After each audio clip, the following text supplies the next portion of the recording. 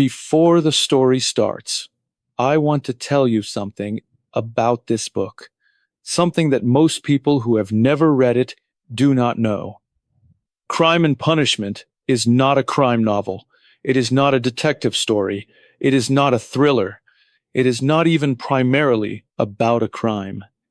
It is about what happens inside a human being when they convince themselves that the rules which govern ordinary people do not apply to them, when they believe that their intelligence, their vision, their special understanding of how the world works makes them different, makes them exempt, makes them capable of doing what others cannot. Fyodor Dostoevsky wrote this book in 1866. He spent years in prison for political crimes.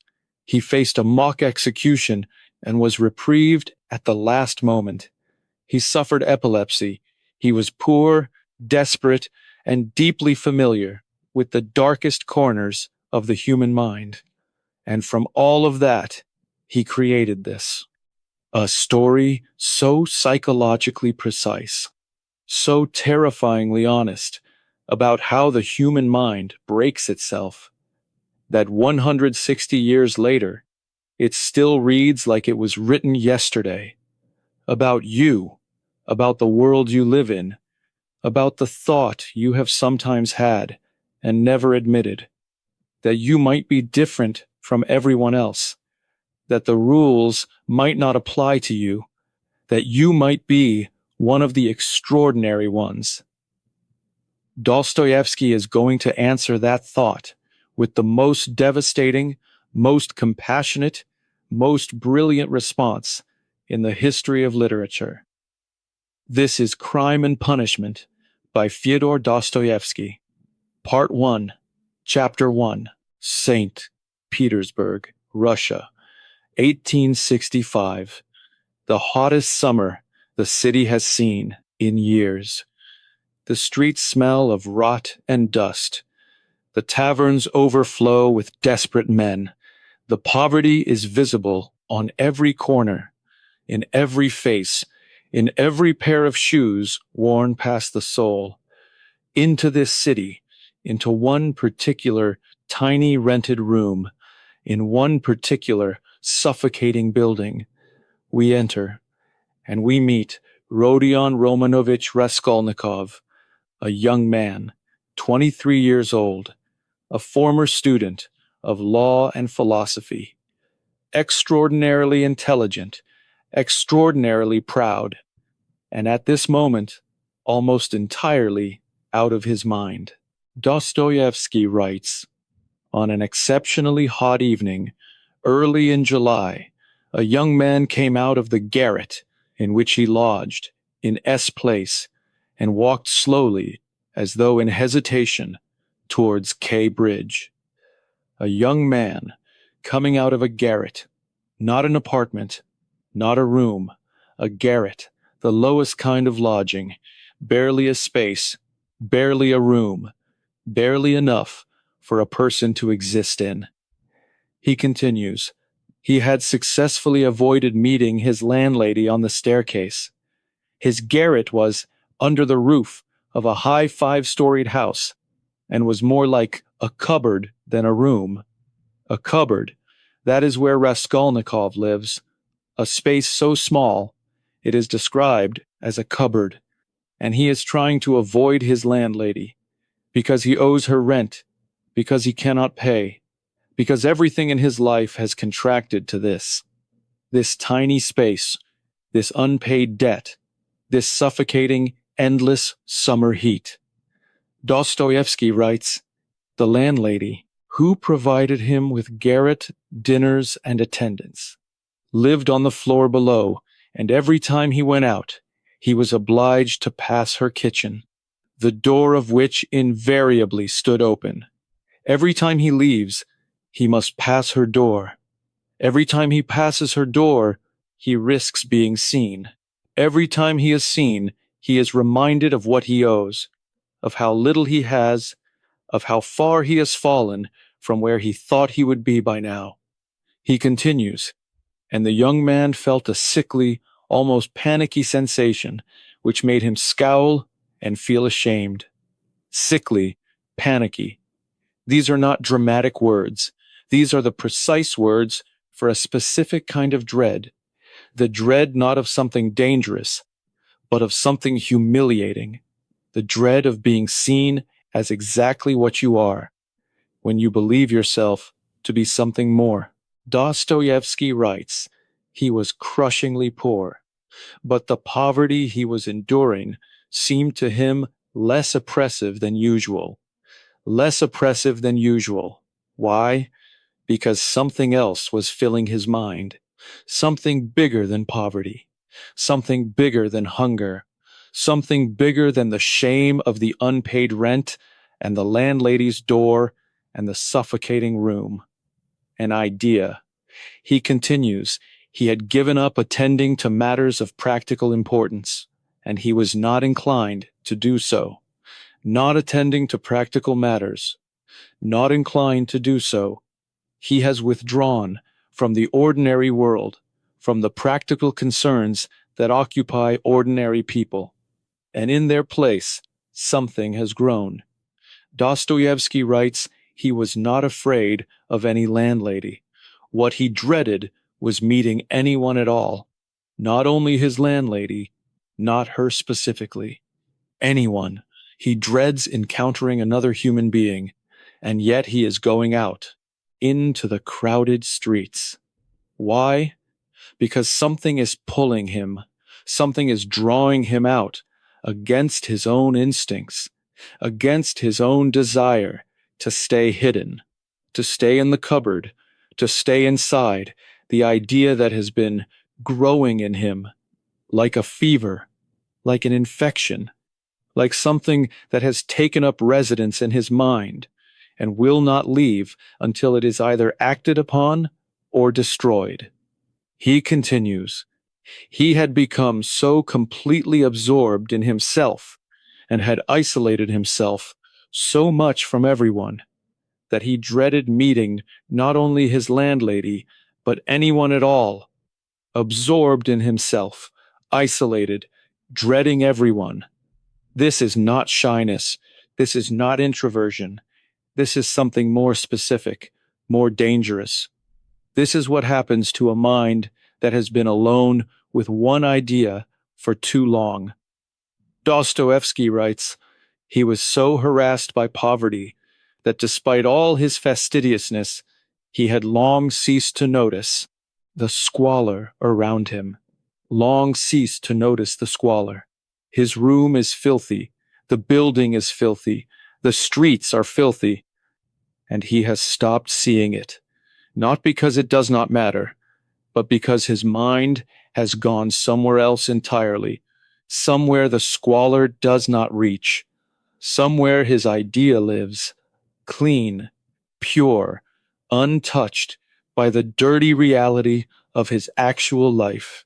He writes, a feeling of the deepest disgust rose for a moment in the young man's heart as he looked at his surroundings. Disgust. At what? At the people? At the poverty? At himself? All of it. Everything. The whole of the world as it actually is, compared to the world as it exists in his mind. Dostoevsky continues, he was a remarkably handsome young man, with beautiful dark eyes, above the average height, slim and well-built. Handsome, dark eyes, well-built. This matters, because Raskolnikov is not presented as a grotesque villain, as a monster, as someone obviously broken. He is beautiful. He is talented. He is, by every external measure, the kind of person from whom great things are expected. And that is part of the tragedy, of the trap. Dostoevsky writes, he was crushed by poverty, but the pressure of poverty was familiar to him, and he had long ceased to be surprised by it. Long ceased to be surprised by poverty. He has normalized this. He has accepted this. He has made his peace with the material reality of his life. but he has not made his peace with what that reality means about him, about who he is, about what he deserves, about the gap between the extraordinary person he believes himself to be and the ordinary squalor in which he actually lives. That gap is where the idea lives. He continues, he was in a state of nervous irritation, bordering on hypochondria. Nervous irritation, bordering on hypochondria. Dostoevsky is a former medical student. He knows what he is describing. This is a specific clinical state, a specific kind of mental unraveling. The mind that has been overstimulated by its own thoughts, that has been running the same calculations over and over for so long that it can no longer distinguish clearly between what is real and what is imagined, between what has happened and what might happen, between who he is and who he has convinced himself he could be. Dostoevsky writes, the garret he lived in was under the roof of a tall 5-storied house, and was more like a cupboard than a room. The landlady from whom he had taken this garret lived in a separate lodging on the same staircase, but on the lower floor. The physical layout, he is above her, literally above her, the student who believes himself above ordinary concerns, above ordinary people, above the landlady who holds his debt, and yet he cannot leave without passing her, without being reminded that he is below her, that he owes her, that his extraordinary mind cannot pay its rent. He continues, every time he went out, he was obliged to pass her kitchen door, which invariably stood open, and each time he passed, the young man had a sick, frightened feeling, which made him scowl and feel ashamed. The sick, frightened feeling, not of her, of what she represents, the ordinary world with its ordinary demands, its ordinary expectations, reaching up to touch his extraordinary, isolated, idea-consumed self, and shaming it. Dostoevsky writes, he owed her so much in rent that he was afraid to confront her. He owes her money. He cannot pay. He is afraid to face her. This is the material reality of Raskolnikov's life. Not the philosophy, not the theory, not the extraordinary idea that has been growing in him. Just this, a young man who cannot pay his rent, afraid to face his landlady, and yet believing himself to be extraordinary. This is the first thing Dostoevsky wants you to see. The gap, the enormous, devastating, tragic gap between who Raskolnikov believes himself to be and who he actually is. Right now, in this moment, walking down these stairs, trying not to be seen by a woman who only wants her money, he writes, it was terribly hot out of doors, and the closeness, the bustle, the plaster, the scaffolding, the bricks, the dust, and that special Petersburg stench, so familiar to all who are unable to get out of town in summer, all worked painfully on the young man's already overwrought nerves. The city is overwhelming. The heat, the smell, the closeness of people, the noise of construction, all of it bearing down on a mind that is already at the edge of itself. Dostoevsky continues, the insufferable stench of the pothouses, which are particularly numerous in that part of the town, and the drunken men whom he met continually, although it was a working day, completed the revolting misery of the picture. Pothouses, drunken men, in the middle of a working day. This is the world Raskolnikov moves through, the lowest part of St. Petersburg, the part the wealthy do not see. If you live in it long enough, either breaks you or hardens you, or fills you with such contempt for the ordinary condition of humanity that you begin to think you are different from it, better than it, above it. He writes, an expression of the profoundest disgust gleamed for a moment in the young man's fine dark eyes. The fine dark eyes. Dostoevsky keeps reminding us, this is a beautiful young man, a talented young man, a young man who was supposed to become something.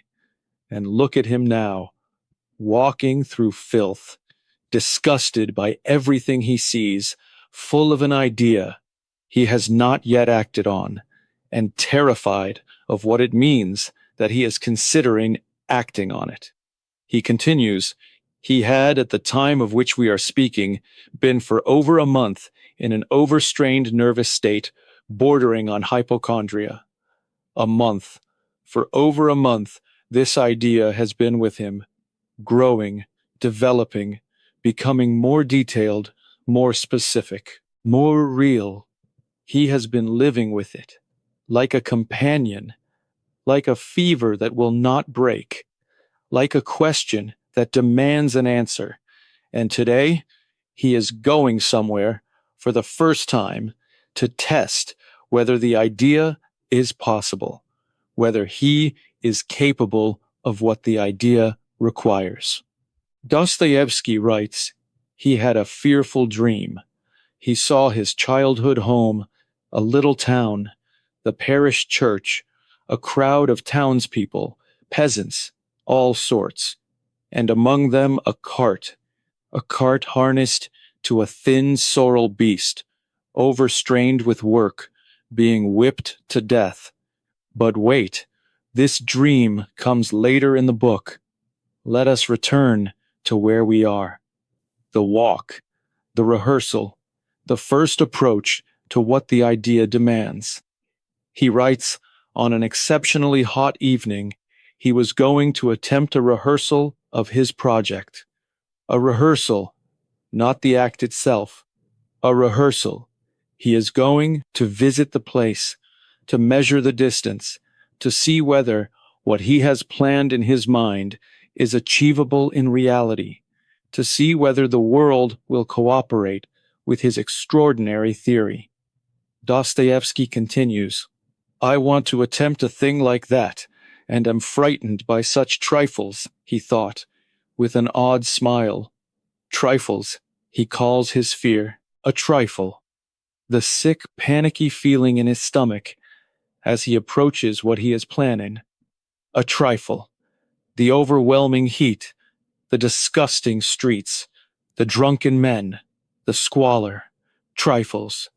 He dismisses his own fear, because his theory demands that he be above fear, that a truly extraordinary person is not troubled by trifles. And he is extraordinary. He has told himself so. The idea has told him so. The theory has confirmed it. He is extraordinary. The fear is a trifle. He writes, this shows how long he had been brooding over his project, for he now attached importance to these symptoms. He has been brooding so long that the fear itself has become data, evidence for his theory.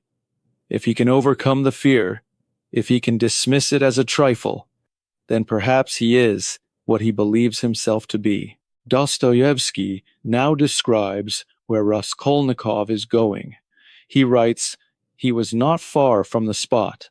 He went straight up, without ringing at the bell. He walked up to the fourth story.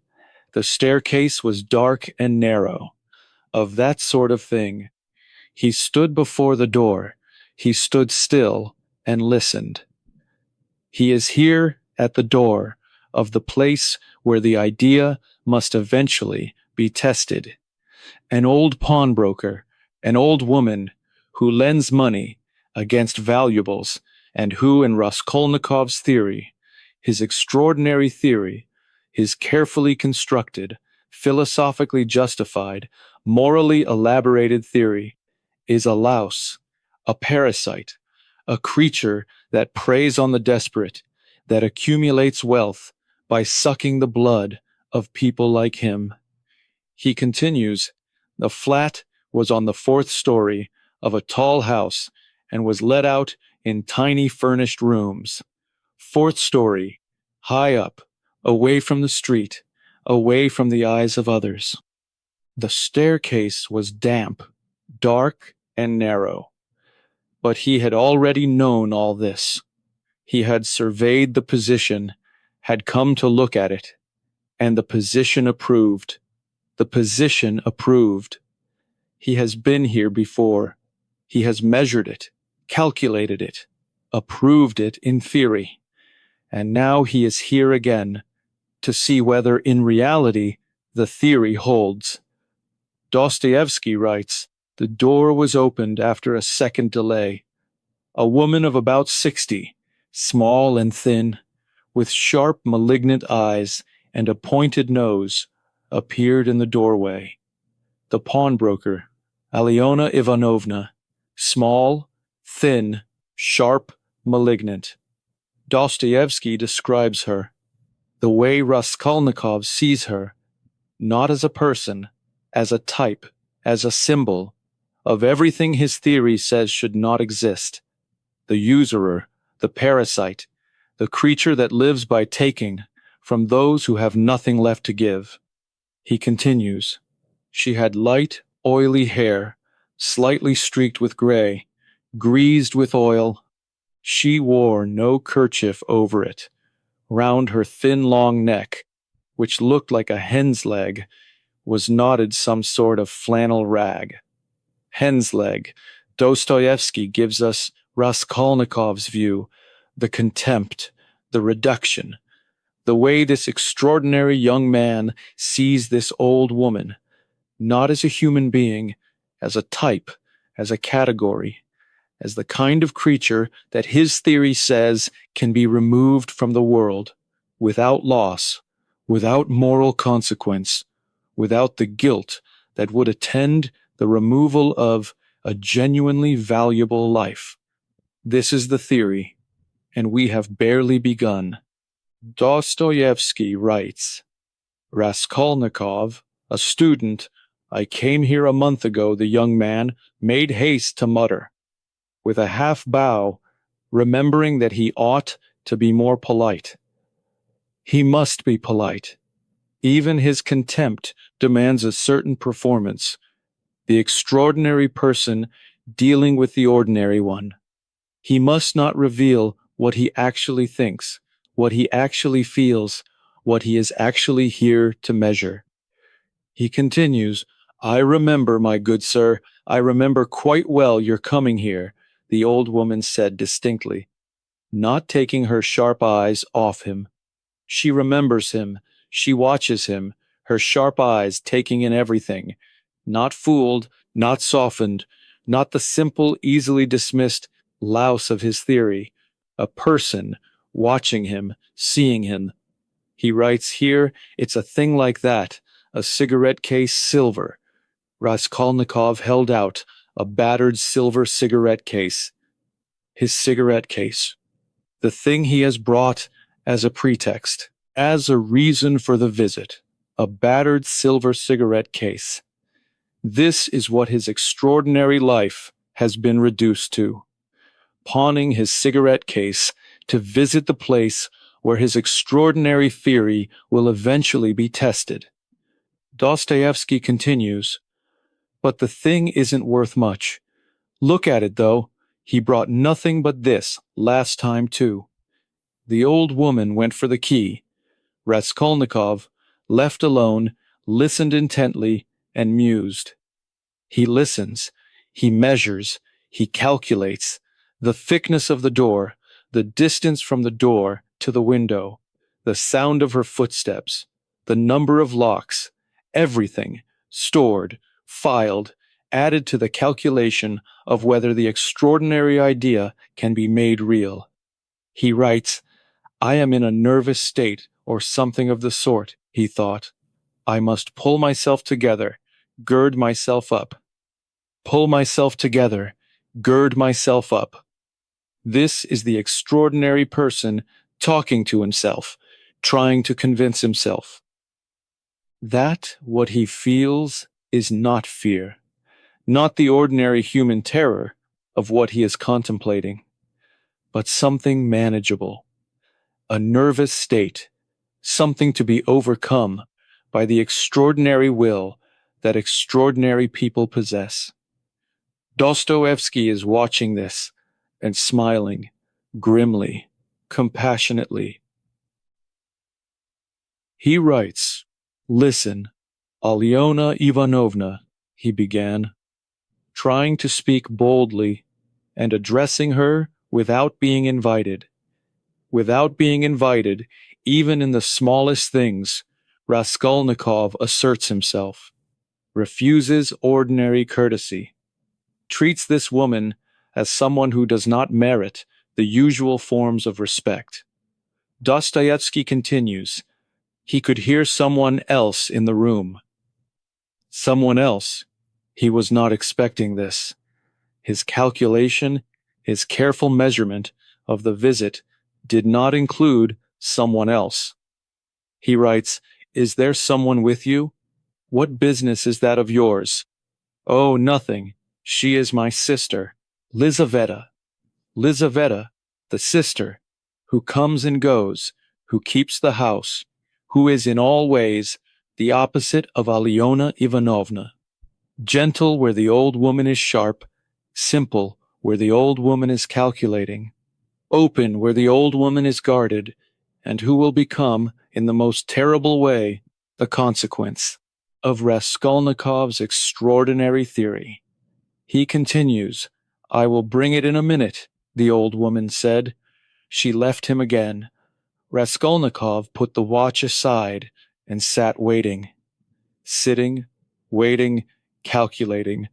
The extraordinary mind in the ordinary room, measuring everything, recording everything, building the case for the theory that has already been built. Dostoevsky writes, he felt great repugnance. If only he could succeed in getting on better terms with her.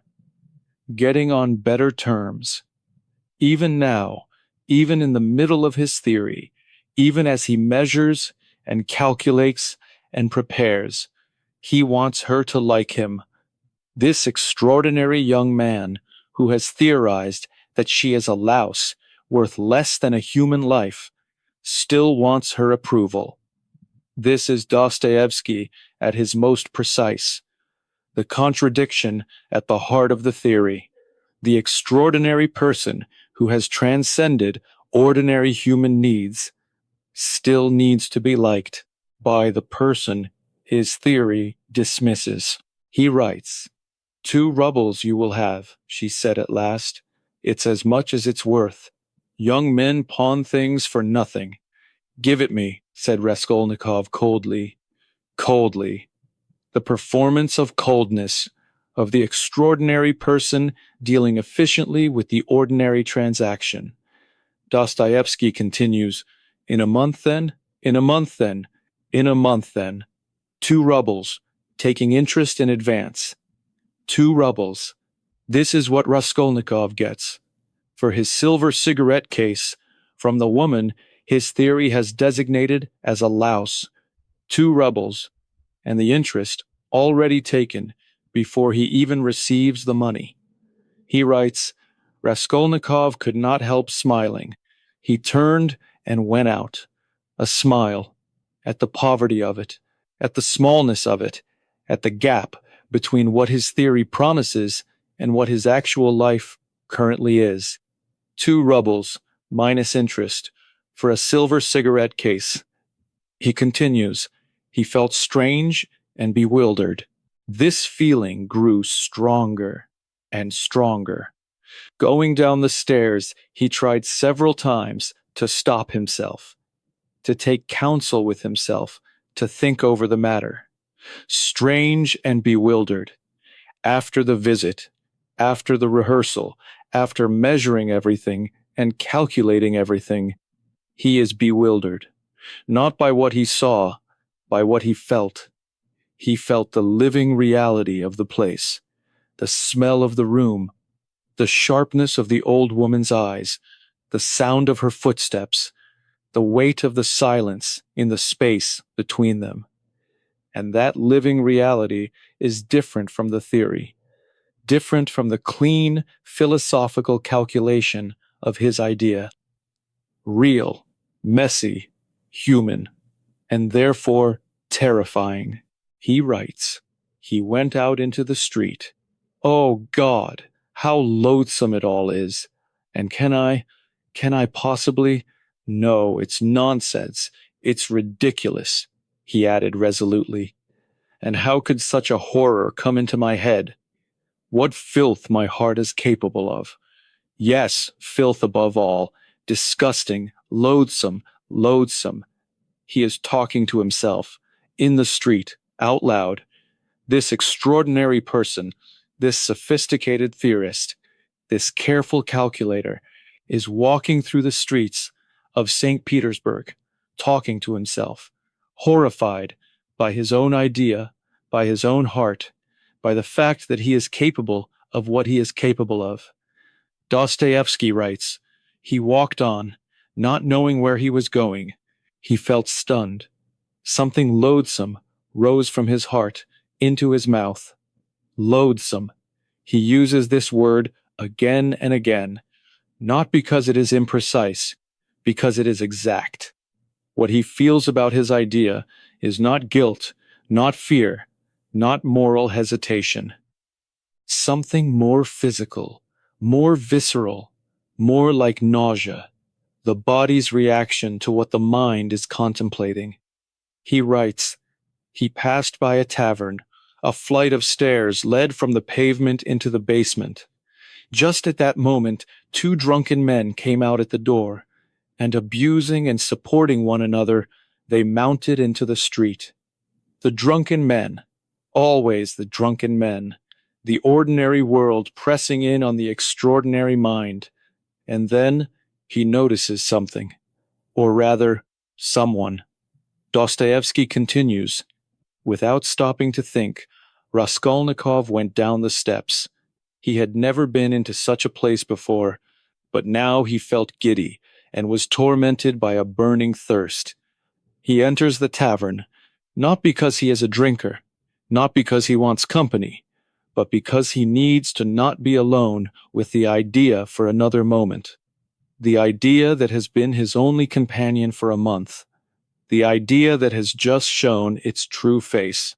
In the old woman's room. And he cannot bear it. Not right now. Not alone. He needs a tavern. He needs noise. He needs the ordinary world to push back against the extraordinary horror of his own mind." And now Dostoevsky introduces the second great character of this novel. He writes, "He wanted a drink of beer. His feeling of faintness was partly due to his having eaten nothing all day. He seated himself at a dirty, sticky little table in a dark corner, ordered some beer, and eagerly drank off the first glassful. At once he felt easier, and his thoughts became clearer. Easier, clearer. The physical relief of something real, something tangible, something that is not just the idea running endlessly through his mind." Dostoevsky continues, "This is all foolishness," he said hopefully. "There is nothing to be upset about. It's simply physical derangement, just a glass of beer, a piece of dry bread, and in one moment the brain works better, the mind is clearer, and the will is firm. How utterly petty it all is. Petty. Now the idea is petty. A moment ago it was loathsome. Now it is petty. A matter of blood sugar, of physical derangement. Watch how Raskolnikov's mind swings from the theory to its horror, from its horror to its pettiness, from its pettiness back to the theory. He cannot hold a steady position about his own idea, because the idea despite all its philosophical sophistication, despite all its careful construction, is not actually a thought. It is a compulsion. He writes, in a corner at a dirty table sat a man who, though he had been drinking, had the look of a man of good position. A man watching Raskolnikov, or rather being watched by Raskolnikov. Who is this man? Dostoevsky continues, this was a man of over 50, bald and grizzled, of medium height and stoutly built. His face, bloated from continual drinking, was of a yellow, even greenish tinge, with swollen eyelids out of which keen reddish eyes gleamed like little chinks.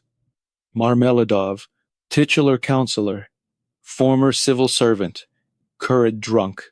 The man who will change everything about how we understand Raskolnikov's world, who will introduce us to his daughter Sonia, who will show us the other side of what happens when theory meets real human suffering.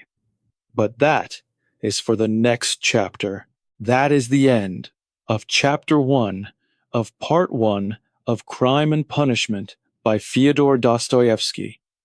In this first chapter, we have met Rodion Raskolnikov, 23 years old, beautiful, intelligent, extraordinary, and in the grip of an idea, so powerful, so carefully constructed, so philosophically justified, that it is carrying him towards something that will destroy everything he is.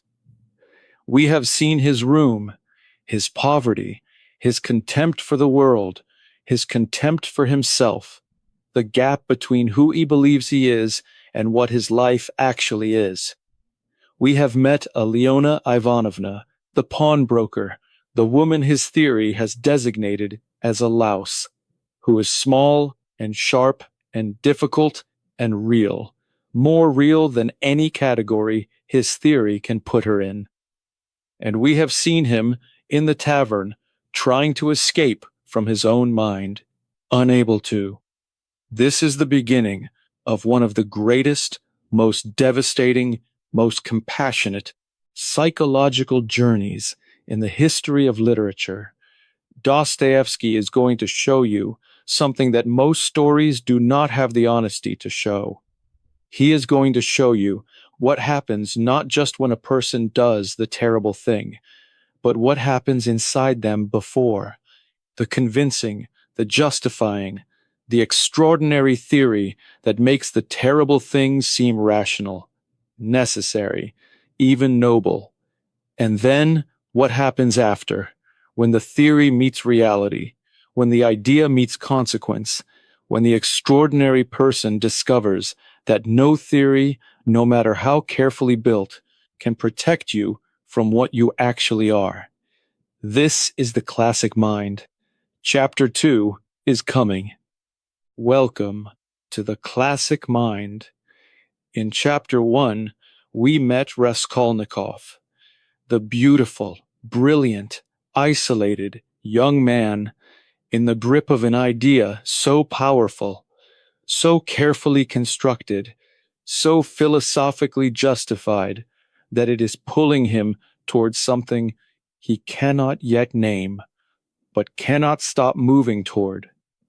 We saw his room, his poverty, his contempt for the world, his rehearsal at the pawnbroker's apartment, and we saw him enter a tavern, trying to escape from his own mind.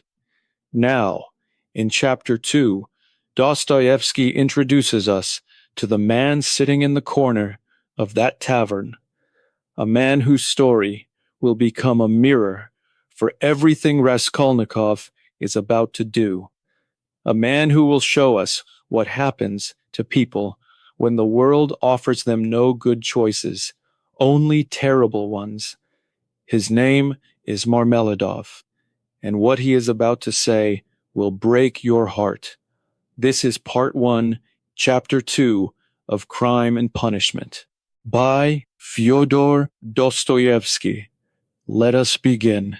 Dostoevsky writes, "There was a man sitting in the corner at a sticky little table, who, though he had been drinking, had the look of a man of good position, despite everything, despite the tavern, despite the drinking, despite the yellow-greenish face and the swollen eyelids and the keen reddish eyes. There is something about this man that speaks of what he once was, of what he once had, of the world he once moved in, before the world moved away from him." He continues, "This was a man over 50, bald and grizzled, of medium height and stoutly built. His face, bloated from continual drinking, was of a yellow, even greenish tinge, with swollen eyelids, out of which keen reddish eyes gleamed like little chinks. Little chinks.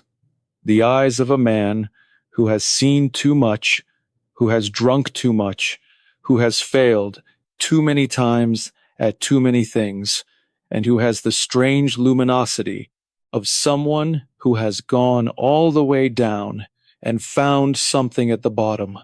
Not hope exactly, not redemption, but a kind of terrible clarity. The clarity of the man who has nothing left to lose, and therefore nothing left to hide." Dostoevsky continues, "But he was not drunk. He sat perfectly erect, though showing signs of having been drinking long. Not drunk, not sober, something in between, the particular state of the long-term drinker, who no longer gets drunk exactly, who simply moves in a permanent middle world, between clarity and confusion, between the past he remembers and the present he inhabits."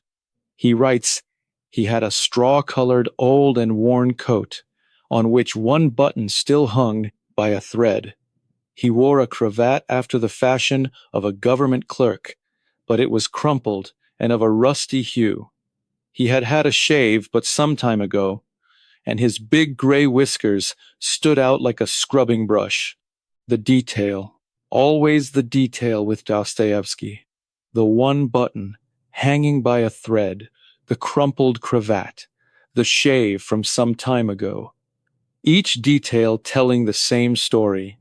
A man who was once someone, who had once the cleanliness, the propriety, the correct appearance of a government clerk, and who is now all of those things gone slightly wrong, slightly, but irreversibly." He writes, "May I venture to address you, honored sir?"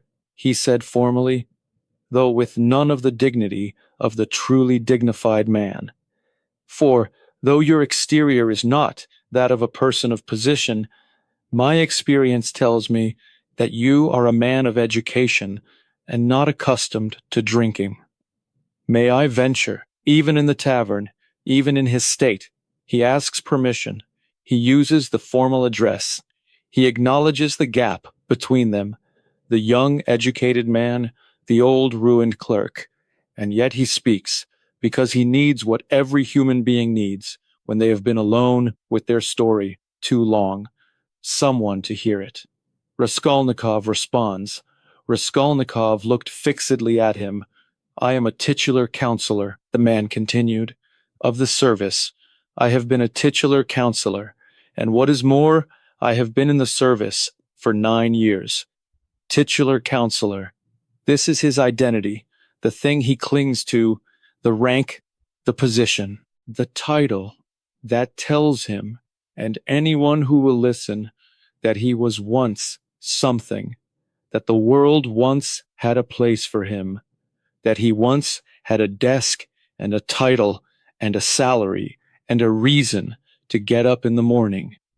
Dostoevsky writes, "I have a medal of distinction, but I confess I have been in St. Petersburg these 9 months, and I am out of a job, and I have not another farthing, and there is nowhere for me to go except to the pothouse. The pothouse. This is where all roads lead for this man, in this city at this time. No job, no money, no prospects, no place in the world except here, in the tavern, with the straw-colored coat and the one hanging button and the crumpled cravat, and someone, finally, to talk to. He continues, "But this is not the point. I have a wife, Anna Fyodorovna Marmeladov.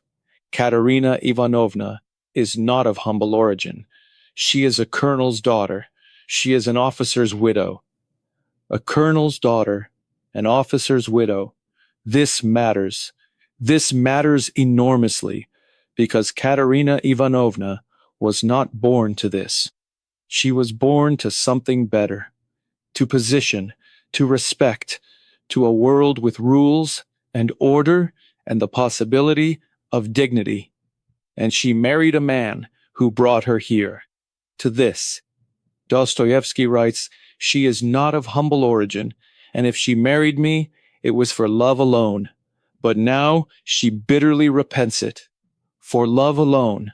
She chose love over position, over security, over the sensible match that her status demanded.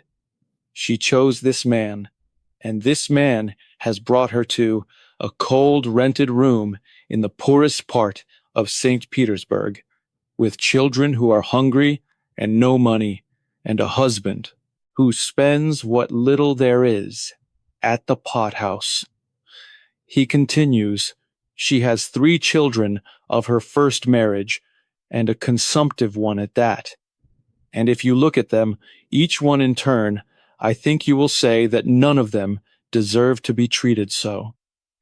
3 children, a consumptive wife, consumption, tuberculosis, the disease of the poor, of the badly fed, of those who live in cold, damp rooms, without adequate clothing, without adequate food, without adequate hope.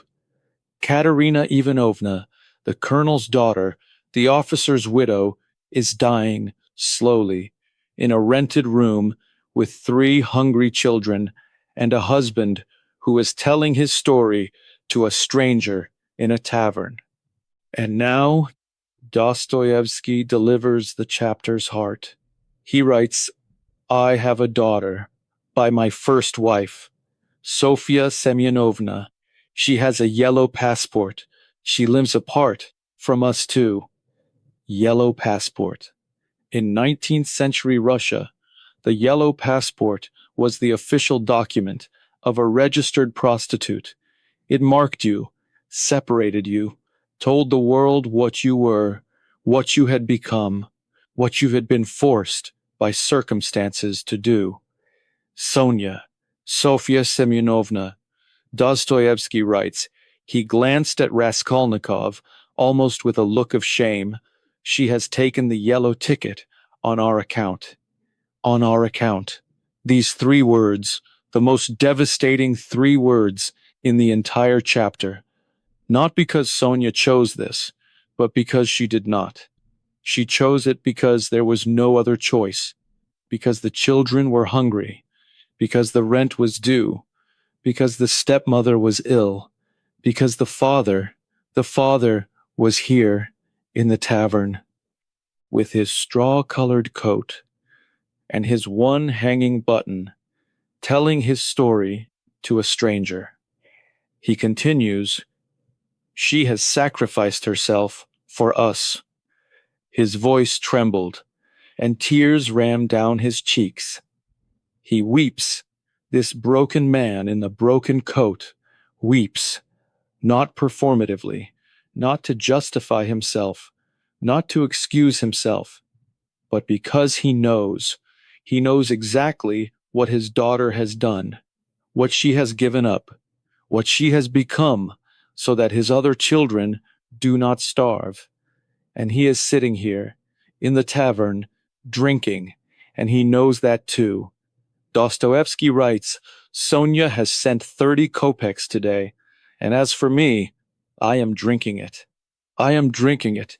He says it plainly, without softening, without the usual human instinct to explain, to qualify, to make yourself slightly more sympathetic than the bare truth allows. I am drinking it. His daughter's sacrifice, his daughter's humiliation, his daughter's 30 kopecks. He is drinking it. In the tavern. And he knows. He knows exactly. And he drinks anyway. He writes, "You see, I have a brutal nature.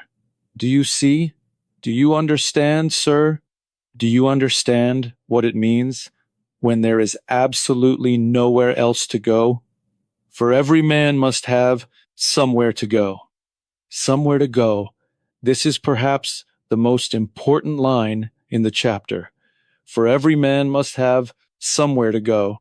The man who has nowhere to go goes to the tavern. Not because he wants to, not because he has chosen this above better things, because there is nowhere else, because all other doors are closed, all other options exhausted, all other people turned away. The tavern receives you regardless, without judgment, without conditions, without the requirement that you be better or different or more deserving than you are." Dostoevsky continues, "There was a time I came here on the first of each month when I received my salary. I sat here with my wife, we drank tea together here, and it was nice, and respectable, and decent, and it was good. But now I come alone, for it is better here for me alone. Better alone.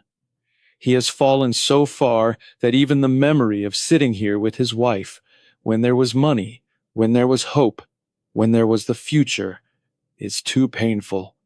Better alone."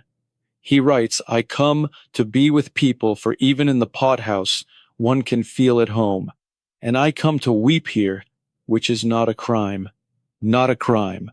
He defends himself preemptively against the judgment he sees in every face. I come to weep. Is that a crime? No. No, it is not.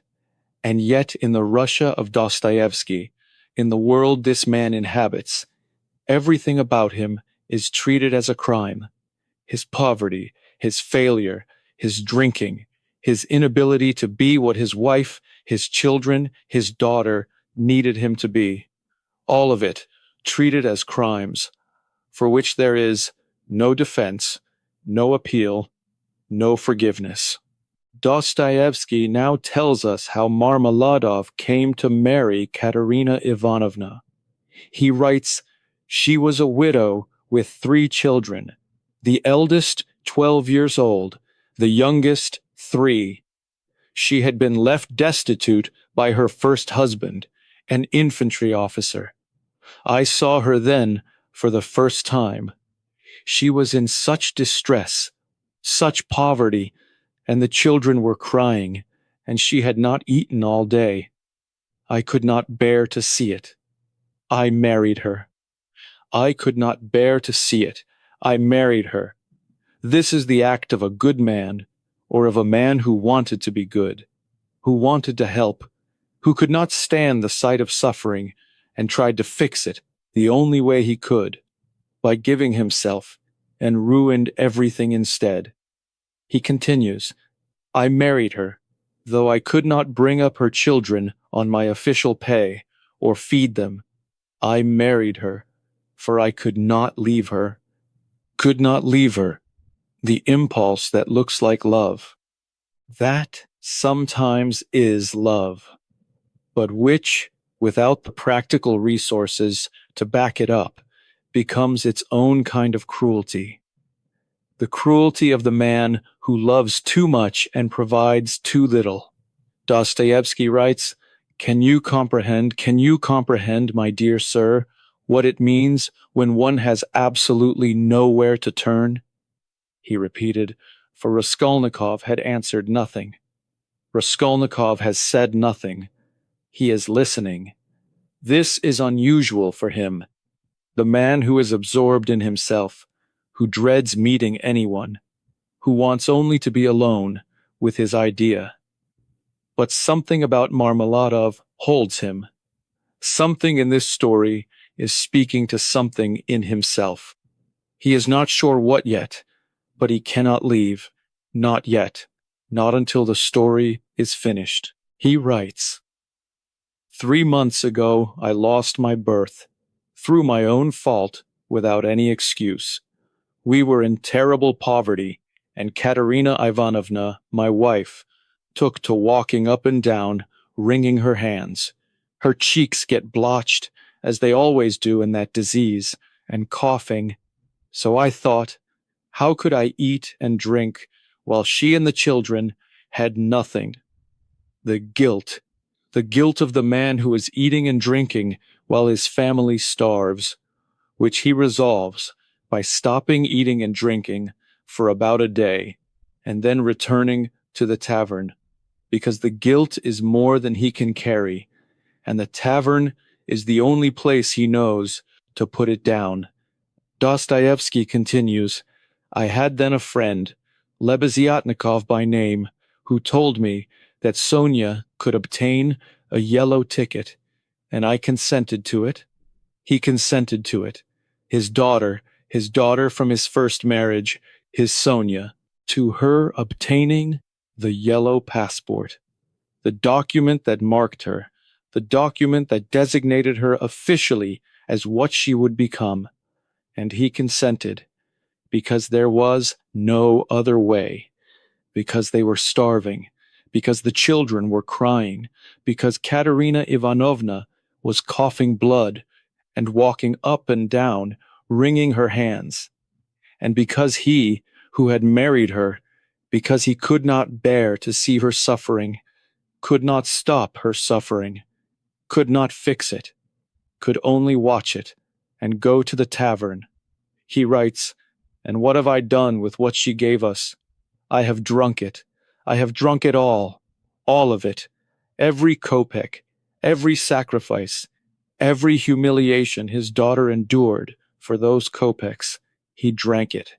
Dostoevsky does not flinch, does not soften, does not give this man an excuse. He drank it, all of it, and he is sitting here telling a stranger because he cannot tell anyone else. Because there is no one else who will listen. Because the only people who loved him have been destroyed by their love for him. Dostoevsky now describes Marmeladov's last visit to his daughter. He writes, I woke up before dawn. Katerina Ivanovna was asleep. The children were sleeping. There was nothing in the house, not a crust of bread. I went to Sonia's. I woke her up. She was sleeping on a little bed. The dirt and disorder of the room, I did not look at it all. I only said, Sonia, 30 kopecks. 30 kopecks. He went to his daughter, in the middle of the night, woke her from sleep, in her room, her yellow passport room, the room she lives in, because of what she does to keep the family alive, and asked for 30 kopecks. He continues, she gave them to me without a word. She looked at me without a word, and gave them to me. Without a word, not with anger, not with reproach, not with the long speech about what she has sacrificed, and what he has done with her sacrifices. Without a word, she looked at him, and gave him the money. This is Sonia. This is the person Dostoevsky is introducing in this chapter. Not through her presence, not through her words, through this silence, this wordless giving, this complete and incomprehensible love. Dostoevsky writes, a big green shawl. She had a big green shawl. She put it over her, put her head in it, and turned to the wall. I don't know what she was thinking. The green shawl. She turned away, put her head in the shawl, and turned to the wall, not to cry where he could see, not to show him what his visit cost her, just to turn away. And he stood there with the 30 kopecks, looking at the green shawl and her turned back, and not knowing what she was thinking, not knowing whether it was grief or exhaustion or the complete absence of any feeling at all, the absence that comes when you have felt everything for too long. He writes, I went out in silence. I walked away, without looking at her. I have not been back since, and I do not know how to go back. He cannot go back, not because she forbids it, not because the door is locked, because he cannot face the green shawl, the turned back, the silence, the 30 kopecks given without a word. He cannot face what he has made of the person who loved him most. And now, Dostoevsky gives Marmeladov the most remarkable speech in the chapter.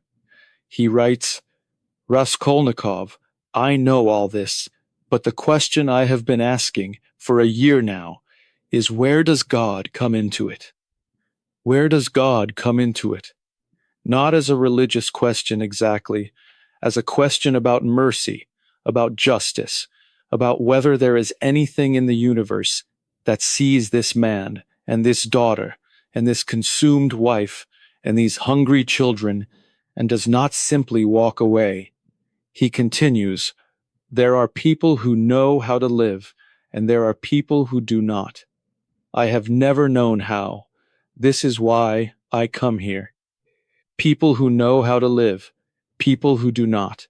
Marmeladov has decided that he belongs to the second category, not as an excuse, not as a defense, as a plain statement of what he is, what he has always been, what he will always be. He continues, can such a man as I am feel pity? Can I not feel it? I know that I am a beast. But what then? Is not even a beast worthy of pity? A beast. He calls himself a beast, not in self-deprecation, not performing humility, in recognition. He has looked at himself clearly, without flinching, without the protective stories most people wrap around their failures. He has looked and he has seen a beast. And then he asks, is not even a beast worthy of pity? Dostoevsky writes, he turned suddenly to Raskolnikov and said, when he comes in his glory, he will ask us, did you come? And we will say, Lord, why do you receive such as he? And he will say, I receive him, O ye righteous. I receive him because not one of them considered himself worthy of this. And he will open his arms to us, and we shall weep, and we shall understand all things. This speech, this impossible, heartbreaking, theologically rich, philosophically strange speech. The drunk man in the tavern, with his straw-colored coat and his one hanging button, speaking about the moment when God will receive the ones nobody else was willing to receive, the ones who considered themselves unworthy, not the righteous, not the successful, not the ones who knew how to live, the ones who did not, the ones who fell, the ones who drank their daughter's 30 kopecks, these ones, and he will open his arms. Dostoevsky is not endorsing Marmeladov's behavior. He is asking a far more radical question. What is mercy if it only extends to the deserving? What is love if it stops at the limit of what makes sense? What kind of universe would receive only the ones who had it together? He writes, Raskolnikov said nothing. He sat looking at the man and thinking. Something about this speech has reached him. Something in it is speaking to his idea, his extraordinary theory, his carefully constructed argument about who deserves to live and who does not. And this drunk man in this filthy tavern is offering a completely different kind of answer. Not philosophy, not theory, not the careful calculation of who is a louse and who is not. Just this. He will open his arms, and we shall weep, and we shall understand all things. Dostoevsky now describes what happens next. He writes, "But I must go home now," Marmeladov said suddenly, rising from the bench and straightening himself up. "To my wife, Katerina Ivanovna. My wife will be very glad to see me." The complete disconnection from reality. Katerina Ivanovna will not be glad to see him. Katerina Ivanovna will be furious, will be exhausted, will drag him by the hair through the room while the children watch. And he knows this. He knows exactly what is waiting for him. And he says she will be glad, because this is the mercy he extends to himself, the small fiction that gets him back through the door.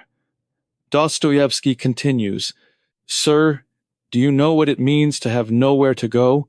I venture to ask you, for I have nowhere to go," he repeated suddenly with a kind of wild dignity. Wild dignity. This is the precise phrase, not ordinary dignity. The dignity of the person who has lost every conventional reason for dignity, every social marker, every professional standing, every respectability, and who carries it anyway, wild, strange, impossible to take away, because there is nothing left to attach it to, just the man himself, and his wild dignity, and his nowhere to go. He writes, Raskolnikov rose, took his cap, and went up to Marmeladov. "Let me accompany you," he said kindly. He was not drunk, but he was somehow moved. Moved. Raskolnikov, the man who dreads meeting anyone, the man absorbed in himself, the man with the extraordinary idea. He is moved by this broken man, by this impossible speech, by the green shawl, by the 30 kopecks, by the nowhere to go. He takes his cap, and he walks with him home. Dostoevsky writes, Marmeladov's lodging was in a tall, gloomy building in Sadovaya Street. As they approached it, Marmeladov began to show signs of great agitation and kept saying, "I am not afraid of Katerina Ivanovna, not at all. The only thing that disturbs me is her coughing. Her coughing. He is not afraid of her anger, of her exhaustion, of her despair, of what his face in the doorway will do to her. Only of her coughing, only of the sound of the disease eating her lungs, only of the reminder that this woman who married him for love is dying, in part because of him." He continues, "They went up the staircase. It was a long climb, up many flights of stairs. The door was opened by a woman who looked pale and thin, with tired eyes and hair streaked with gray, though she was not old. Not old. She looks old. She looks exhausted. She looks like a woman who has given everything she had, and is now giving what she does not have. But she is not old. She is young, dying young, tired young, gone gray young. This is Katerina Ivanovna." Dostoevsky writes, "She stood still when she saw Marmeladov. Her eyes widened, and then narrowed. Wide, then narrow. The eyes of a woman who has had this moment too many times. The recognition, the moment of something that might have been hope, before experience taught her better. And then the narrowing, the closing off, the preparation for what is coming." He continues, "She crossed the room and looked at her husband for a long silent moment. Then she said nothing. She pulled him toward the corner, by the hair, by the hair." Dostoevsky does not soften this, does not make it elegant, does not make it symbolic. By the hair. The colonel's daughter, the officer's widow, Katerina Ivanovna, pulling her husband across the room by the hair, because the words have been said 1,000 times, because the anger has been felt 1,000 times. Because all that remains is this gesture, this completely human, completely desperate, completely understandable, completely terrible gesture of a woman who has run out of everything else. He writes that children were asleep. The eldest girl, about 11, was wrapped in an old coat and lay curled up on a mattress in the corner. The eldest girl, 11 years old, wrapped in an old coat on a mattress in the corner. Dostoevsky wants you to see her, not as a symbol of poverty, as a child, 11 years old, asleep in an old coat. He continues, two little ones, a boy and a girl, were huddled together on the other side of the room. Huddled together, the two small ones, seeking warmth from each other, because there is no other warmth. Raskolnikov looks at them, and something happens in him. Something that the extraordinary idea, the philosophical theory, the careful calculation cannot account for. He writes, Raskolnikov stood in the doorway. He did not go in. He looked, and he felt something that he could not name. Could not name. This is important. The young man who has a theory for everything, who has categorized humanity into the extraordinary and the ordinary, into the louse and the one who removes it, is standing in a doorway, looking at sleeping children, and feeling something he cannot name. Something his theory has no category for. Something that is simply human. Dostoevsky continues, he drew back and went downstairs and stood in the street, alone again with his thoughts. Alone again with his thoughts. Back where he started, back inside the idea, back in the only world he truly inhabits. But something is different now. Something has shifted, even slightly. He has seen Marmeladov. He has heard the speech about the 30 kopecks, about the green shawl, about the turned back, about the nowhere to go, about he will open his arms, and we shall weep, and we shall understand all things. He has seen the children huddled for warmth, and something has shifted, something that his theory will have to work very hard to understand, to put back in its proper place. Dostoevsky writes, he found himself outside the house and realized suddenly that he had left some money for Katerina Ivanovna, a few copper coins, not much, from his own meager store. He left money. This extraordinary person, this careful theorist, this man who has almost nothing and owes money to his landlady, left money for Katerina Ivanovna, without thinking, without calculating whether it was rational, without asking whether she was worthy of his limited resources. He just left it, and then walked out, and found himself in the street, and realized what he had done. Dostoevsky writes, what a stupid thing to do, he thought. They have Sonia, and I need it myself.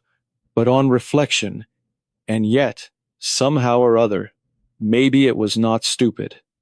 Not stupid. He catches himself.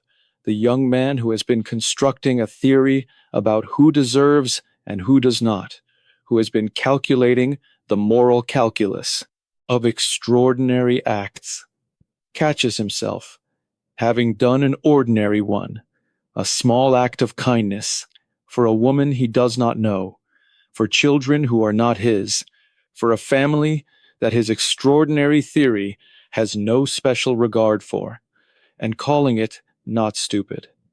Dostoevsky continues, he smiled bitterly. The night was warm, but dark. He walked fast, not knowing where he was going, not thinking, just walking, fast, just walking, fast, not thinking, not knowing where he was going. This young man, who has been thinking for a month, who has been planning and calculating and theorizing for a month, is walking fast and not thinking, because sometimes the body knows what the mind is not ready to admit, that the theory, however carefully constructed, however philosophically sound, is bumping up against the world, the real world, with its children in old coats, and its green shawls, and its 30 kopecks, and its nowhere to go, hurts, even for the extraordinary person, even for the one who has convinced himself he is above all this. He writes, he was going home. But what was home? The garret, the cupboard, the suffocating heat, the landlady's door, always open.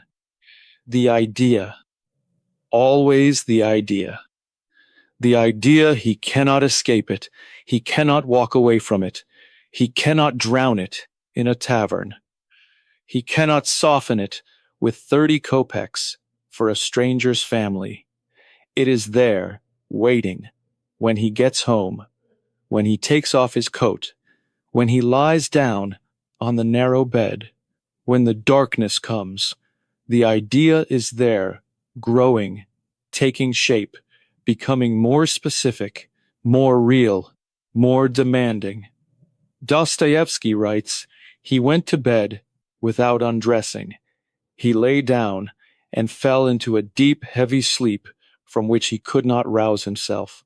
Deep, heavy sleep, the sleep of the person who has been holding something too heavy for too long, who cannot hold it for another moment, and whose body, finally, demands rest, whatever the mind is doing, whatever the idea is becoming. And in the sleep comes the dream that will show Raskolnikov what his idea actually means. Not in theory, in reality, not as philosophy, as flesh and blood, as a horse being beaten to death by a crowd in a field, while a little boy watches and cries and cannot stop it. But that dream is chapter 5, and before we get there, Dostoevsky has more to show us, more of the world that Raskolnikov's theory is trying to make sense of, more of the city, more of the suffering, more of the human beings his categories are not quite big enough to contain, more of the world that does not fit inside an idea, no matter how extraordinary the mind that thought of it. This is the classic mind. Chapter 3 is coming. That is the end of Chapter 2 of Part 1 of Crime and Punishment by Fyodor Dostoevsky. In this chapter, we met Marmeladov, the man with the straw-colored coat, the one hanging button, the crumpled cravat, the wild dignity, the man who married for love, who could not bear to see suffering, who tried to fix it and only made it worse, the man who consented to his daughter's yellow passport, who drank her 30 kopecks, who went to the tavern because there was nowhere else to go, and who asked the only question that matters in this entire novel. Where does God come into it? Is not even a beast worthy of pity? And answered it with a speech so strange and so moving and so theologically radical that a drunk man in a filthy tavern suddenly sounded like something more, like someone who had gone all the way down to the very bottom, had never thought to look for. And Raskolnikov, the extraordinary young man with his extraordinary idea, listened and was moved and left 30 kopecks for a family he did not know and walked home fast, not thinking, just walking, because the theory is meeting the world and the world is not cooperating. This is the classic mind. Chapter 3 is coming. Thank you for staying with me to the classic mind. In Chapter 1, we met Raskolnikov, the brilliant, isolated, extraordinary young man in the grip of an idea he cannot name but cannot escape. In Chapter 2, we met Marmeladov, the broken man in the straw-colored coat, with his wild dignity and his nowhere to go, and his daughter's 30 kopecks spent at the tavern, and we saw something begin to happen to Raskolnikov, something quiet, something he could not name, the small crack in the extraordinary theory. The 30 kopecks he left for Katerina Ivanovna, the sleeping children he could not look at for long, the fast walking through the dark streets, not thinking, just walking, and then the deep, heavy sleep.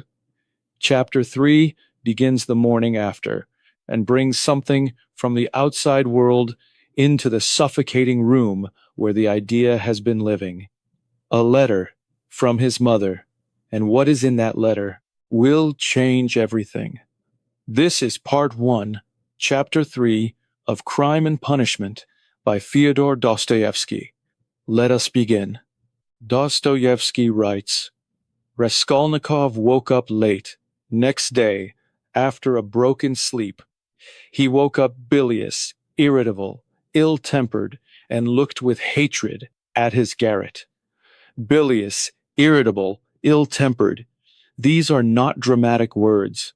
They are clinical ones, the precise description of a body that has been pushed too far. Too little food, too little sleep, too much thinking, too much heat, too much of the idea running endlessly through a mind that cannot rest. He looks at his garret with hatred, not with the resigned contempt of the day before, with actual hatred. The room that has become his prison, his laboratory, the place where the idea has been fermenting for a month. He continues, it was a tiny cupboard of a room, about 6 paces in length. It had a poverty-stricken appearance, with its dusty yellow paper peeling off the walls. It was so low-pitched that a man of even slightly above average height couldn't stand upright in it, was ill at ease in it, and felt every moment that he would knock his head against the ceiling. 6 paces, 6 paces long. This is where genius lives. This is where the extraordinary theory has been constructed. In a room 6 paces long, with peeling yellow paper, and a ceiling so low you cannot stand up straight. Dostoevsky is precise about physical spaces, because physical spaces shape minds, limit thoughts, press in on the person who inhabits them. The theory of the extraordinary person was built in a room where you cannot stand up straight. He writes, the furniture was in keeping with the room. There were 3 old chairs, rather rickety, a painted table in the corner, on which lay a few manuscripts and books. The dust lay thick upon them. It was evident that they had not been touched for some time. Thick dust on the manuscripts, on the books. He has stopped studying, stopped writing, stopped doing. The work of the student. He technically still is, because the idea has consumed everything else. There is no room for mathematics or history or the theory of law, when the theory of everything has taken up all the space. He continues, a large, clumsy sofa occupied almost the whole of one wall, and half the floor space of the room. It had once been covered with chintz, but was now in rags, and served Raskolnikov as a bed. He often fell asleep on it as he was, without undressing, without sheets, covered with his old student's overcoat. The sofa as a bed, the overcoat as a blanket. This is where he sleeps, where he dreams, where the idea visits him in the night. This is what the extraordinary life looks like from the inside. In a room 6 paces long, on a broken sofa, under an old coat, with the peeling yellow paper watching. Dostoevsky writes, "On the table lay a note. He picked it up. It was from Nastasia, the landlady's cook and only servant. It read, 'A letter has come for you, from your mother. It is at the post office. Go and get it.'" A letter from his mother. Raskolnikov stares at the note. For a long moment, he stares at it. He writes, "A letter from mother," he cried out. He snatched up his coat and ran out. Ran out. This man who barely leaves his room, who dreads meeting anyone, who moves through the city like a ghost, trying not to be seen, ran out, because a letter from his mother is the one thing that can make him run. Dostoevsky continues, he wanted to be alone, to read it alone, in the open air, where no one could see him. In the open air, where no one can see him. Even in this, there is the need for privacy, the need to receive what his mother has sent him without witnesses, without anyone seeing what it does to him. He writes. He went down the stairs quickly, collected the letter at the post office, and came out into the street, opening the envelope as he walked. Opening the envelope as he walked. He cannot wait, cannot sit somewhere first, cannot find a bench. He opens it, walking, in the middle of the street, in the summer heat, among the people he dreads, because the letter is more urgent than his dread.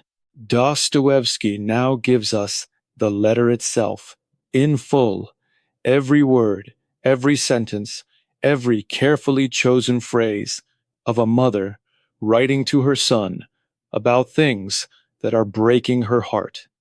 He writes, "My dear Rodya, it is 2 months since I last had a talk with thee by letter, which has distressed me, and even kept me from sleeping at night. But I am sure you wilt not blame me for my inevitable silence. My dear Rodya," the diminutive, the childhood name, the name only she uses, Rodya, not Rodion, not Raskolnikov, Rodya, the boy she raised, the boy she loves, the boy who is living in a room 6 paces long, on a broken sofa, with an idea that is eating him alive. She writes to Rodya. She continues, "You knowest how fond I am of thee. You art all we have, you and Dounia, and our one hope and trust.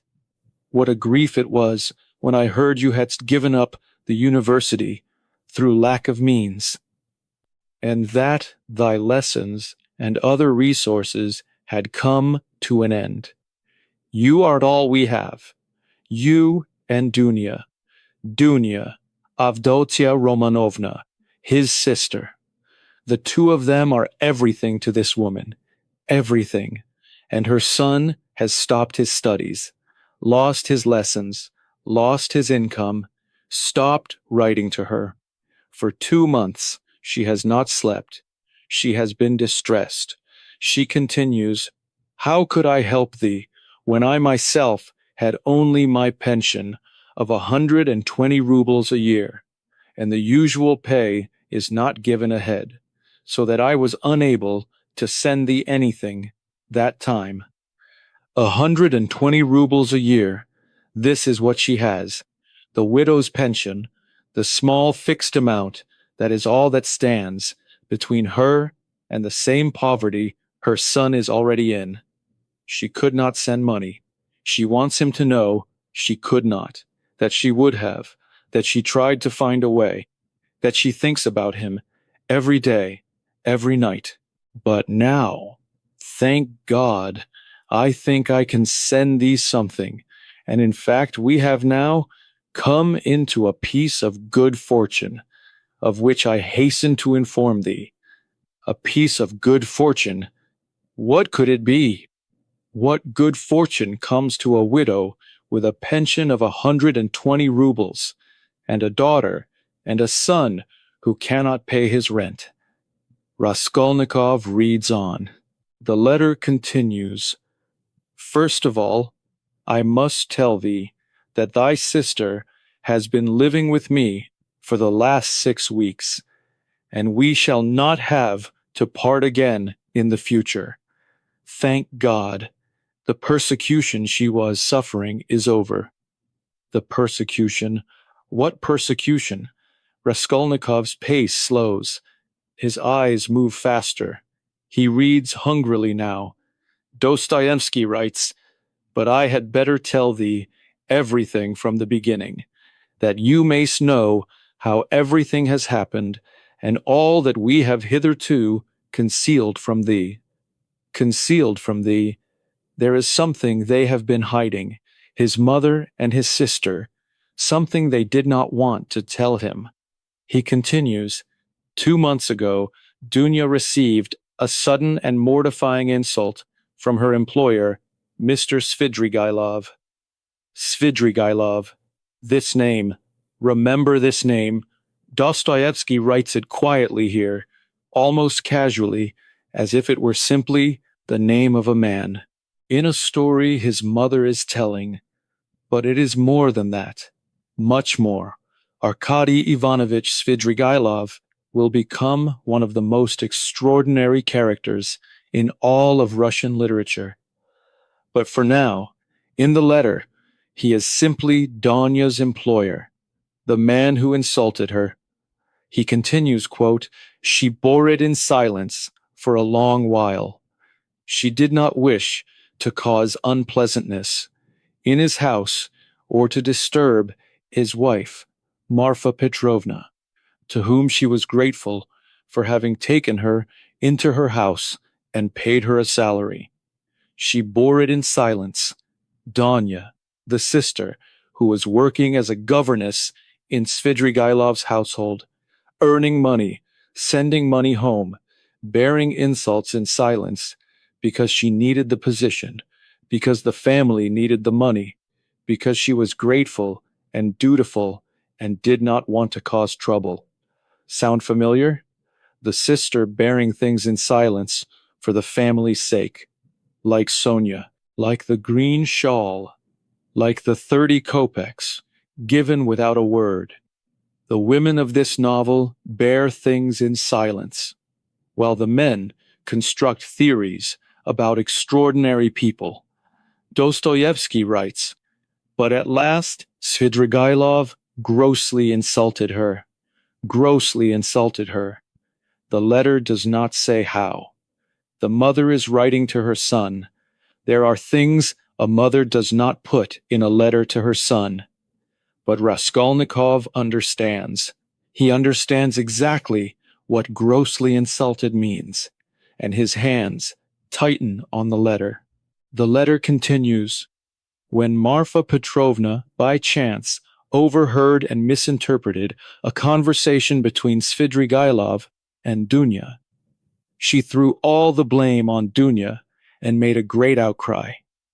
The wife, who overheard, who misunderstood, who blamed the governess, not the husband, never the husband, the governess, who had been trying to hold her position, to send money home, to bear things in silence. He continues, there followed on the spot a very unpleasant scene. Marfa Petrovna even beat Dunya, I believe, and then gave orders that she should be taken back to town in the peasant's cart, without her luggage or salary, in disgrace. In disgrace, taken home in a cart, without her luggage, without the money she had earned, in disgrace, for something she did not do, for something done to her. Dostoevsky writes, and during the journey, which lasted 2 days, the weather was terrible, and Dunya came back, worn out and ill, and the rumor of this disgraceful conduct had already spread through the whole town. The whole town. Before she even arrived home, the story was there, waiting for her. The story that was not true. The story that made her the guilty one, the immoral one, the dangerous girl who had been rightly expelled from a respectable household. This is how reputation works in a small town, in the Russia of Dostoevsky. The man is believed, the woman is blamed. He continues, "We were received by everyone with such contempt that I am unable to describe it to thee. All our acquaintances dropped us. No one would receive us. And what was more, everyone upbraided us, said that Dunya ought never to have gone into such a house. They were cut off, dropped by everyone, upbraided, as if Dunya had done something wrong, as if her mother, who had sent her there for the money, had done something wrong, as if the poverty ... that had driven the decision was itself a moral failure." And Raskolnikov reads this, in the street, in the heat, his jaw tight, his hands shaking slightly, reading about his sister, his Dunya, who bore things in silence, who came home in a cart, in disgrace, for nothing she had done. Dostoevsky writes, but in the middle of all this, a complete change came about. Svidrigailov apparently repented. He continues, and pitying Dunya's position, he presented to his wife a complete and unmistakable proof of Dunya's innocence in the form of a letter which Dunya had been forced to write and give him before Marfa Petrovna had overheard their conversation. The letter. He had a letter. He had kept it. This man who had insulted her kept the evidence of her innocence, and then chose to use it to restore her reputation. Dostoevsky continues, Marfa Petrovna was completely taken aback, was, as she said herself, crushed with shame, and she made a public and very full apology to Dunya. Crushed with shame, made a public apology. The wife who had beaten the governess, who had sent her home in disgrace, in a cart in the rain, was crushed with shame and apologized. He continues, furthermore, in her penitence, Marfa Petrovna thought fit to give Dunya the very highest testimonials of her character and capabilities, and was even pleased to praise her to everyone. The highest testimonials from the woman who had beaten her, who had sent her away in disgrace, the same woman, now singing her praises to everyone. This is the world. This is how it works. The same story, told twice by the same mouth, means two completely different things to the people who listen.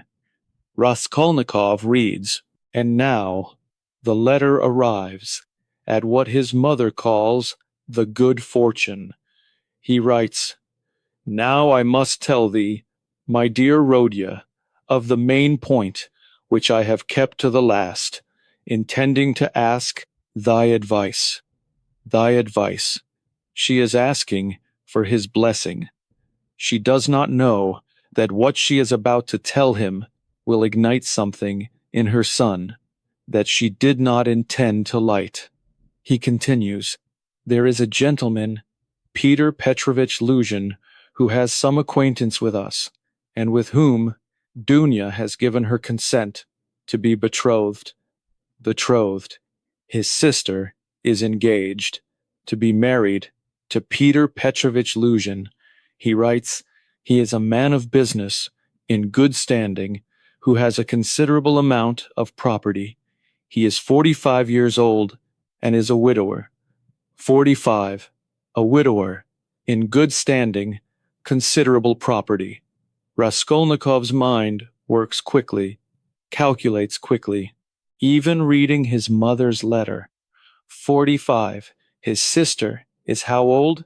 22, 23, and 45. He continues reading. He is a man who is earnestly desirous of doing everything properly. He is coming to Petersburg shortly and intends to take up his permanent residence here. earnestly desirous of doing everything properly. These words, the way a mother, with a pension of 120 rubles, and a daughter who came home in a cart, describes a man of property, with the particular care of someone who needs this to be good, who needs to believe that this is good. Dostoevsky writes, "He has already been to see us twice, and his manner is excellent. He is rather silent, and seems to be a serious man, but that may be simply because he is a stranger to us as yet." Rather silent, serious, a stranger. These are not warm words, but the mother surrounds them with warm hope. Because he is a stranger, he may be only serious because she doesn't know him yet. She is convincing herself. As she writes, Raskolnikov reads faster now. He writes, "Dunya is not in love with him as yet. I am quite straightforward about this. But Dunya is a sensible girl, and she is as noble as an angel. She will love him. She will make herself love him. She has a kind heart. She will make herself love him." 4 words. She will make herself love him. The mother, who knows what she is saying, who says it anyway, because there is no other option, because the rent must be paid, and the family must eat, and the daughter, who was sent home in disgrace, in a cart, in the rain, needs a future. And Peter Petrovitch Luzhin, with his considerable property, and his serious manner, and his 45 years, is the future. Dostoevsky continues, "I have no reason to dislike him, though I confess he has not made a very lively impression on me. I could have wished he were livelier, but perhaps that is just the impression of the first meeting. Could have wished he were livelier." The mother's slight hesitation, the one small admission that something does not feel quite right, followed immediately by the explanation, the reassurance, first meeting. "Of course, that's all." He continues, "He seems a practical man. He lives on a sensible, careful system. His income is limited, but his position is sound.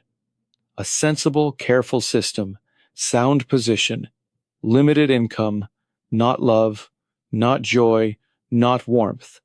Sensible, sound, limited, the vocabulary of survival, not of happiness. And the mother who loves her children more than anything uses this vocabulary because it is the only one available to her, in her position, with her pension, with her daughter who came home in disgrace, with her son who cannot pay his rent. Sensible and sound is the best she can offer." Dostoevsky now has the mother say the thing she has been building toward. He writes, "I know, my dear Rodya, that you are looking at this marriage from a different point of view. She knows. She knows her son. She knows how he thinks. She knows what he will feel when he reads this. And she is trying to get ahead of it, to explain it, to make it acceptable, before his reaction has a chance to form."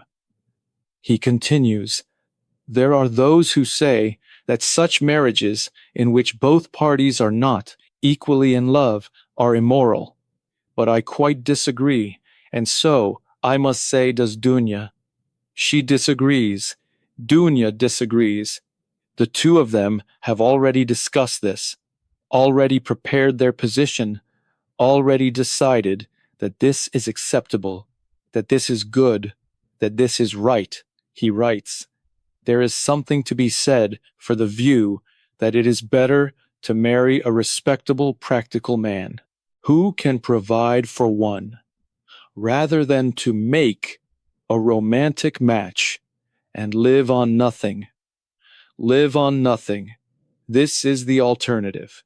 Romantic love, no money, poverty, like her first husband. like Raskolnikov's father, who left them with a pension of 120 rubles, like Marmeladov, who married for love and destroyed everything. She has seen what romantic love does to families without money. She has lived it, and she will not let her daughter live it. He continues, Dunya has many times told me that Peter Petrovitch is just the man she needs, and that she is quite content. Quite content.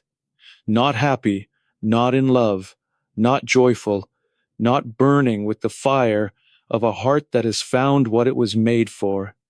Quite content.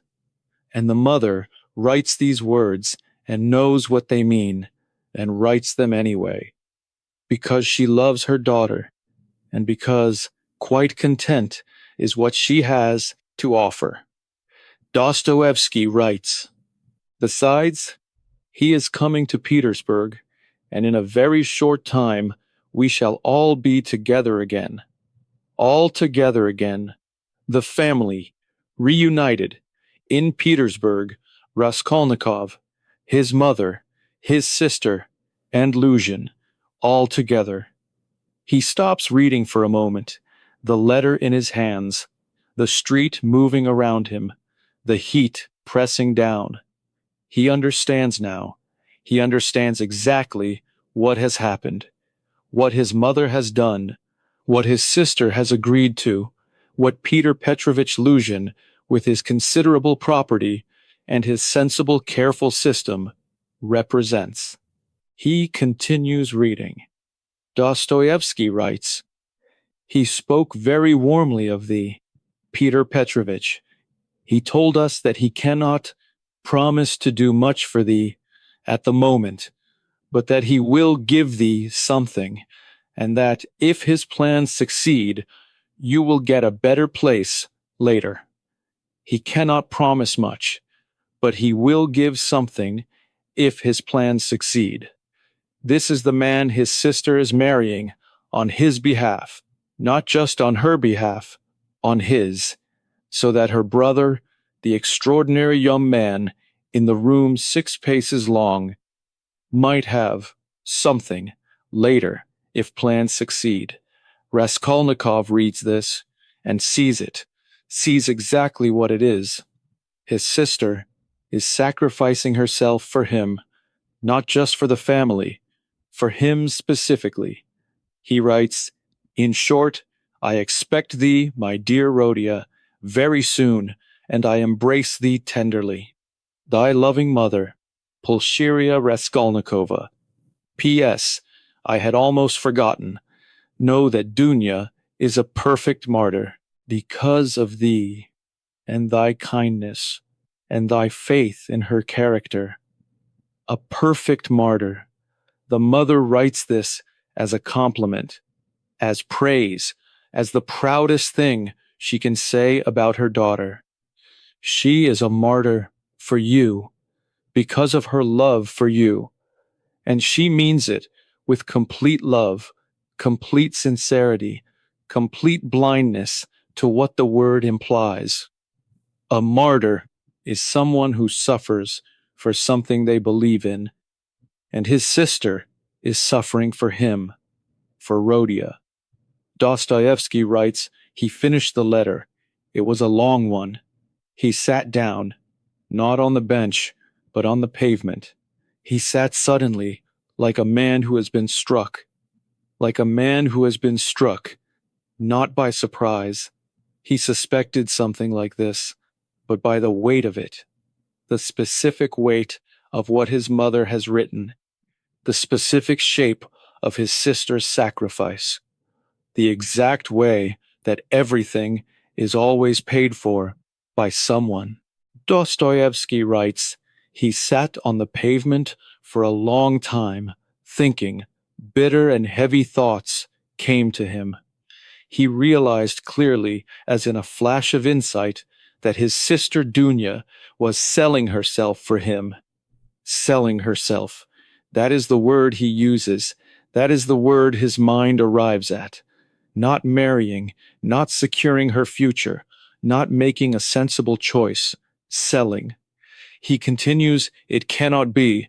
No, that cannot be. This is not possible." He is arguing with himself, with the letter, with the conclusion his mind has drawn, which is the same conclusion that a careful reading of his mother's careful letter makes inevitable. Dostoevsky writes, "He thought of Sonia, he thought of the yellow ticket, he thought of Marmeladov's speech, he thought of the 30 kopecks, he thought of the green shawl, and he thought of his sister, who was going to marry a man she did not love for the sake of her family." That it was the same thing, the same thing. Sonia and Dunya, different circumstances, different forms, different names, the same sacrifice. The woman who gives her body for survival, for the people she loves, for the ones who cannot or will not save themselves. He writes, "And what is the difference?" he thought wildly. What is the moral difference between what Sonia did and what Dunya is doing? Is it simply that society approves of one and condemns the other? What is the moral difference?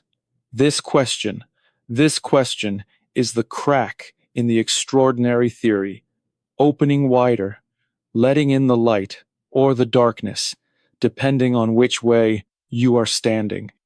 He continues, he sat there on the pavement, in the heat, and felt something rising in him. Not grief, not sorrow, rage. Not at his sister, not at his mother, not at the poverty that made this necessary, at Luzhin, Peter Petrovich Luzhin, who is 45, and comfortable, and has a sensible, careful system, and considerable property, and who is going to take his sister as part of the system, as a practical acquisition, as the right kind of woman for the right kind of man, to improve his standing, and who does not love her, and she does not love him, and they both know it, and they are going to proceed anyway, because that is how the sensible, careful system works. Dostoevsky now gives us Raskolnikov's precise, devastating, completely accurate analysis of Luzhin. He writes, "He will take a poor girl who has known suffering, who has been through humiliation, who has nowhere to go, no dowry, no position, no friends, no family of consequence. He will take such a girl, because she has nothing, and because her gratitude to him will be boundless. Because her gratitude will be boundless. This is the calculation. This is the sensible, careful system. Not love, gratitude. The gratitude of the woman who had nothing and was given something, who came home in disgrace and was offered restoration, who had no prospects and was offered a future. Her gratitude will be the thing that keeps her, that makes her manageable, that ensures she never competes with him, or challenges him, or demands more than he is willing to give." He continues, "She will be subservient. He will dominate everything. He will be her benefactor. She will be at his feet. He is arranging a convenient marriage. A convenient marriage.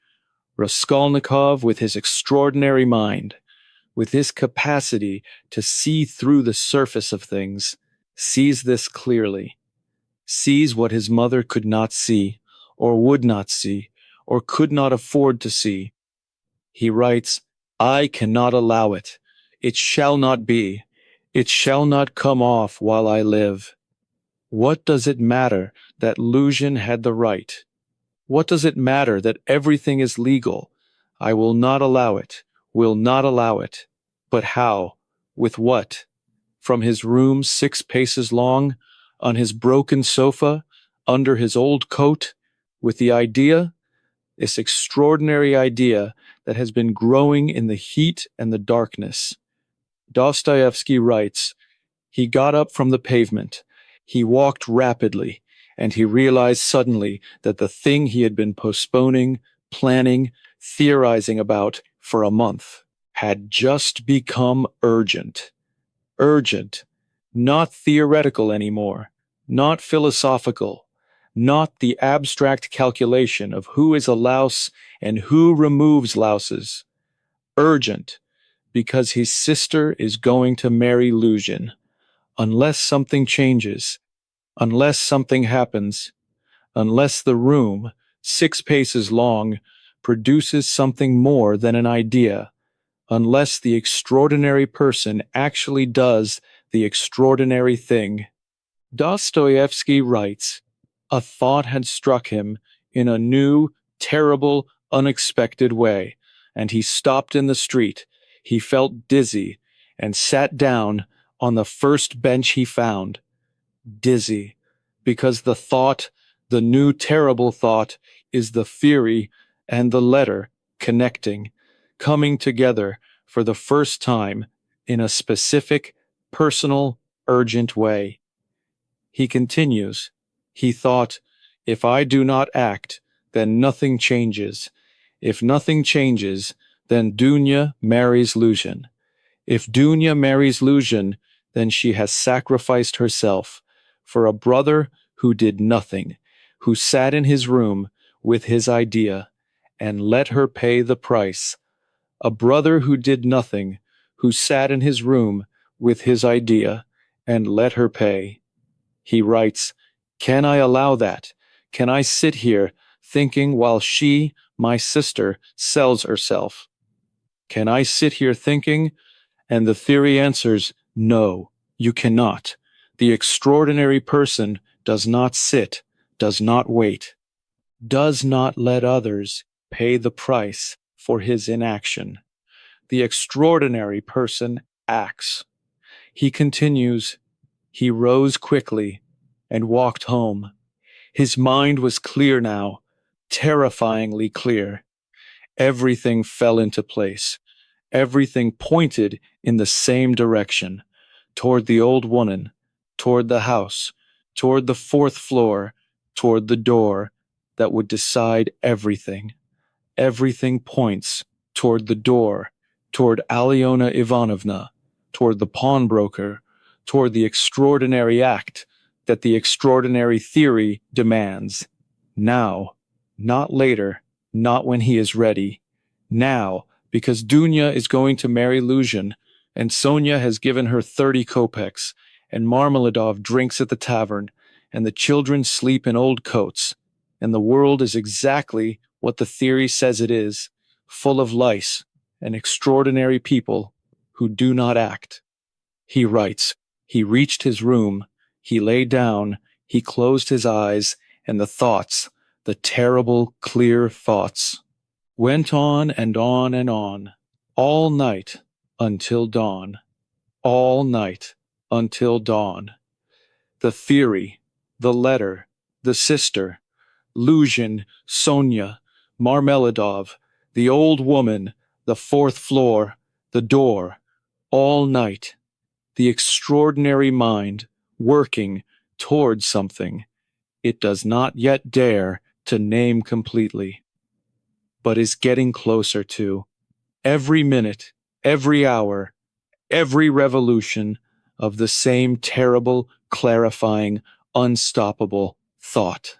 That is the end of Chapter 3 of Part 1 of Crime and Punishment by Fyodor Dostoevsky. In this chapter, we receive the letter, the long, careful letter from a mother who loves her son and her daughter more than anything in the world, who has done the only thing she can think of, who has offered Dunya to Peter Petrovich Luzhin with his considerable property and his sensible, careful system and his 45 years and his complete absence of any feeling for the woman he is acquiring. We saw Raskolnikov read the letter, in the street, in the heat, like a man struck down. We saw him sit on the pavement and feel the rage rise, the clear, terrible, energizing rage, at Luzhin, at the system that produces Luzhins, at the world that requires women like Sonia and Dunya to sacrifice themselves for men who do nothing, and we saw the theory and the personal connect. The abstract philosophical calculation of who is a louse and who removes them suddenly has a face, has a reason, has an urgency, has the weight of his sister's future pressing behind it.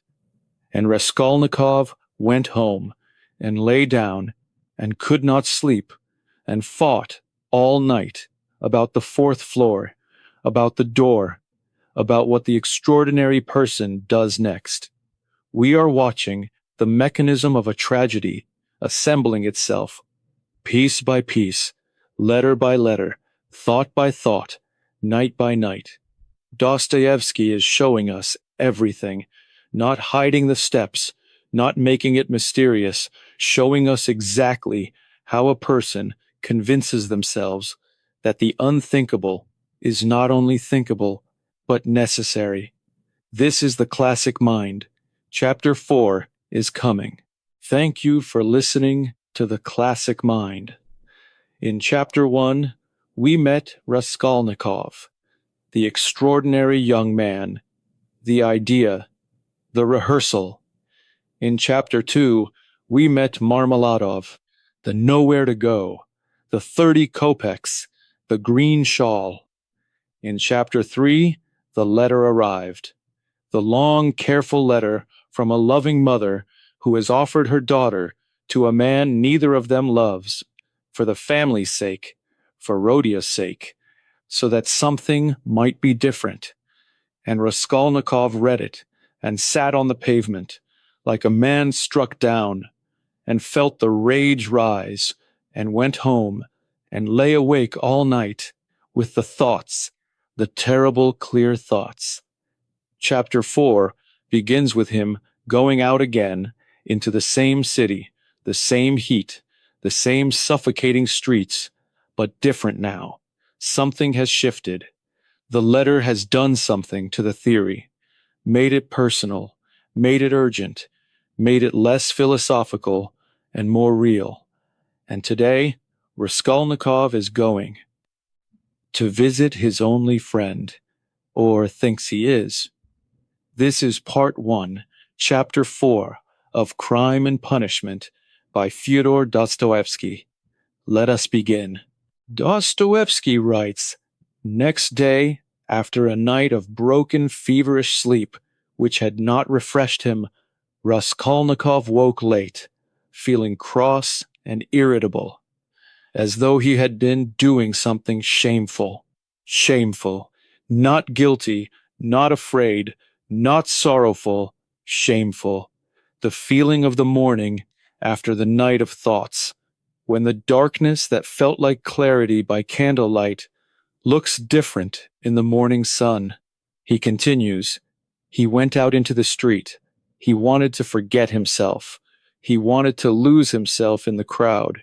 He wanted to be anywhere but inside his own head. Inside his own head.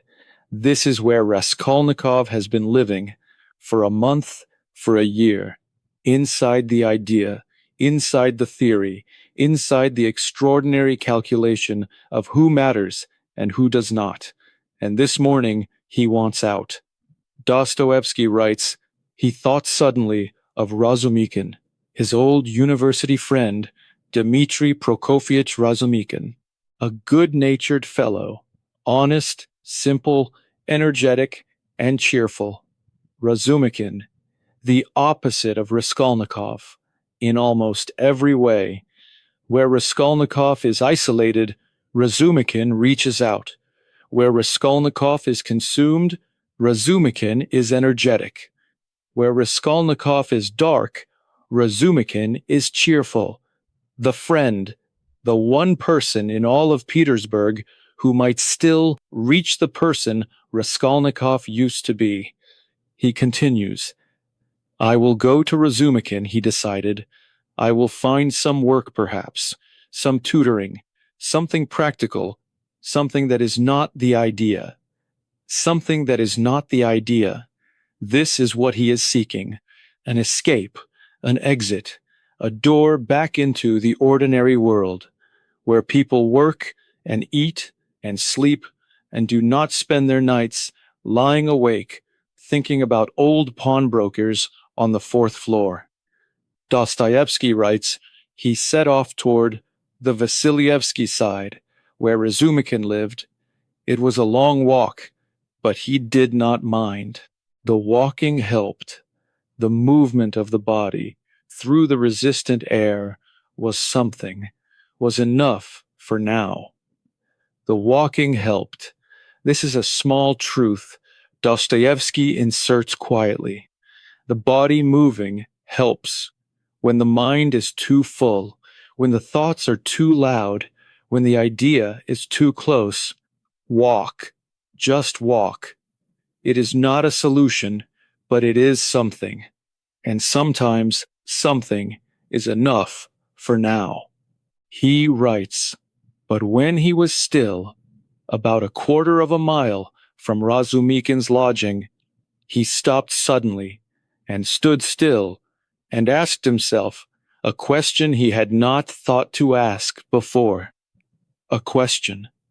He has been walking toward Razumikin with a purpose, with a plan, to find work, to escape the idea, to be ordinary for a little while. And then a question.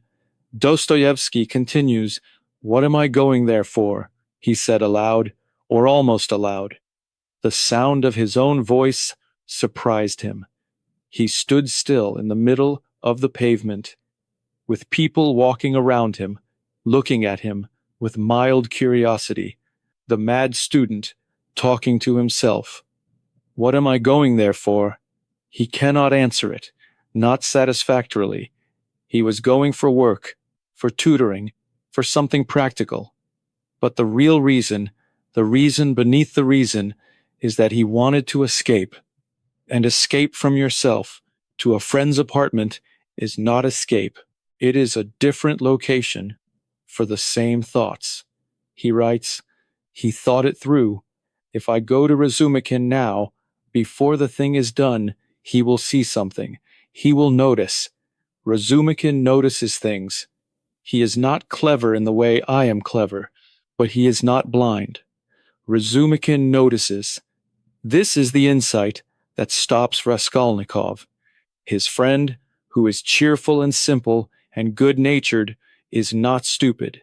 And the thing, the idea, the plan that has been living in Raskolnikov's face for a month will be visible to someone who knows him. And Raskolnikov cannot afford to be seen. Not yet, not now, not before. He continues, I'll go to him after. After it is done, then I'll go. Then I'll need him, but not now. Now I must go back. After. He says after. And in saying after, he admits for the first time to himself, clearly, with no softening, that there is an after. That there will be a before and an after. That the thing has moved from theory to timeline. Dostoevsky writes, he turned around and walked home, a quarter-mile back, through the same streets, past the same people, under the same hot sky, but different now, everything different, because he had admitted what he had not yet admitted. Everything different, because of one word, after. After it is done, I'll go to Razumikin. The theory has become a plan. But before he reaches home, something happens. Dostoevsky writes he had not gone far when he stopped again. There was a commotion ahead of him on the pavement. People were gathered, looking at something. He pushed through the crowd, curious in spite of himself. Curious in spite of himself. This is Raskolnikov, the man who dreads people, who crosses streets to avoid encounters, who retreats into himself at every opportunity. Curious in spite of himself, because beneath the theory, beneath the isolation, beneath the extraordinary calculation of who matters, there is still a person who is curious about other people, about life, about the small dramas of the street. Dostoevsky continues, on a bench sat a very young girl, 16 perhaps, or even younger. Her dress was short, day-colored, but oddly worn for the street. Her hat was a little crushed on one side. Her hair was disordered. She was sitting as if she had just been placed there, and was not quite sure how she had gotten there. A young girl, 16, maybe younger, on a bench, flushed, disordered, confused. Dostoevsky continues, she seemed to be a little drunk, or more than a little. Her eyes were glazed. She sat looking at nothing, with the particular vacancy of the very young, who have encountered something they were not equipped to encounter. Not equipped to encounter. This girl, whoever she is, wherever she came from, whatever happened to her in the last few hours, was not equipped for it. And here she is, on a bench, in the street, in the afternoon, 16 years old, with no one except the crowd of people looking at her.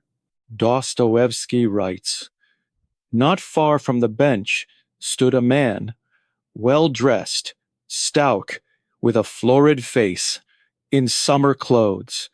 He was perhaps 35. His hat was pushed back, his watch chain glinted, and he was looking at the girl with a particular expression, not concealing it from anyone, not ashamed of it. Not ashamed of it. This man, well-dressed, prosperous-looking, with his watch chain and his florid face, looking at the 16-year-old girl on the bench with a particular expression that he is not concealing, that he is not ashamed of. Because why should he be ashamed? He is well-dressed, he has a watch chain, she is drunk on a bench. These are the facts, as the world sees them. Dostoevsky continues, Raskolnikov saw this immediately. He took it in completely and felt something rise in him, something that had been rising all day, since the letter, since the night before, since the idea had taken its final shape. The something rising, the same rage that rose when he read about Lucian, the same clear, terrible fury at the system, at the world that produces this, that allows this, that stands around watching this without intervening. He writes, he went to the girl. He crouched down before her. He looked at her face. Are you all right? He said. He crouched down, this man who dreads people, who cannot meet his landlady, who has been walking through the city, trying to be invisible, crouched down in front of a stranger, on a public bench, in the middle of a crowd, and asked if she was all right. Dostoevsky writes, a policeman was nearby. Raskolnikov beckoned to him. This girl, he said quietly, she seems to have been given something, or perhaps she is ill. She should be taken home, or at least away from here. He is trying to help in the only way available to him, through the official channels, the policeman, the system that usually produces the Lusians and the Svidrigalovs, and the men with watch chains who look at 16-year-olds without shame. He continues, the policeman looked at the girl, then at Raskolnikov, then back at the girl. He shrugged. She's drunk, he said. What do you want me to do? These girls are always getting themselves into trouble. These girls, this is how the world sees her. The policeman, the representative of order, of protection, of the system. These girls getting themselves into trouble, as if she had done this to herself, as if she had chosen to be 16. and drunk and on a bench in the afternoon. Dostoevsky writes, Raskolnikov felt the anger, pure and cold, like water from a deep well. She is a child, he said. She has been taken advantage of. Look at her. She is a child. She is a child. He says this to the policeman, who shrugs again, because the policeman has seen this before, many times, in this city, in this heat, on this street. It is not remarkable to him. It is Tuesday. He continues. He reached into his pocket. He found a few kopecks, his last. He pressed them into the policeman's hand. Get her home, he said. Please, find out where she lives and get her home. His last kopecks. He gave Katerina Ivanovna his last money last night, or almost last. And now these, to the policeman, for the girl, the extraordinary theorist, giving his last kopecks for strangers over and over again, without calculation, without the theory having any say in it. He writes, the well-dressed man was still there, still watching with the same expression. He had moved slightly closer during the exchange with the policeman. He was smiling now. Still there, still watching, smiling now, because the policeman is talking to Raskolnikov, and the girl is still on the bench, and the crowd is thinning. An opportunity for men with watch chains and florid faces does not disappear just because a student with empty pockets speaks to a policeman. Dostoevsky continues. Raskolnikov turned to him. He looked at him, the full look, the look that takes a man in completely, measures him, files him, places him in his exact category. In his exact category, Raskolnikov sees him and knows him immediately, completely. The category is clear, the type is clear, the intention is clear. He writes, You, said Raskolnikov. His voice was quiet, but it carried. Get away from here. Walk away. Now. Get away from here. The well-dressed man looked surprised, not offended, not frightened, surprised, that anyone would speak to him this way, in public, that this student, in his worn coat, with his empty pockets, would address him at all. Dostoevsky writes, the man laughed, a short sound, and who are you, he said, with the confidence of a man who has money, and therefore the world, and therefore the right to stand where he pleases, and therefore the right. This is the sentence. Money gives rights. This man knows this, has always known this, will always know this. He has money, therefore the world, therefore the right to stand on a public street and look at a 16-year-old girl on a bench, without shame, without interference, without anyone having the standing to object. He continues, I know your sort, said Raskolnikov, very quietly. Walk away, or I will make you. I will make you. And warn, and has given away his last kopecks, threatening a stout, well-dressed man with a watch chain, because there is something in Raskolnikov that does not calculate the practical odds of a physical confrontation, something that sees only the wrong and the girl and the 16 years and the expression he was not ashamed of. Dostoevsky writes, the man looked at him for a long moment. Something in Raskolnikov's eyes made him hesitate. He shrugged. He walked away, without hurrying, to make clear that he was going on his own terms, not because of the student.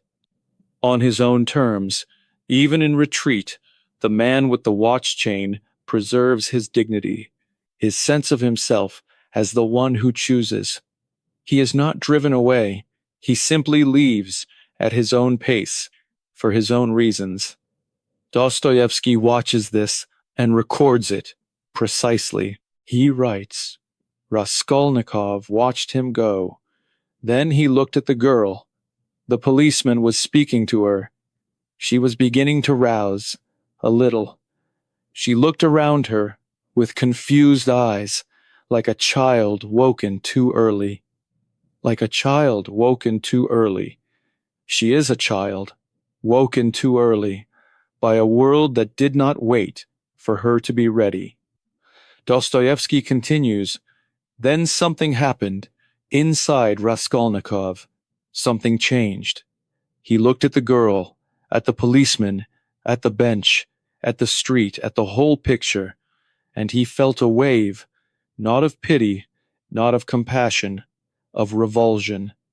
Revulsion, not at the girl, not at the man, at himself, at what he had just done. He writes, what does it matter, he thought suddenly. What business is it of mine? I shall repent of this, and meddle in things that are not my affair. Why should I interfere? Am I their nurse? What does it matter to me? What does it matter to me? The reversal. Complete withdrawal from the feeling, from the action, from the girl on the bench, from the man with the watch chain, back into himself, back into the theory, back into the extraordinary calculation, where ordinary people and ordinary girls on benches and ordinary policemen are not his concern. He continues, let them devour each other alive. What is it to me? How did I dare to give away my last farthing? Was that my business? Was that my business? The theory speaking, the extraordinary person pulling back from the human impulse. The impulse that made him crouch down, that made him speak to the policeman, that made him give his last kopecks, that made him threaten a well-dressed man on a public street. The impulse that was simply human, and the theory calls it weakness, calls it sentimentality, calls it the ordinary person's failure to see clearly. Dostoevsky writes, he left the girl on the bench, he left the policeman. He left the man with the watch chain, who had probably already turned around and was probably already walking back. He walked away, fast, not looking back, the fast walking, again, the same fast walking as the night before, after Marmeladov, the body moving away from what the mind cannot resolve, from the contradiction it cannot reconcile, the extraordinary person who crouched down in front of a stranger. The theory that says crouching is weakness. The kopecks, the threat to the well-dressed man, the policeman, the girl, all of it, left behind, walked away from, fast.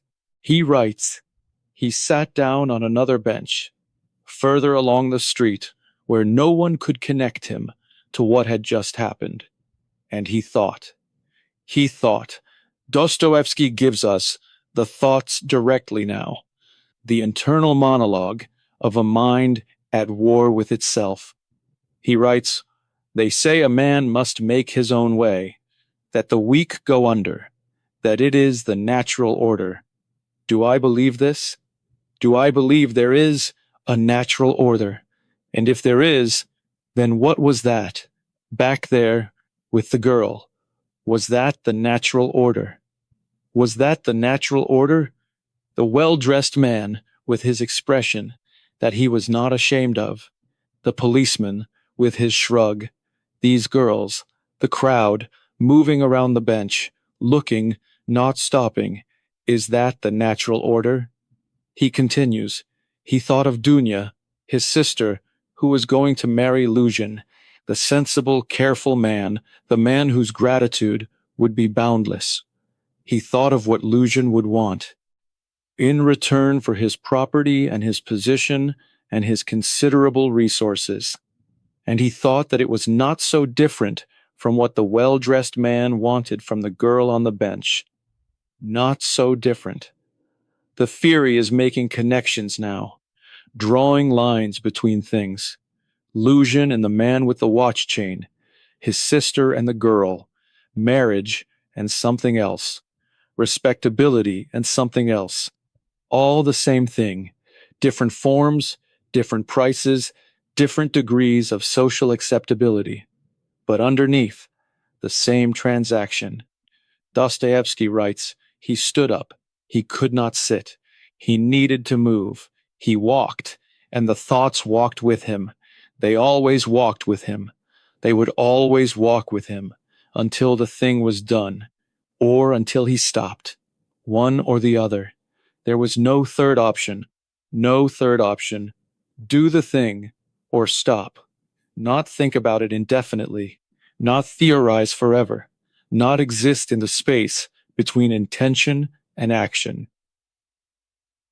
And action, which is where he has been for a month. For a month he has been in the space between, and the space is becoming unbearable. He writes. He thought about the letter again, every word of it. He had memorized it without trying, the way the mind memorizes what the heart cannot release. She will make herself love him. She has a kind heart. She will make herself love him. He repeats the phrase, his mother's phrase, the most terrible phrase in the whole letter. He continues, he thought about what it meant, to make yourself love someone, to wake up each morning and say, today I will feel what I do not feel. Today I will perform what I have not earned. Today I will give what costs me everything, and receive what is worth nothing. What is worth nothing? His analysis of what Dunia receives, not love, not genuine companionship, not the warmth of being truly known by the person you have chosen, security, position, a future, for which she pays with herself. Dostoevsky writes, he thought of his mother, who had written that letter, who had arranged that meeting, who had presented Lucian as a piece of good fortune. You knowest how fond I am of thee. You art all we have, you and Dunia. He felt something that he could not name toward his mother. Not anger, something softer, and therefore harder to bear. Softer and therefore harder to bear. Not anger. Anger would be easier. Something softer. The recognition of how much she loves him, how much she has tried, how much this cost her to arrange, and how it is still wrong. Still a sacrifice she should not have had to make. Still a world that should not have forced her hand. He continues, he thought, if I had money, if I had done what I was supposed to do, finished my studies, found a position, said something home, none of this would be necessary. Dunya would not have gone to Svidrigailov's house. She would not have come home in the cart. She would not have had to meet Lucian. She would not have to make herself love anyone, because I would have done what I was supposed to do. What he was supposed to do, the student who was supposed to become something, who instead became the idea, who is supposed to be extraordinary and has become unable to pay his rent. He writes, and so everything comes back to me, he thought. Everything comes back to this room, to this garret, to this person who has done nothing, while everyone around him has paid. While everyone around him has paid. Marmeladov's daughter, Raskolnikov's sister, the girl on the bench, Katerina Ivanovna, his mother, all paying for the world to be what it is, for men to be what they are, for the extraordinary person to be extraordinary. Dostoevsky writes, And then, as he walked, the thought came to him, which had been approaching for weeks, for months, which had been circling like a bird that would not land. It landed now. It landed, he continues, not as a question, not as a theory, not as a philosophical proposition about extraordinary people and ordinary ones, as a fact, a simple, terrible, necessary fact. A fact. Not the idea anymore, not the theory, not the extraordinary philosophical position about Napoleon and lice and who has the right to step over whom. A fact. Dostoevsky writes, he thought, the old woman, the pawnbroker, Alyona Ivanovna, she has money, she sits on it like a spider on a web. She takes from the desperate, she gives almost nothing, and takes everything. She is old, she will leave that money to her sister's convent. It will do no one any good. If it were available, if it were free, 100.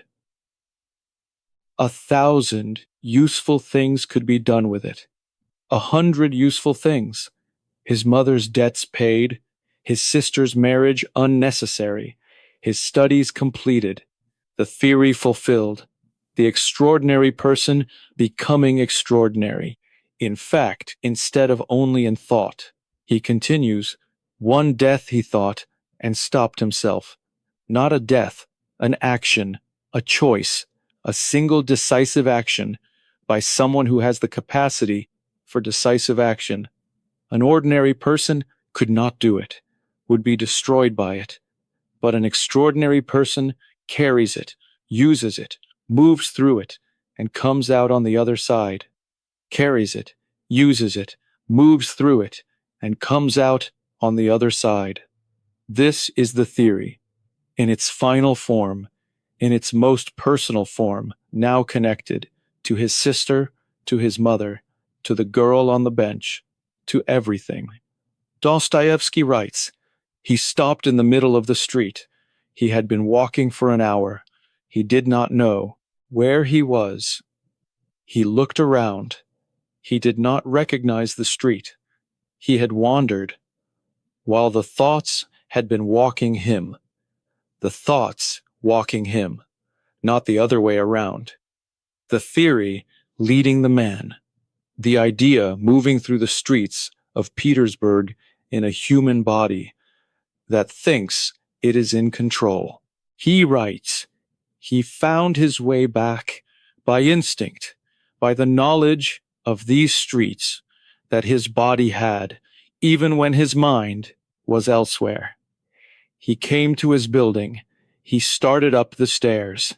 The stairs past the landlady's door that always stands open, that he always tries to pass without being seen. Dostoevsky continues, the landlady's door was open, as always. He started past it quickly, as always, but today something was different. He slowed, without knowing why, and heard voices inside. Voices.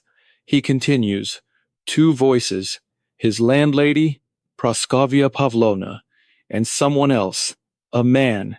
He did not know this voice. He stopped and listened. He stopped and listened. The man who dreads encounters, the man who fears being seen, stopped and listened to someone else's conversation. Dostoevsky writes, the man was talking about money, about rent, about a student on the upper floor who owed money and had not paid, about what could be done about such students who come and live and eat air and give nothing. Give nothing. The student who gives nothing, who eats air, who has been in his room for a month thinking extraordinary thoughts and contributing nothing. This is how the world sees him. This is what the world says when he is not in the room with his theory. He continues, Raskolnikov did not move. He stood on the stairs. his back against the wall, and he heard himself being described by a stranger who had never met him and who was perfectly accurate. Perfectly accurate. The stranger who describes him to the landlady on the stairs is perfectly accurate. He gives nothing. He pays nothing. He contributes nothing except the idea, the extraordinary idea that no one else knows about, that has produced nothing yet. Dostoevsky writes, he went upstairs, quickly, without being seen, into his room. He closed the door. He sat on the sofa. He put his head in his hands. Head in his hands. The extraordinary person. In the room, 6 paces long, on the broken sofa, with his head in his hands, listening to the echo of a stranger's accurate description of his worthless life. Dostoevsky writes, he took out the letter again. He had not left it at the post office. He had folded it and put it in his pocket. He unfolded it and read it again in the silence of the room, without the noise of the street, without the distractions. Just the letter and him and the room. Just the letter and him and the room. He reads it again, every word that he already knows by heart. He continues, Thy loving mother, Pulcheria Raskolnikova. He read the signature and felt something that he had not felt in a very long time. He felt like a child, not the extraordinary person, not the theorist, not the one who sees clearly what others cannot see. A child who wanted his mother. A child who wanted his mother. This is the moment. Dostoevsky does not comment on it, does not analyze it, does not explain its significance. He simply gives it to us. The extraordinary young man with the extraordinary theory about Napoleon and lice. And who has the right, sitting in his room, with his head in his hands, feeling like a child who wants his mother. He writes, he sat for a long time. The light changed. The afternoon became evening. The heat did not lessen. He sat on the sofa with the letter and did not move. Did not move. For how long? An hour. 2 hours. He does not know. The time that passes when the body is still and the mind is somewhere else, somewhere very far from the room and very close to it at the same time. Dostoevsky writes, when it was nearly dark, he got up. He washed his face in the small basin in the corner. The water was warm. Everything was warm. In this city, in this summer, in this life, he dried his face and looked at himself in the small cracked mirror on the wall. The cracked mirror, he looks at himself. What does he see? Dostoevsky does not tell us. He tells us only that Raskolnikov looked for a long time. He continues, then he sat down again and thought, not wildly, not in the spiraling way that had kept him awake for weeks, calmly, deliberately, as if he were making a list. Making a list, not the passionate rushing thought of the sleepless night, the calm, deliberate listing of facts. Dostoevsky writes, Fact 1. My sister is going to marry Luzhin unless something changes. Fact 2. Nothing will change on its own. Things do not change on their own. Fact 3. I am the only person who can change anything. Fact 4. There is only one way. I can change anything, and I know what it is. I have known for a month. I have been pretending that I did not know, but I have known. I have known for a month. The honest admission, not the theory, not the extraordinary philosophical position, the simple, honest truth. He has known for a month what he is going to do, and he has been calling it a theory, and calling it a rehearsal, and calling it an idea, so that he did not have to call it what it is. He writes, he lay down on the sofa, he pulled the old coat over him, he closed his eyes. Tomorrow, he said, to no one, to the peeling yellow walls, to the cracked mirror, to the theory that was no longer a theory. Tomorrow, tomorrow, not a question, not a tentative hope, not the maybe of a man who is still deciding. A statement, tomorrow. Dostoevsky writes, he fell asleep for the first time in weeks. He fell asleep quickly and slept deeply, without dreams, the sleep of a man who has made a decision, who has stopped fighting what was always going to happen, who has finally given in, not to the world, not to poverty, not to despair, not to the fate of the Marmeladovs and the girls on benches and the Rodion Raskolnikovas who make themselves love people, to himself, to the thing inside him that has been building for a month, for a year, for all the years of isolation and pride, and the extraordinary theory that separated him from the ordinary world. He has given in, and tomorrow will come, whether he is ready or not. That is the end of Chapter 4 of Part 1 of Crime and Punishment by Fyodor Dostoevsky. In this chapter, we watched Raskolnikov try to escape. He set out for Razumikin, his friend, his lifeline, his one connection to the ordinary world, and turned back because he could not go there yet, because Razumikin notices, because after he could go, but not before. And in that word, after, the theory became a plan. We saw him encounter the girl, the 16-year-old, on the bench, with the well-dressed man watching.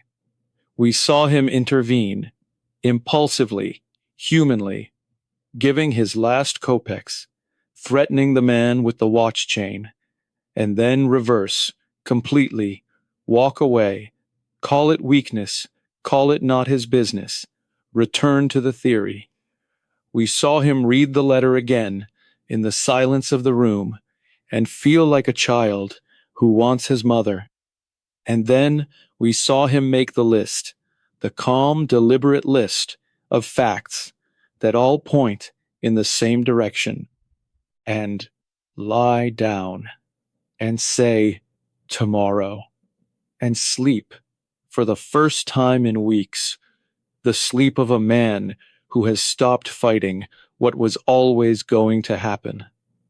Dostoevsky is showing us everything, every step, every reversal, every moment of humanity that breaks through and is pushed back down by the theory.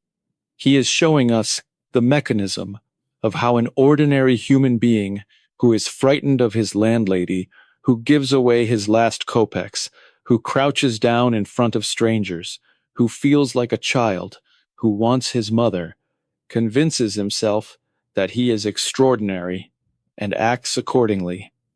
Tomorrow is coming, and Chapter 5 will bring the dream that Dostoevsky himself called the most important scene in the entire novel. The horse, the field, the crowd, the little boy, and what it means that Raskolnikov dreamed it the night before. This is the classic mind. Chapter 5 is coming. Thank you for listening. The classic mind. 4 chapters. 4 chapters of watching Raskolnikov move towards something he has not yet named completely. The theory, the rehearsal, the letter, the girl on the bench, the reversal, the list of facts, the word tomorrow, and then sleep, the first real sleep in weeks, Chapter 5 begins in that sleep, and what happens in it will change everything you thought you understood about this novel, about this young man, about the extraordinary theory, and what it costs to hold it. Dostoevsky himself called this chapter the emotional heart of crime and punishment. The dream it contains is not decoration, not atmosphere, not a literary device. It is a revelation of who Raskolnikov actually is, under the theory, under the isolation, under the extraordinary calculation of who is a louse and who removes them, under all of it, who he actually is. This is part 1, chapter 5 of Crime and Punishment by Fyodor Dostoevsky, the Dream Chapter. Let us begin. Dostoevsky writes, "He did not sleep long. He woke with a start, twitching with fever. He sat up in bed and looked around at his room in the gray light of the early evening. Gray light, early evening. He slept through the afternoon, the heat pressing down, the city moving below, and Raskolnikov on the broken sofa under the old coat, sleeping." He continues, "He felt terrible, but he felt also that peculiar lightness that sometimes comes after a decision has been made. Not happiness, not peace, but lightness. The lightness of the man who has stopped carrying two things at once. Stopped carrying two things, the person he believed himself to be, and the thing he was planning to do. For weeks they had been in opposition, in war, in a constant exhausting friction of a mind that knows what it wants to do and cannot admit that it wants to do it. Now the war is over. The decision has been made, in the sleep, in the quiet. And there is lightness, not goodness, not rightness, not peace, lightness." Dostoevsky writes, "He went to the window. He stood, looking out at the street. The heat had not broken. Even now, even in the early evening, the air was thick and still, like something that had given up moving, like something that had given up.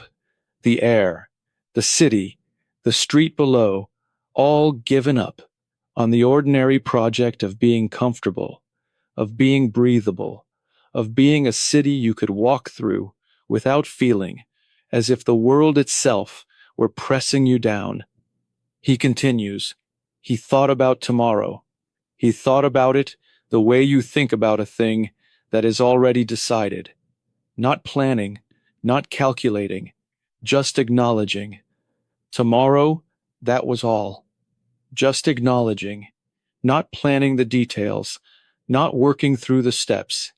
He has worked through the steps 100 times and 100 sleepless nights. Now he just acknowledges. Tomorrow, that is all. And then he goes out." Dostoevsky writes, "He decided to go out. He did not want to stay in the room. The room had become intolerable, 6 paces long, and every pace a thought he did not want to think. Every pace a thought. The room itself thinking at him. Every peeling piece of wallpaper a reminder. Every dusty manuscript an accusation. Every inch of the broken sofa the shape of what he has become. He goes out, into the evening, into the city, into the air that has given up on being breathable." He writes, "He walked without aim, or with an aim. He did not acknowledge. His feet knew where they were going, even when his mind pretended otherwise. He walked toward the islands. The islands, the islands of St. Petersburg, the cooler parts, where the trees grow, where the wealthy go on summer evenings, where the poor go to pretend for a few hours that they are not poor. Dostoevsky continues, he had been there before, years ago, when he was still a student who studied, when he still had friends, when the future had seemed like something that was going to happen, to him, for him, not to everyone else, not just to everyone else, not just to everyone else. The wound, beneath the theory, beneath the extraordinary calculation, the simple wound of a young man who expected something from the future and who the future passed by. He continues, he walked a long way. He did not notice the distance. By the time he reached the islands, and he found a spot in the grass under a tree, and he lay down. He lay down in the grass under a tree. This man who sleeps on a broken sofa, under an old coat, in a room 6 paces long, found grass and a tree, and lay down, and the evening moved over him, and the city retreated, and the theory retreated, and the decision retreated, and what was left was a young man in the grass under a tree in the summer evening. Dostoevsky writes, he fell asleep almost immediately. Not the heavy, decided sleep of the night before, something lighter, something that let the world in at the edges, something between sleep and waking, the state in which the mind makes things it has been refusing to make while awake. The mind makes things it has been refusing to make while awake. This is what the dream is, what the waking mind has been refusing, the complete picture of what the theory requires, of what tomorrow means. The waking mind has been calling it an action, a choice, a decisive step. The dreaming mind will call it by its real name. Dostoevsky writes, he dreamed of his childhood. He was a boy again. He did not know how old, 7 perhaps, or 8. He was walking with his father on a holiday, a gray day, but warm. The town was small, the kind of small town he had grown up in, before Petersburg, before the university, before everything. Before everything, the dream takes him back to before, to the child he was, before the extraordinary theory, before the isolation, before the idea, before. He continues, they were walking on the outskirts of the town where the dusty road met the open country. There were taverns here, working people's taverns, noisy and unpleasant. His father usually avoided them, but today, for some reason, they had come this way. For some reason, the dream's logic, the way dreams take you where you do not intend to go, through places your waking self would avoid, into the thing you did not know you needed to see. The little boy held his father's hand, and they walked past the taverns, and the little boy was afraid, not of anything specific, of the taverns themselves, of the noise that came from them, of the people, of the particular quality of adult misery that collected in such places. He pressed closer to his father. His father noticed and squeezed his hand. His father squeezed his hand.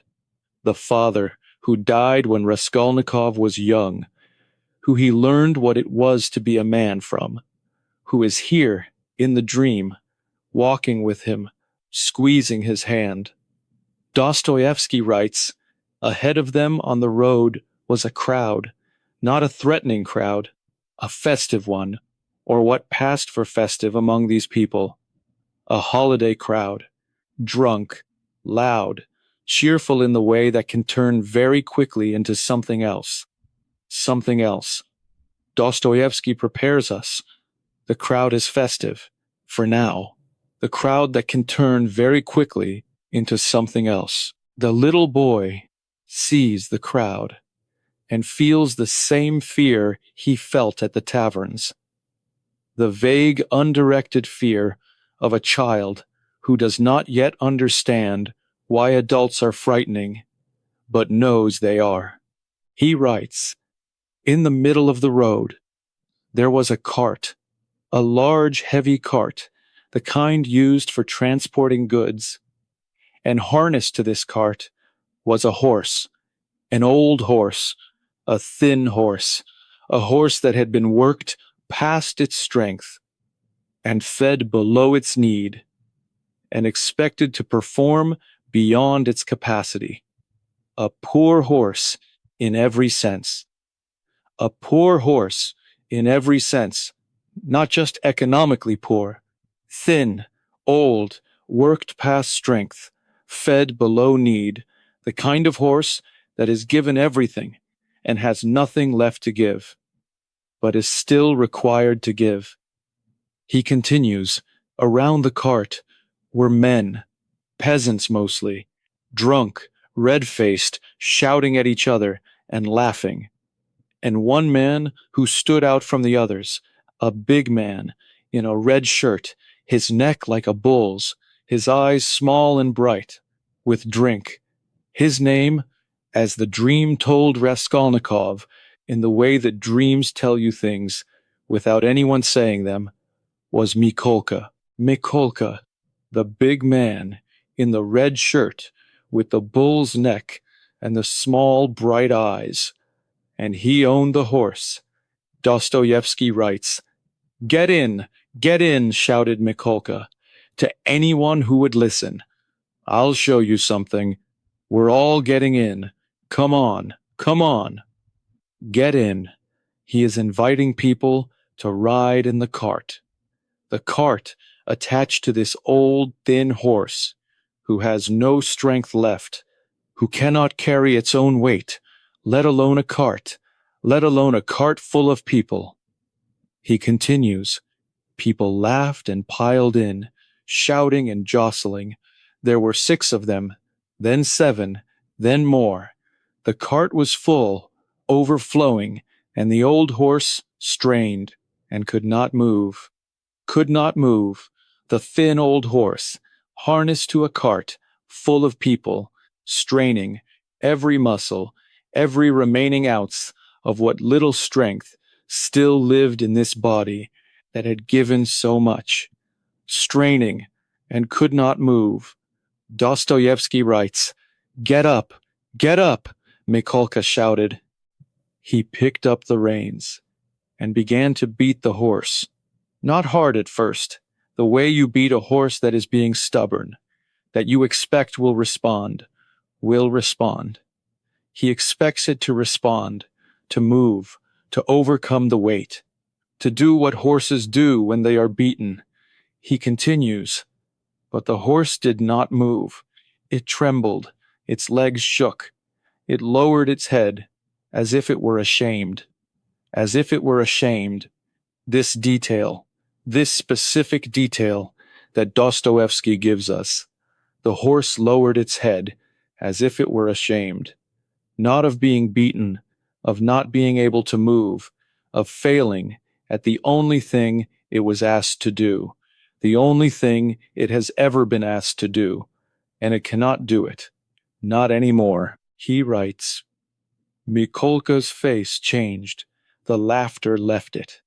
Something else came. Not anger exactly. Something colder. Something that had been looking for a reason, that had found one. Something that had been looking for a reason. This is the most precise and the most terrible observation in the scene. The violence was not provoked. It was waiting for a reason, for permission, for something to attach itself to, and the horse that cannot move is reason enough." He continues, he beat it harder.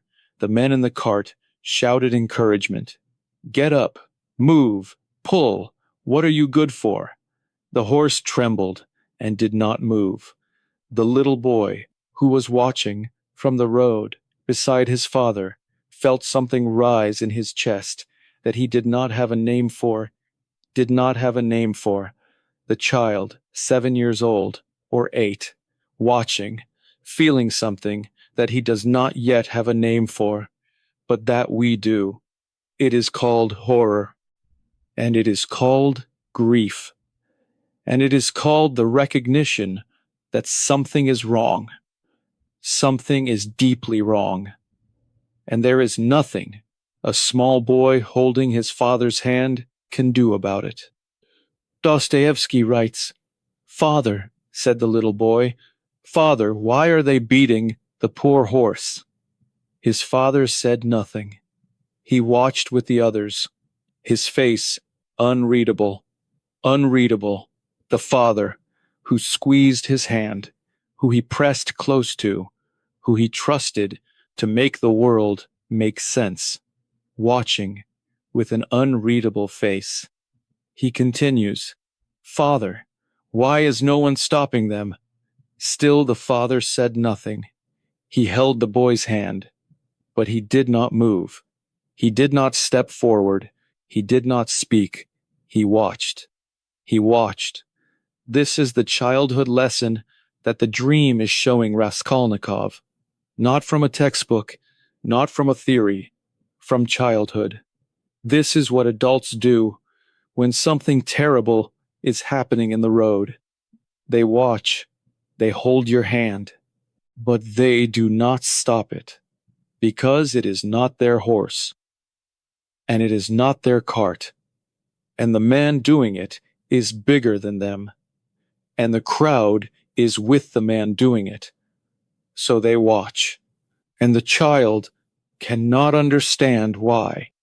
Dostoevsky writes, "The beating continued.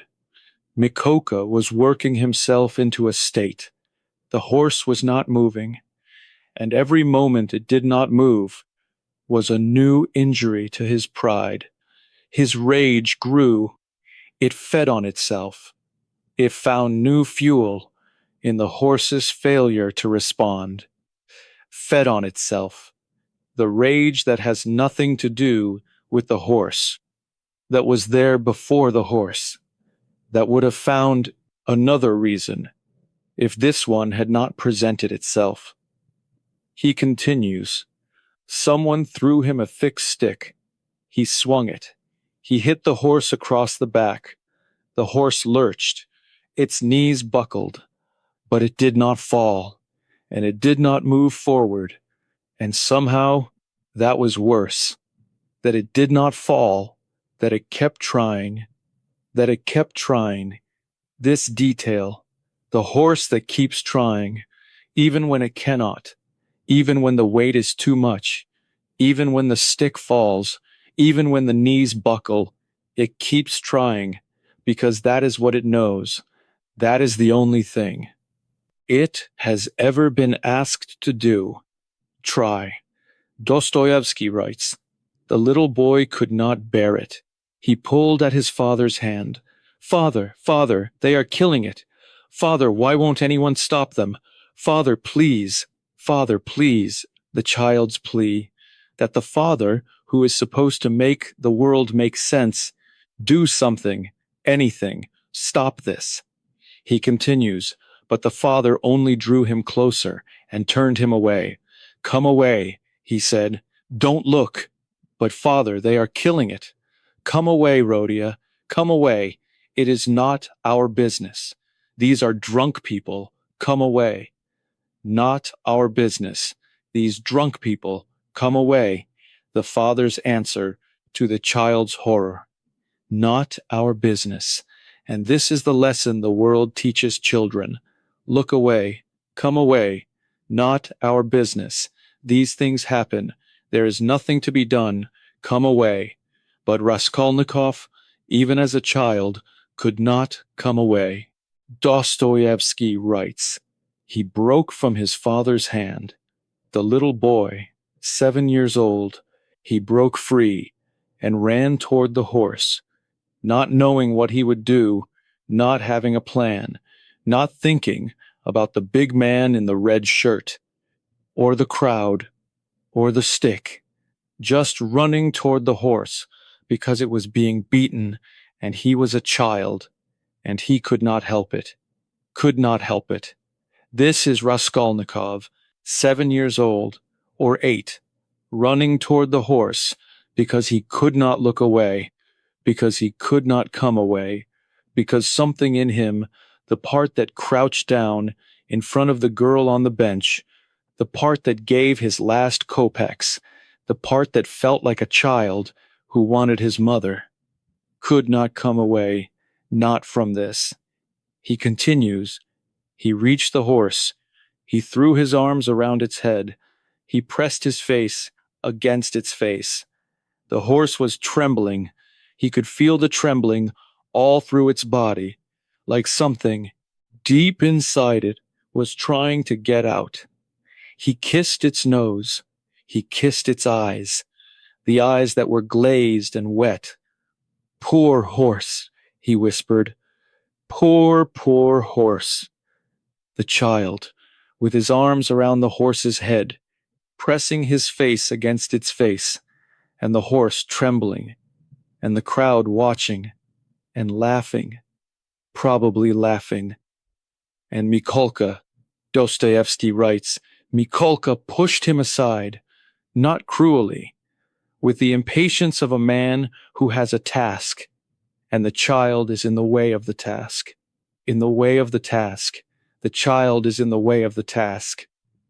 Mikolka does not even see him as an obstacle worth noticing, just something to move, so that the task can continue. He continues. The little boy stumbled back. He stood and watched what happened next. He could not run. He could not look away. He could not do anything except stand there and watch. Stand and watch, like the father, in the end, standing and watching, because there is nothing to do, because the crowd is too big, because the man in the red shirt is too big, because the world is what it is, and the horse is not our business. Dostoevsky now writes the most devastating passage in the chapter. He writes, Mikolka threw down the stick. He reached into the cart. He pulled out a shaft, a heavy wooden shaft, the kind used for the harness, thick, solid.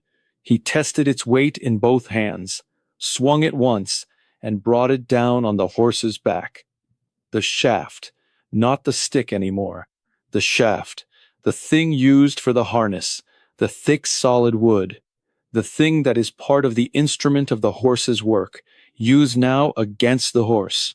He continues, the horse lurched sideways, its legs gave, it went down on its knees, but still, somehow, still it tried to get up. Still it pushed, against the ground, against the weight, against everything, still trying, even on its knees, even with the shaft, even with the crowd, even with everything, trying. This is what Dostoevsky wants you to see, even when there is no reason to try. Even when trying only extends the suffering, it tries. Because that is what it is. Because that is all it knows. Because giving up is not something it has learned to do. He writes, Mikolka hit it again, and again, and again. His face was red. He was breathing hard. He was no longer doing this for any reason, not for the crowd, not for the cart, not because the horse would not move. He was doing it because he had started, and stopping felt impossible. Stopping felt impossible. This is the observation that stops the breath. He is doing it because he has started, and stopping feels impossible. A logic of violence, the logic of the thing once begun, that creates its own momentum. That makes stopping feel like a different kind of failure. He continues. Others joined in, with sticks, with ropes, with their boots. The horse went down, completely. It lay on its side, in the road, its legs moving weakly, like a creature that has not yet been told by its body that the body is done, has not yet been told that the body is done. Even lying on its side, even in the road, even at the end, the legs still moving, the horse still trying, still trying. Dostoevsky writes, the little boy pushed through the crowd. He knelt beside the horse. He pressed his face against its face. Again, the horse's eye looked at him, a large brown eye, quiet now, quieter than anything he had ever seen. Poor horse, he whispered, over and over, poor, poor horse. The large brown eye, quiet, quieter than anything he had ever seen, and the child, kneeling in the road, his face pressed against a dying horse, saying the only thing he knows to say, poor horse, poor, poor horse. Dostoevsky continues, Mikolka hit the horse once more, between the eyes, and then it was done. Then it was done. 6 words, the most terrible 6 words in the chapter. And then it was done. The horse that kept trying, even when it should not have tried, even when trying only extended the suffering, done. And the child still kneeling, his face pressed against what was a horse, still saying, poor horse, poor, poor horse, even after. Dostoevsky writes, his father was beside him. He had come through the crowd. He put his hands on the boy's shoulders. He drew him away, gently. Come, Rodya, he said. Come away now. They are drunk. This is not for you. Come. Come away now. Again, the same instruction that the child could not follow the first time. Come away. And this time the child came, because it was over, because the horse was done, because there was nothing left to run toward, nothing left to put his arms around. He continues, they passed the church on the way home, the small parish church with its white walls and its golden dome. And the little boy crossed himself the way his mother had taught him and looked up at the dome and asked, without words, in the way that children ask things that cannot be asked in words, why? Just why? Why? The child's question, after the horse, not about the horse specifically, about the world.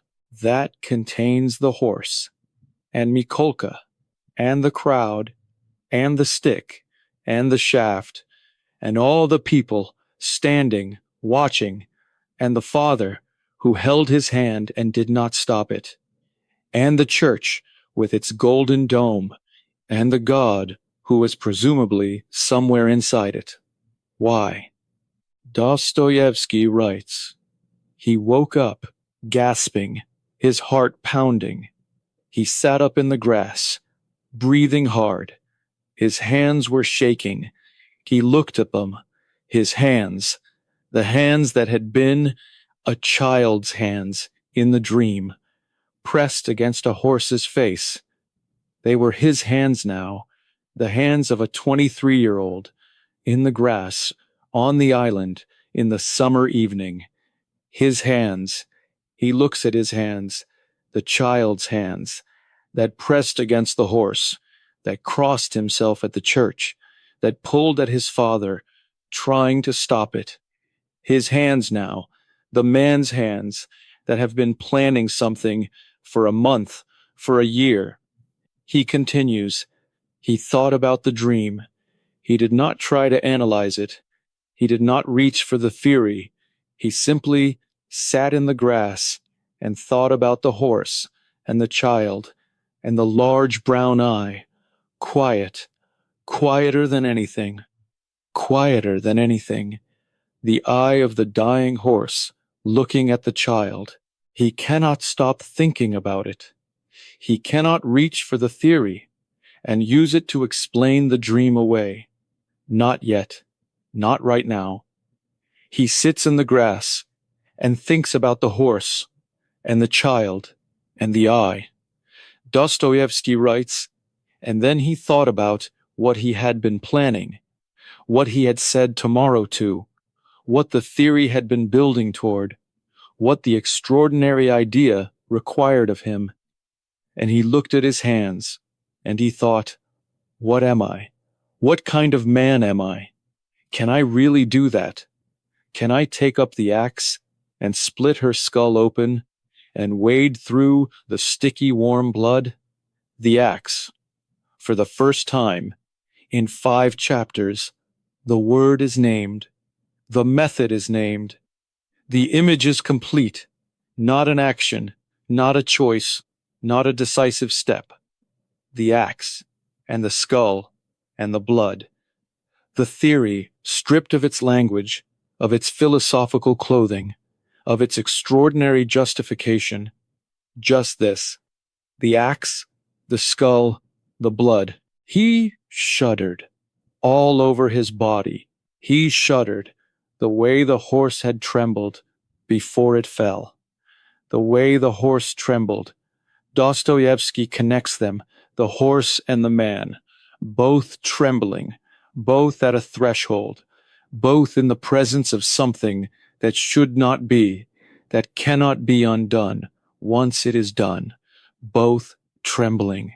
He writes, God, he cried out, not loudly, almost to himself, can it really be? Can it really be that I shall take an axe, that I shall strike her on the head, smash her skull open, that I shall tread in sticky warm blood, lock the door, and steal and hide, all trembling, and with the blood on me, with the axe? Good God, can it be? Can it be? He is asking himself, genuinely asking, not rhetorically. After the dream, after the horse, after the child's hands pressed against the dying horse's face, after the large brown eye. Can it be? Dostoevsky continues, he sat for a long time, then he said, no, just that, one word, quietly, with complete conviction, no, it cannot be. This is false, this is vile, the thought is vile. I have been in a fever, that is all. I have been ill, I was delirious. This is what happens when a man lives for months in a room 6 paces long, on a broken sofa, without enough to eat, without enough air. This is illness, not philosophy, not theory, not the calculation of the extraordinary person. Illness, and it is over. It is done with. He says this. He means it. In this moment, in the grass, after the dream, after the horse, he means it completely. The theory is over. The idea is done. The extraordinary calculation is what it always was. Fever, illness, the delusion of a half-starved young man in a cupboard. Done with. He writes, he felt something release in his chest, something that had been tight for so long, that he had forgotten what it felt like to breathe without it. To breathe without it. The theory that had been pressing on him for a month, for a year, that had taken up all the room in the room 6 paces long, in the mind that could not stop. Released. He takes a breath, the first real breath in what feels like a very long time. Dostoevsky writes, free, he thought. I am free of it, and it was only the illness making me see things that are not real, that were never real. An old woman tearing out people's souls. I was comparing myself to Napoleon. What nonsense! What vile, sick nonsense! What vile, sick nonsense! He laughs, almost. The release of it, the recognition of how far his mind had gone. The comparison to Napoleon, the theory of the extraordinary person, the calculation of the louse. What nonsense! And he is free of it. He got up from the grass and stretched and breathed. Dostoevsky writes, he walked home, quickly, but differently than before. Not the desperate walking, of a man trying to outpace his own thoughts, the ordinary walking of a person going somewhere. He felt lighter than he had in months, perhaps in years. Lighter, the extraordinary theory put down, left in the grass, with the dream, with the horse, with the child, left. He is going home. He is going to write to his mother. He is going to find Razumikin. He is going to find work. He is going to do the ordinary things that ordinary people do. He is finished with being extraordinary. Dostoevsky continues. He was almost home. He was on the Haymarket. He was thinking about nothing in particular, about writing the letter, about what he would say to Razumikin, about whether there was anything in his room to eat, when he heard something, a voice that made him stop. A voice, he continues, a woman's voice, thick and fat and loud. She was laughing and talking with someone. He did not pay attention. He walked on, but then he heard another voice, and he stopped, completely, without meaning to, completely, without meaning to. Dostoevsky writes, it was a voice he recognized. Lizaveta, the sister of Alyona Ivanovna, the pawnbroker's sister, the gentle one, the simple one, who came and went, who kept the house, who was, on the contrary from her sister, everything Alyona Ivanovna was not. Lizaveta, the pawnbroker's sister, who was there the day of the rehearsal, whose presence disturbed his calculation, here, now, in the Haymarket. He continues, he moved closer, without knowing why. He stood near them, he listened. He did not look at them. He looked at the ground, and he listened. He listened. Dostoevsky writes, Lizaveta was talking with a tradesman about something ordinary, some arrangement about when she would be somewhere and when she would not. She was telling him when she would be away and when she would be at home, or rather, when the apartment would be empty, when Alona Ivanovna would be alone. When Alona Ivanovna would be alone. He hears this, the information he did not seek, that he did not plan to receive, the information that the dream had released him from needing, the information about when the old woman will be alone. He continues, he stood very still. He listened to every word. He repeated them inside his mind. The time, the day, tomorrow. Exactly what he had said in the room. Tomorrow. Tomorrow. The word he had said in the room, on the sofa, under the coat. Tomorrow. And here it is, confirmed, without his asking, without his planning, without any effort on his part. The universe arranging itself around the decision that he just told himself was done, was over, was the fever, was the illness. Tomorrow, Dostoevsky writes, he walked home. He did not run. He did not feel the lightness anymore. The lightness was gone. Something else was in its place, something he recognized from the night before, from the weeks before. The certainty, the terrible, quiet certainty of something that has decided itself. That has decided itself, not him, the thing, the event, the tomorrow. It has decided itself. He is not deciding. He is discovering that it is already decided, that the universe arranged for him to be in the Haymarket at this moment, to hear this conversation that he did not seek, that he did not plan. The universe arranged it, or perhaps his feet knew where to walk, while his mind was busy being free. He continues. He reached his room. He went in. He did not take off his coat. He sat on the sofa. He stared at the floor and said nothing. For a very long time, he said nothing. He thought nothing. He simply sat.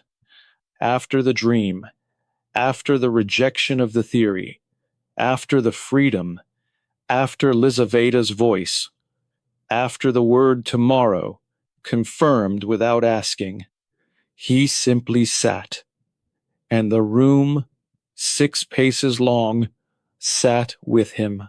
Dostoevsky writes, after a long time, he got up. He looked out the window. It was dark now. The city was quieter, though never quiet. Not in this neighborhood, not in this summer. He put his hand on the window frame and leaned his forehead against the glass. The glass was warm. Everything was warm, even in the dark, even now. Even now, he continues.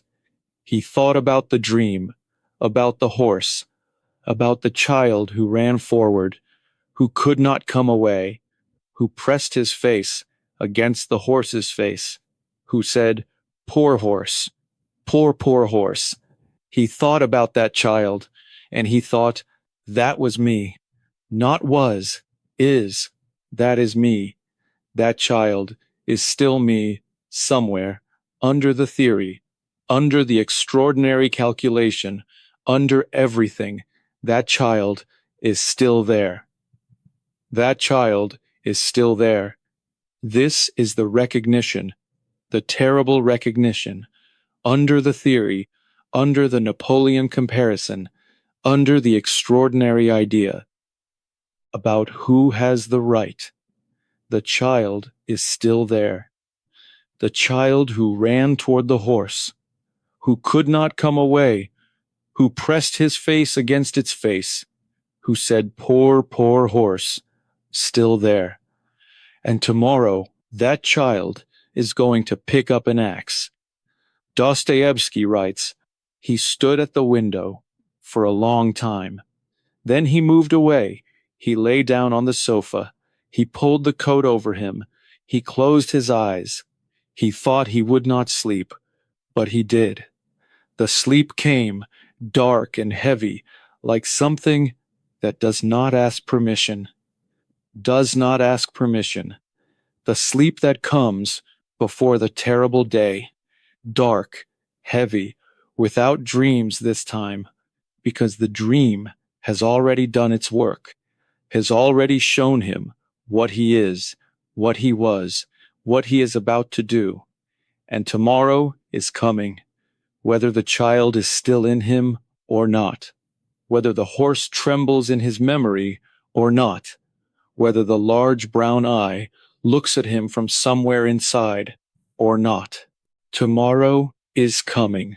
That is the end of Chapter 5 of Part 1 of Crime and Punishment by Fyodor Dostoevsky. And what has happened here is not plot. Plot is easy. Plot is simple. Plot is what happens. What happened in Chapter 5 is something else. Dostoevsky showed us who Raskolnikov actually is. Under everything, under the theory of extraordinary people, under the Napoleon comparison, under the calculation of the louse, under the extraordinary idea that has been growing in the room 6 paces long, for a month, for a year, under all of it, a child who ran toward a dying horse, who could not look away, who could not come away, who pressed his face against its face, who said, poor horse, even after, even when it was done. That child is Raskolnikov, and the dream told him so, and he woke up weeping and rejected the theory completely, and felt the lightness of a man who has put something terrible down, and then walked home through the Haymarket, and heard Lizaveta's voice, and heard the word tomorrow, confirmed, without asking, and sat on the sofa, in the dark, and said nothing, because the theory that he rejected in the grass had found him again. Or rather, It had never left.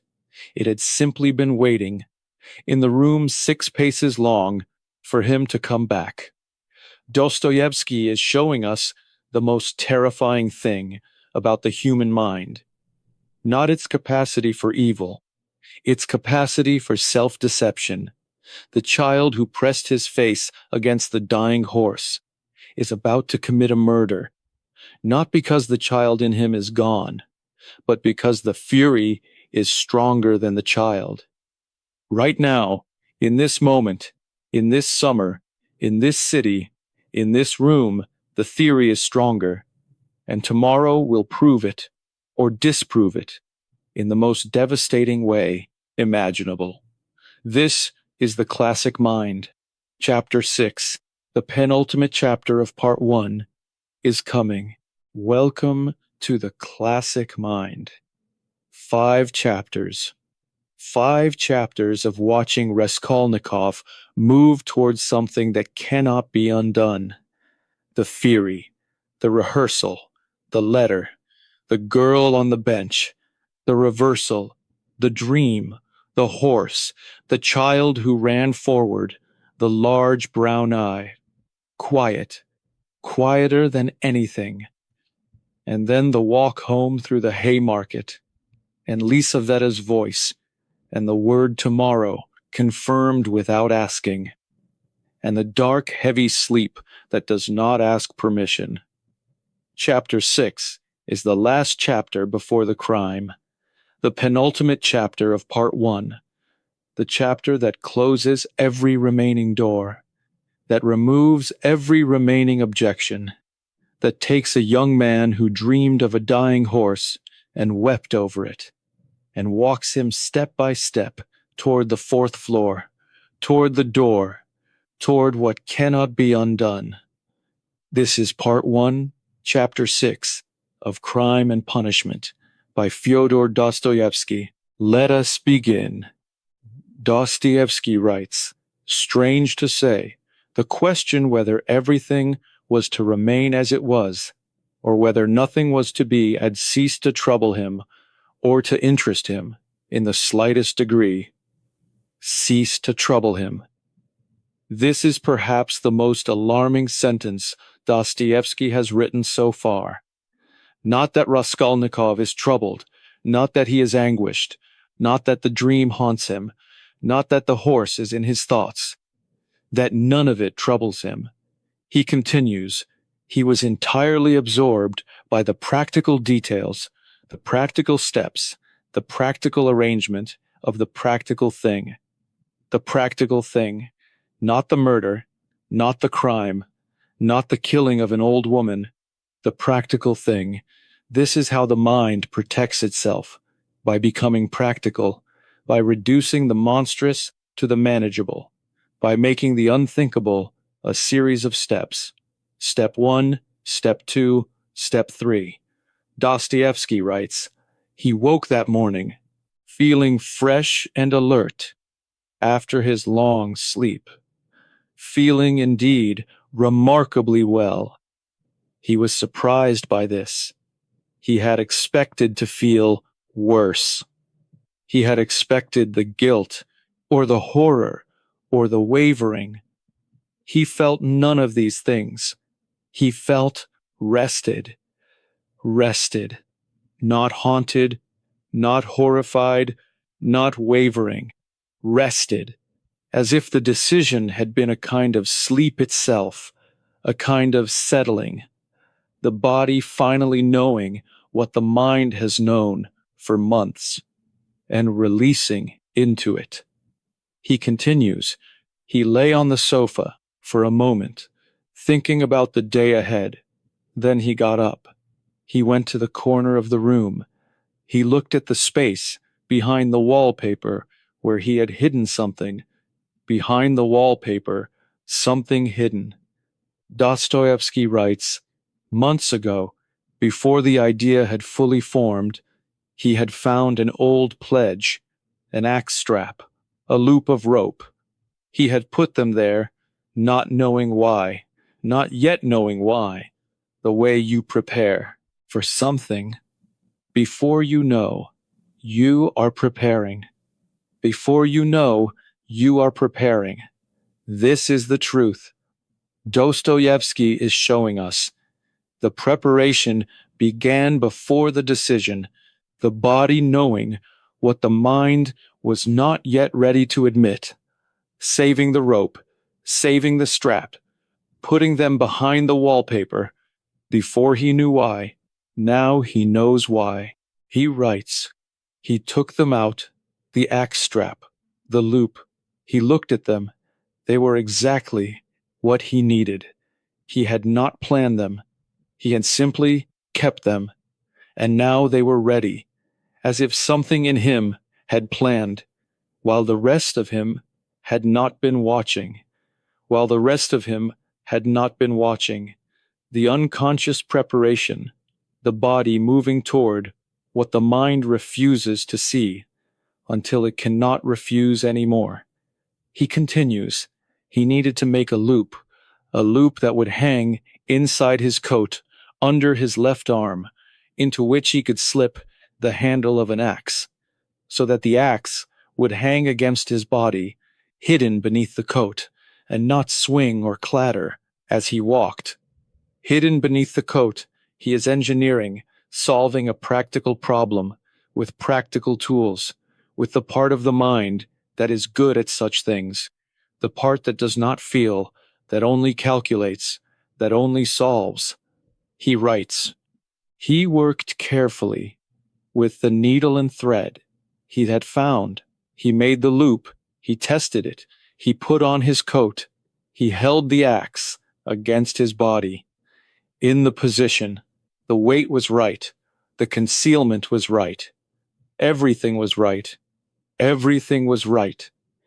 The extraordinary mind applied to this, to the practical problem of concealing an axe under a coat, finding the solution, testing it, approving it, everything right.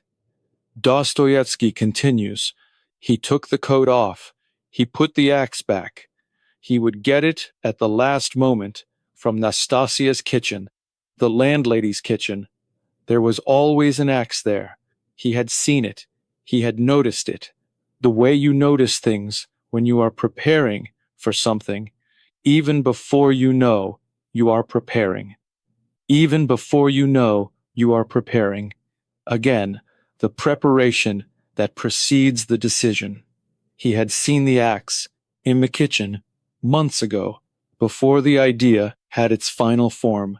He had seen it and filed it and remembered it, and now it is ready, without any effort, because he prepared before he knew he was preparing.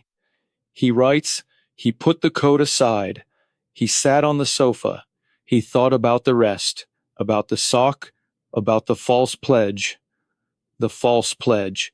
He needs something to pawn, as a pretext, as a reason to be there, as the explanation for why he knocked on Alyona Ivanovna's door.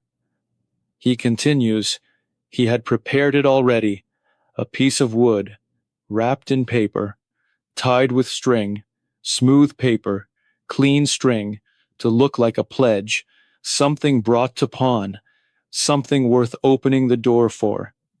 Something worth opening the door for, the false pledge, the piece of wood wrapped in paper, the lie that will open the door, and behind the door, the fourth floor, the apartment, the old woman, the sharp eyes, the hen's neck, everything known, everything prepared, everything ready.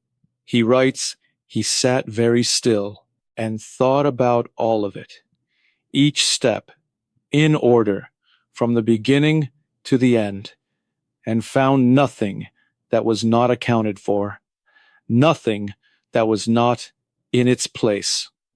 Everything practical, everything arranged, everything ready,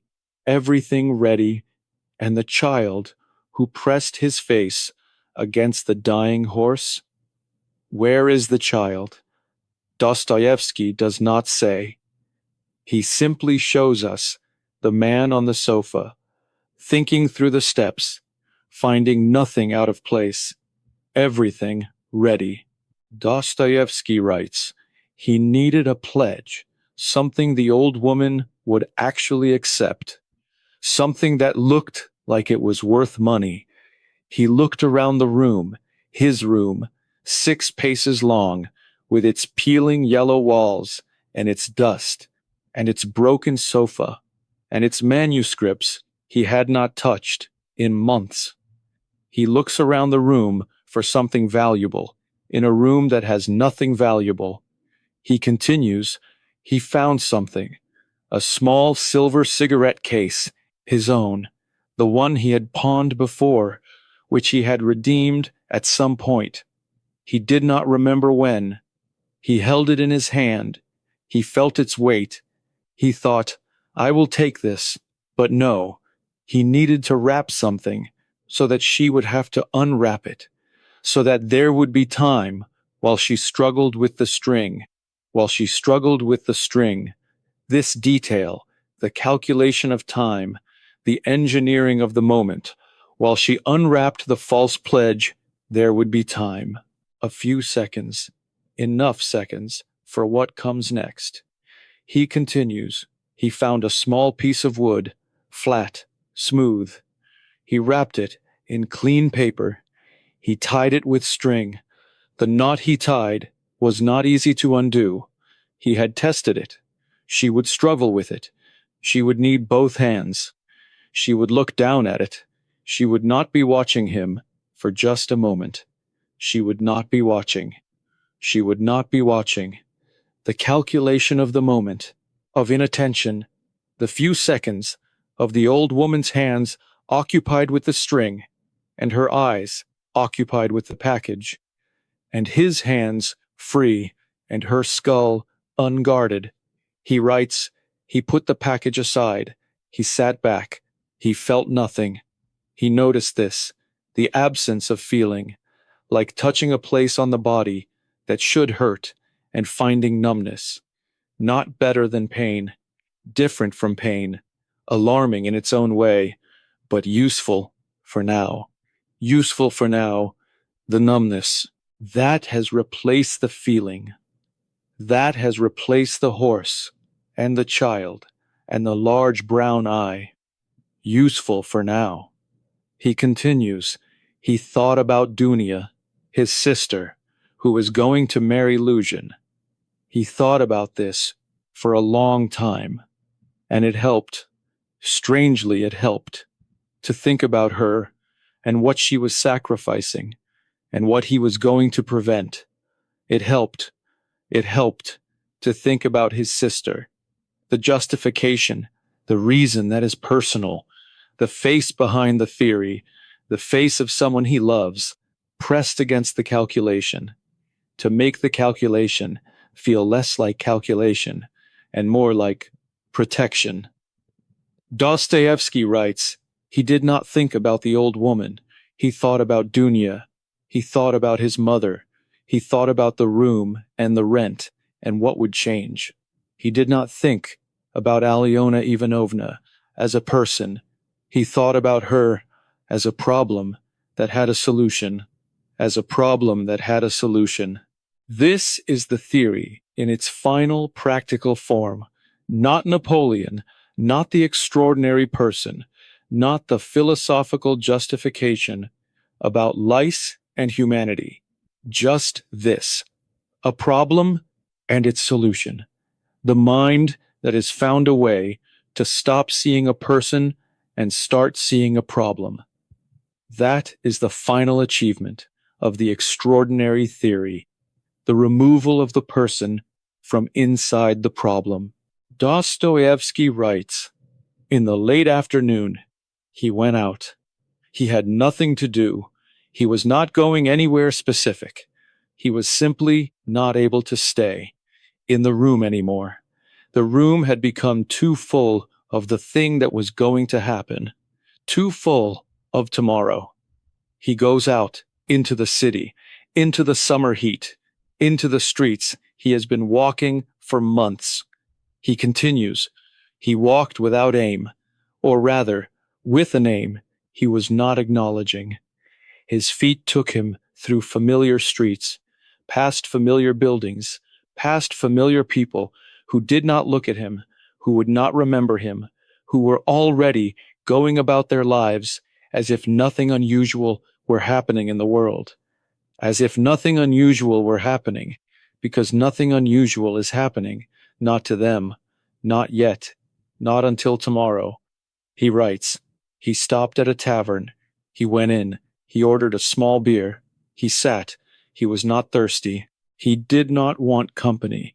He wanted to be in a place that was not his room, in a place where people were doing ordinary things, drinking beer, talking to each other, not thinking about tomorrow. Not thinking about tomorrow. That is what he wants, to be surrounded by people who are not thinking about tomorrow, as if their not thinking could be borrowed, could spread to him like warmth from a fire. He sits and drinks his beer and watches ordinary people doing ordinary things, and is separate from them, completely separate by the glass wall that tomorrow has built around him. Dostoevsky continues, he sat for a long time. He thought about nothing in particular, or he thought about everything in such a general way that it amounted to nothing particular. The beer grew warm. He did not finish it. He left money on the table. He went out. He went out, back into the street, back into the city. That does not know what tomorrow holds. He writes, he found himself walking toward the Haymarket, where he had heard Lizaveta's voice the night before. He did not know why he went there. He did not need to go there. Everything he needed to know, he already knew. But his feet took him there, and he went. He went. The feet again, leading, while the mind pretends to follow. And now, Dostoevsky delivers the chapter's turning point, the moment that removes the last remaining hesitation. Not through Raskolnikov's logic, not through his calculation, through the mouths of strangers. He writes, he was walking past a small tavern when he heard voices, two young men, sitting at a table by the open window. He could not see them clearly, but he could hear them perfectly. He slowed. He did not stop. He walked slowly, and he listened. He listened. The word that appears in every critical moment of these chapters. He listened. He continues. One of them was a student, by his dress and his manner. The other was an officer. They were talking with the easy familiarity of people who have known each other long, and who have been drinking just enough to say things they would normally only think. Only think. Things normally only thought. Said now, because of the beer, because of the evening, because of the ease of old friendship. Dostoevsky writes, the student was talking about Alyona Ivanovna. Alyona Ivanovna, Raskolnikov stops, completely, not slowing, not looking away, stopping. He continues, he was talking about her, the way people talk about someone they know, with the casual, specific contempt of direct experience. He had pawned things with her. He knew her. He had watched her. He had thought about her, and he was saying to his friend the officer what he thought. What he thought. Dostoevsky writes, she charges outrageous interest, the student said. She is a money-lender, pure and simple. She lives by sucking the blood of poor people. She is wicked, and she is useless. She is ill. She will be dead in a month or 2 months. And when she dies, what happens to her money? She will leave it to a convent or to her sister Lizaveta, who she torments every single day, treats her like a slave, beats her sometimes, while that poor simple soul does everything for her. everything, and gets nothing for it. Gets nothing for it. Raskolnikov listens. Every word. He continues. The officer listened. He said, "But still, she is a human being." The student said, "Is she? Is she a human being? A louse. A harmful louse. That is all she is. She is not worth the life of a decent person." A louse. The word. Raskolnikov's word. The theory's word. Coming from the mouth of a stranger. In a tavern. By an open window. A louse.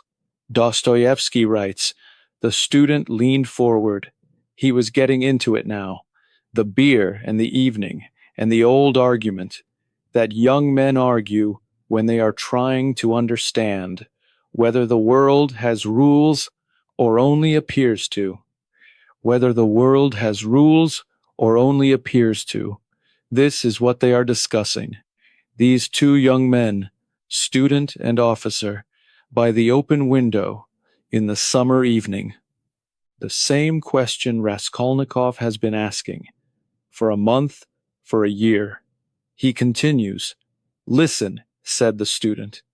"Suppose for a moment that you could kill her and take her money and use that money to help 100, 1,000, 100,000 people, to feed children, to send students through university, to save families, to do genuine, lasting, real good in the world.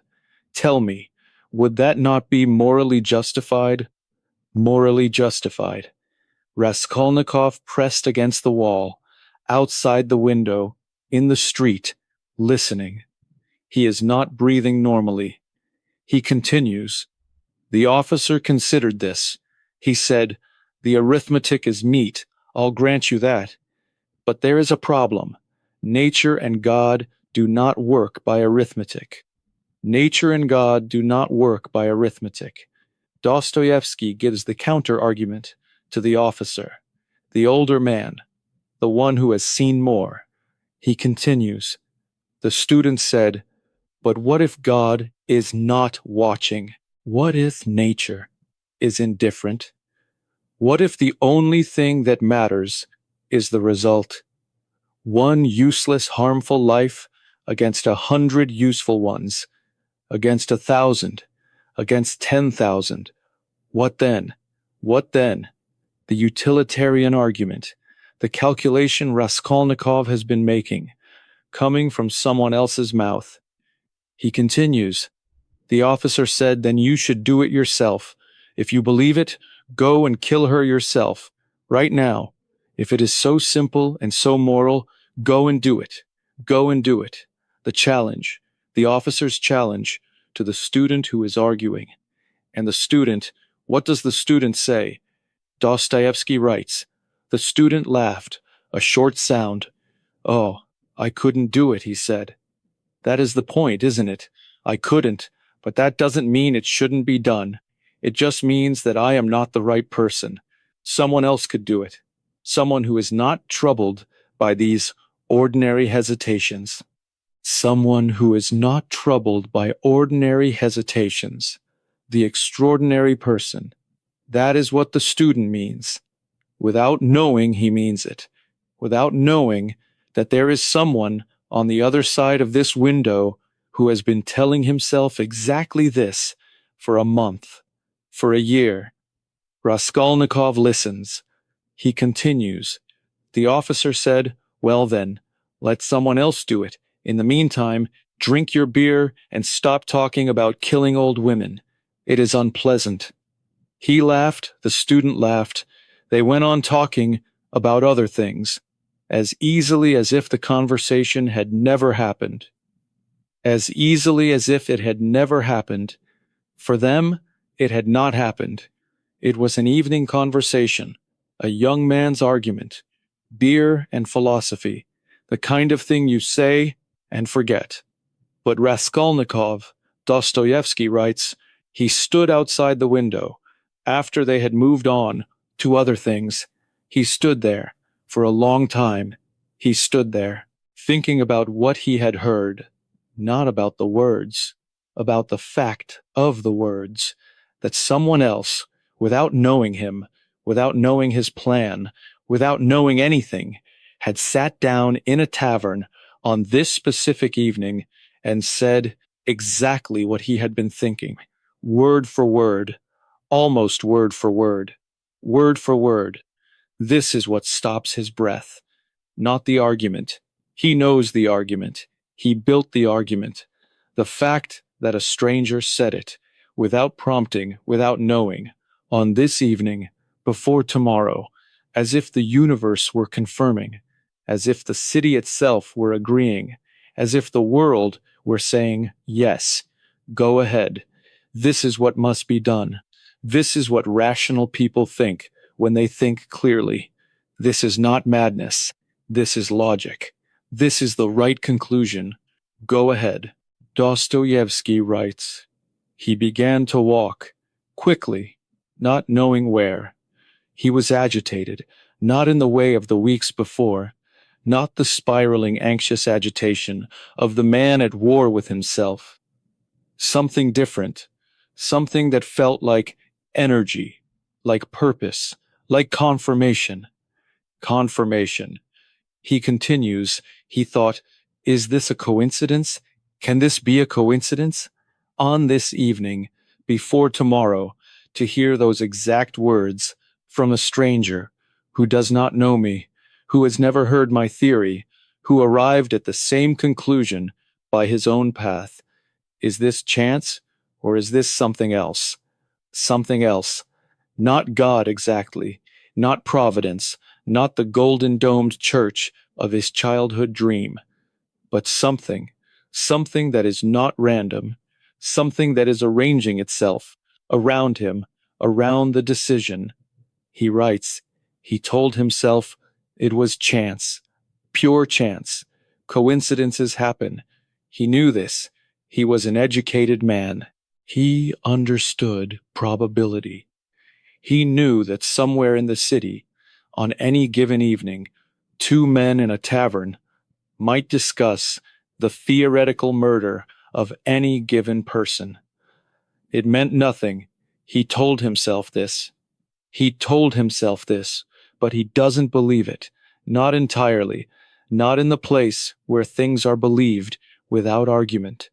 He continues, and yet, the timing, the specificity, the exact evening before exactly tomorrow, at exactly the point when he had almost given up the plan, when the dream had released him, when he had felt the lightness, and then Lizaveta's voice, and now these words, these exact words, on this exact evening. The universe does not do this by accident, or so it seemed to him, right now, in this moment, walking fast in the dark. In the dark, he is walking in the dark. The evening has become night, the city is quieter, and Raskolnikov is walking fast in the dark, and the universe is seeming to arrange itself around him, around tomorrow. Dostoevsky writes, he knew this was not rational. He knew the student and the officer were simply two men talking. He knew their words meant nothing about his situation, that they did not know him, that they were not talking about him, that the universe does not arrange itself around the decisions of a young man in a room 6 paces long. He knew all of this, and it made no difference. It made no difference, because the mind that needs something to be true will find truth in anything, will find confirmation in coincidence, will find permission in the random words of strangers, will find the universe's arrangement in the simple fact that the city is large and conversations happen, and sometimes two conversations arrive at the same conclusion.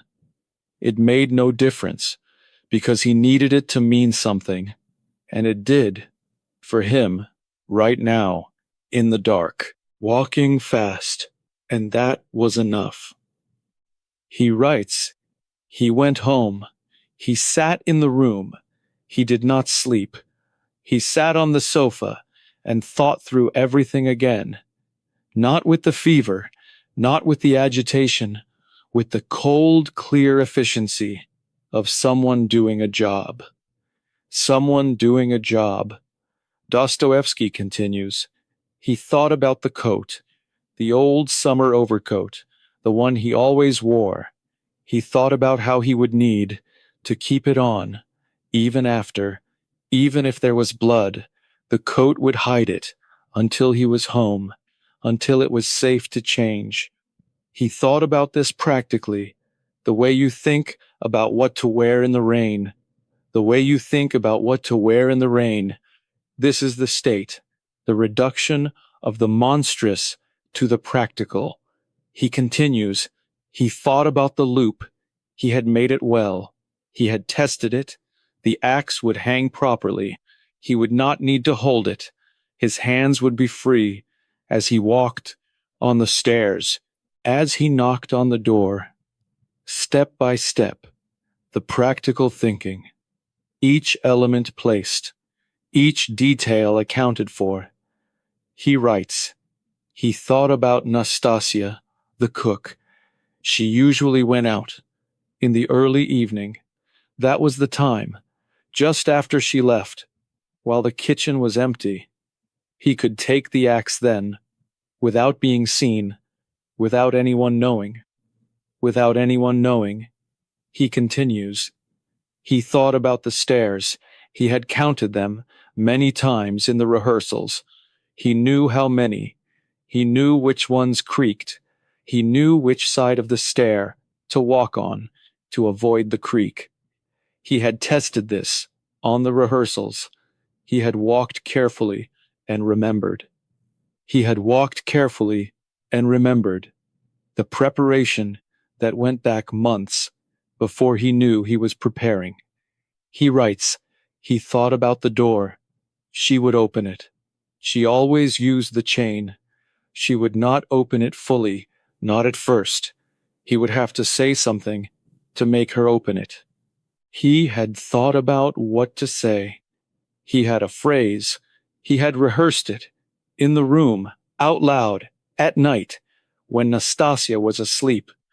He had said it over and over, until it sounded right, until it sounded ordinary, until it did not sound like something said by a man who was about to commit a murder. Who was about to commit a murder. The first time in this chapter that Dostoevsky uses the word, not the practical thing, not the action, not the decisive step, a murder. And Raskolnikov rehearsed his greeting until it sounded ordinary. He continues, he thought about the false pledge. He would hold it out. She would look at it. She would reach for it. She would take it. She would turn to her desk. She would begin to untie the string. And then, 2 words hanging in the air, in the room 6 paces long. And then, Dostoevsky does not say what comes next. He does not need to. We know what comes next. He knows what comes next. The room knows what comes next. He writes, he sat for a very long time. The candle burned low. He did not replace it. He sat in the diminishing light and thought about everything. Every step, one more time, from the beginning to the end, and found nothing missing, nothing unprepared, nothing unaccounted for. Everything in its place, everything ready, everything. He stops. Dostoevsky writes, he stopped himself. He noticed something, a small thing, a thing he had overlooked. In all the preparations, in all the careful thinking, in all the weeks and months of the idea and the rehearsal, he had not thought about after. About after. He has not thought about after. He has thought about the approach, the stairs, the door, the greeting, the false pledge, the string, the moment. He has not thought about after the moment, about what he will do, about where he will go, about who he will be on the other side. Of the thing that cannot be undone. Dostoevsky writes, this disturbed him, not because it was a problem. He could think through the after. He could account for it. He could add it to the list.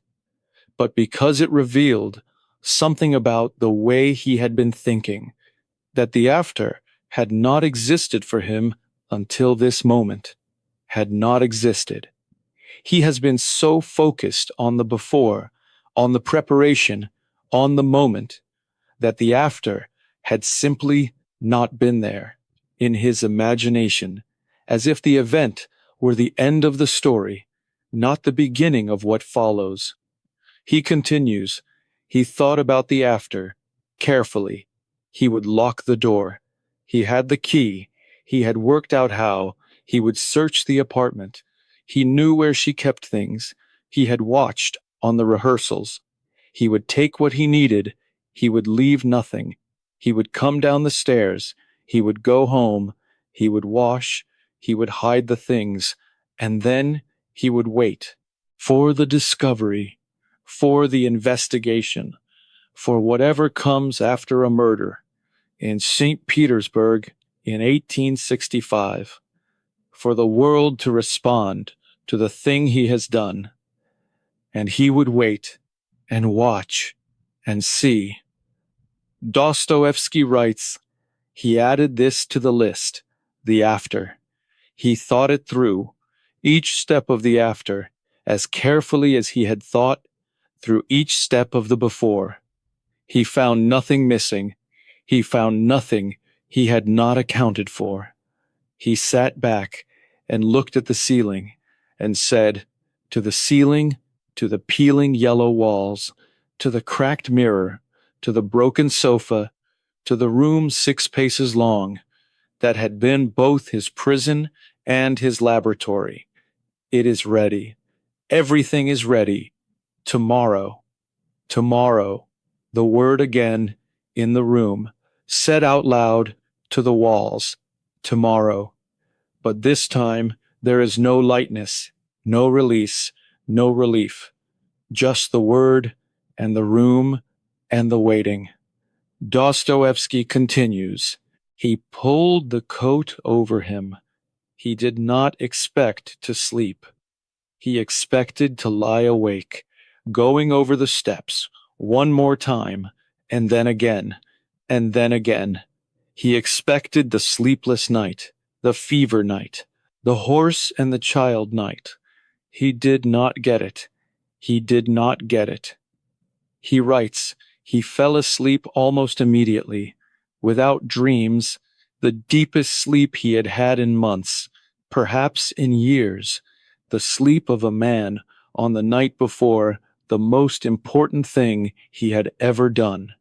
The most important thing he had ever done. Not the best thing, not the right thing, not the good thing. The most important, as if importance and rightness were the same thing, as if scale were the same as morality.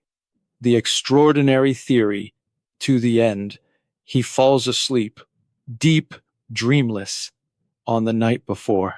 Dostoevsky writes, he woke suddenly. He lay still, listening. He heard Nastasia, in the kitchen below, moving around, the sounds of the morning, the sounds of an ordinary morning, in an ordinary house, on an ordinary street, in a city that did not know what the day held, what the day held. He continues. He looked at the light, coming through the small window. He calculated.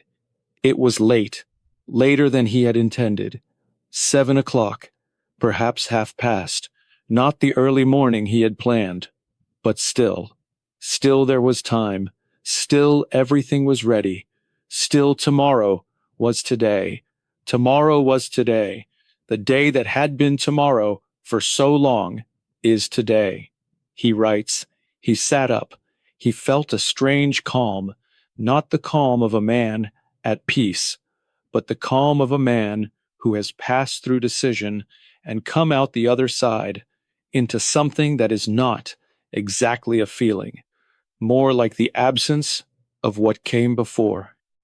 The absence of what came before, the theory, the calculation, the agitation, the horse, the child, the confirmation, the coincidences, all of it no longer present, just the calm of the morning, of the day, of today being tomorrow.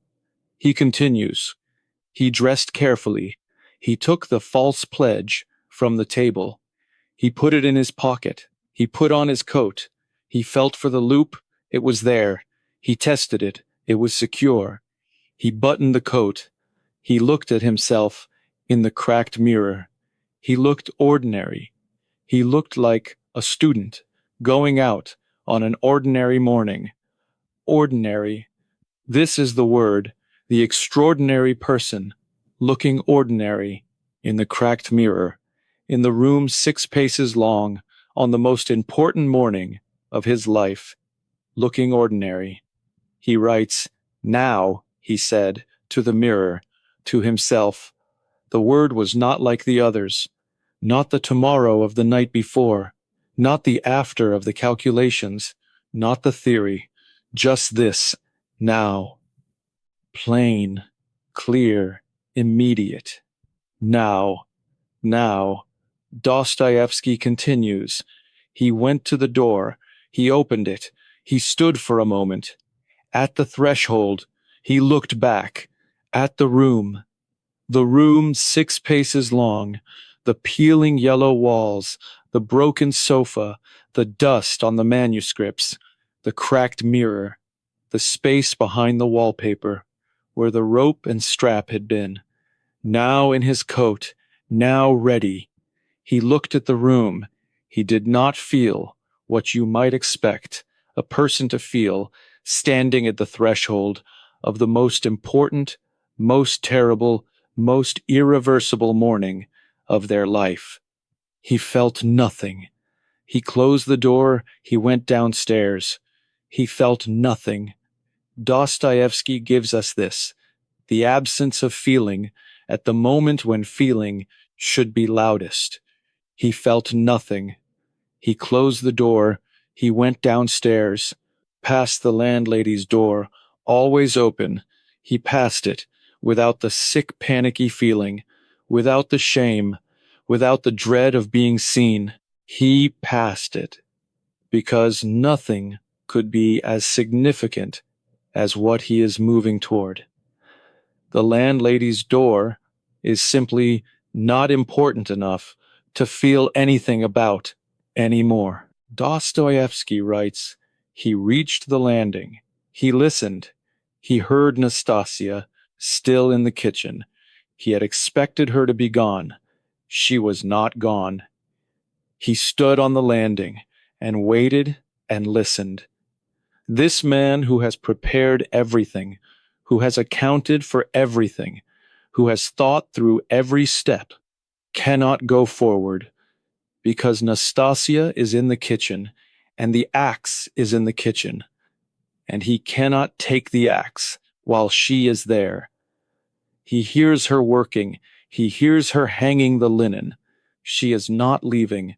She is staying. And for a moment, a single, flickering moment, Raskolnikov feels joy. He thinks it is over. He thinks the plan has failed. He thinks I am saved from myself. He turns away. He leaves the building. He walks out into the courtyard, a free man, a man who did not become a murderer. But then, Dostoevsky writes, he passed the porter's lodge. The door was ajar. He looked in. The porter was not there. The room was empty. Under the bench, in the shadows, something glinted. Something glinted, not in the kitchen, not where he had planned, not where he had practiced, but here, in the porter's room, left by a chance that felt like a command. He continues. He looked around. The courtyard was empty. No one saw him. No one was looking. He stepped inside. He reached under the bench. He found the axe.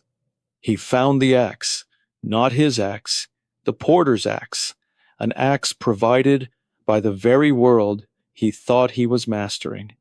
He writes, he took it out, he tested its weight, he slipped the handle into the loop, under his coat, against his body, the way he had practiced, the way he had tested. He buttoned the coat. He was ready. He left the lodge. He went out into the street.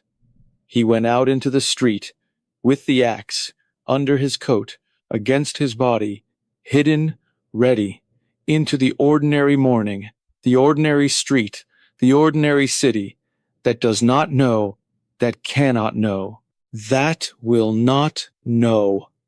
Dostoevsky writes, he walked to Alyona Ivanovna's building. It was not far. He had walked this route many times, in the rehearsals. He knew every turn, every building, every face that might remember him. He walked carefully. He did not hurry. Hurrying attracted attention.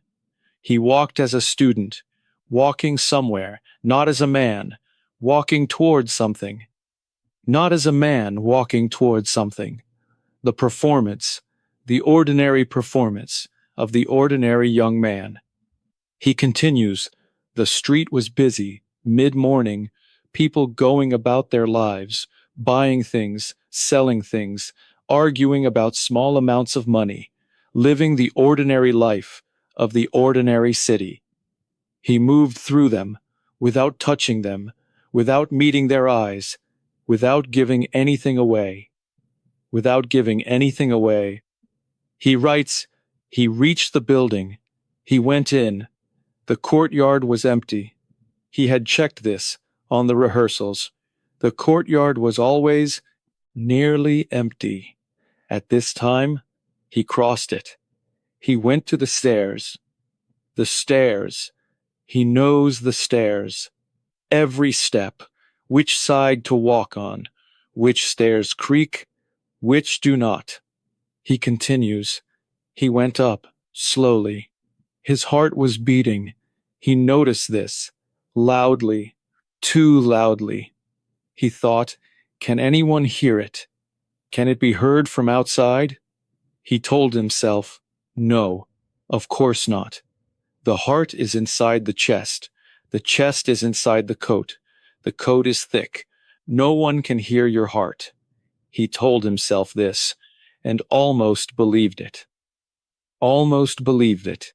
The small crack, in the calm, in the efficiency, in the extraordinary theory. The heart that beats too loud, that he cannot quite convince himself is inaudible. He continues. He passed the second floor. He passed the third floor. He was on the fourth floor. He stopped on the landing. He listened. He heard nothing. The building was quiet. Above him, on the same floor, the apartment was silent. The apartment was silent. She is there, Alyona Ivanovna, with her sharp eyes, and her hen's neck, and her oily hair, and her little chinks of eyes that miss nothing. Silent, in her apartment on the fourth floor, where he is standing now. He writes, he took the false pledge from his pocket. He held it in his left hand. He checked the loop with his right. The axe was in its place, secure. He buttoned the top button of his coat.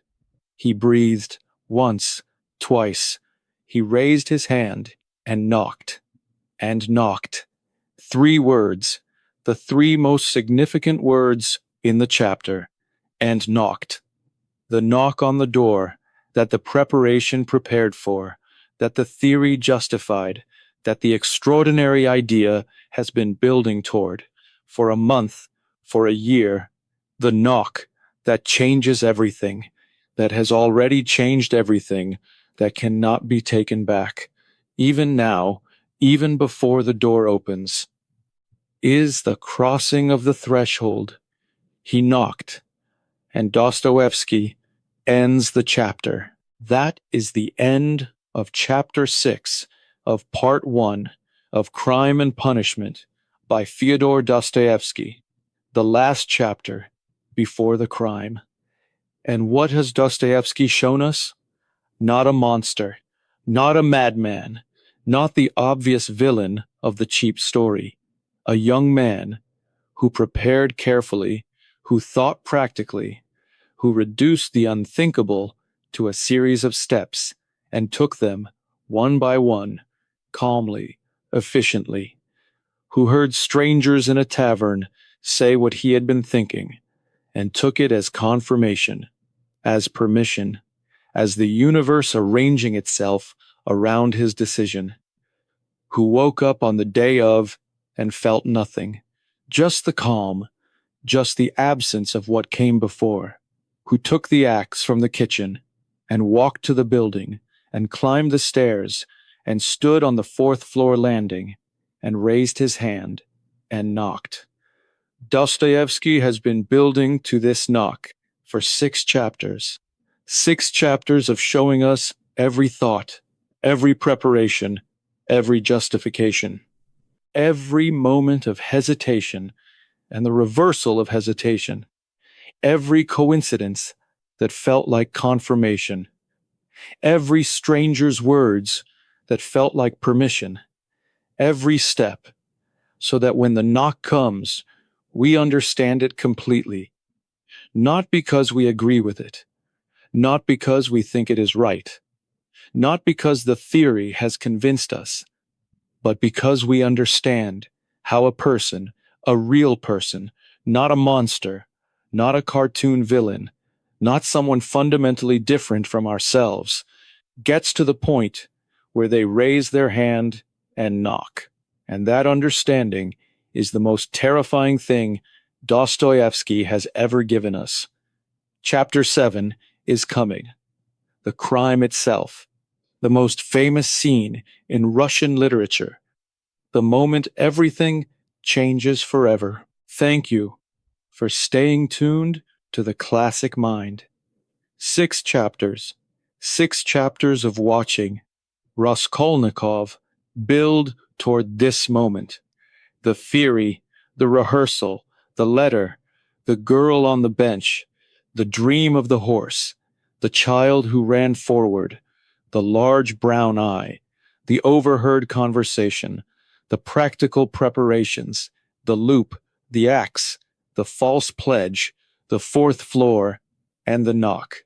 Chapter 7 is where the knock is answered, where the door opens, where everything Raskolnikov prepared meets everything he did not prepare for, where the theory meets reality, where the extraordinary person discovers what extraordinary actually means, not in philosophy, not in calculation, not in the clean language of the idea, in a small apartment on the 4th floor with an old woman and an axe.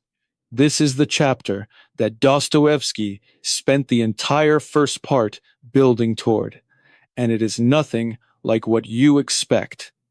Chapter 7 of Crime and Punishment by Fyodor Dostoevsky, the final chapter of Part 1. Let us begin. Dostoevsky writes, "He knocked again. She did not answer. He stood on the landing, listening. Nothing. She did not answer. He knocked again and waited. He continues, he thought, perhaps she has gone out. Perhaps there is no one there. Perhaps this is over. Perhaps the universe, which seemed to be arranging itself around this morning, is now arranging itself against it. He thought this and felt. He was not sure what he felt. Relief? Disappointment? He could not tell them apart. Could not tell them apart. Relief and disappointment. Indistinguishable. Because both mean the same thing. For a man who has come this far, either it happens or it does not, and he is not sure which he wants. Not sure at all. Dostoevsky writes, he was about to leave. He had actually turned. He had actually taken one step back toward the stairs when he heard it, a sound from inside the apartment, a small sound, cautious, the sound of someone who is listening before they open the door. Before they open the door. She is there. She was there all along. She was listening too, from the other side. He continues. He turned back. He raised the false pledge in his left hand. He arranged his face into the expression he had rehearsed. The student, the familiar student, who had been here before, who had something to pawn. The expression he had rehearsed, everything rehearsed, everything prepared, everything ready, except what is about to happen. Dostoevsky writes, the chain rattled on the other side of the door.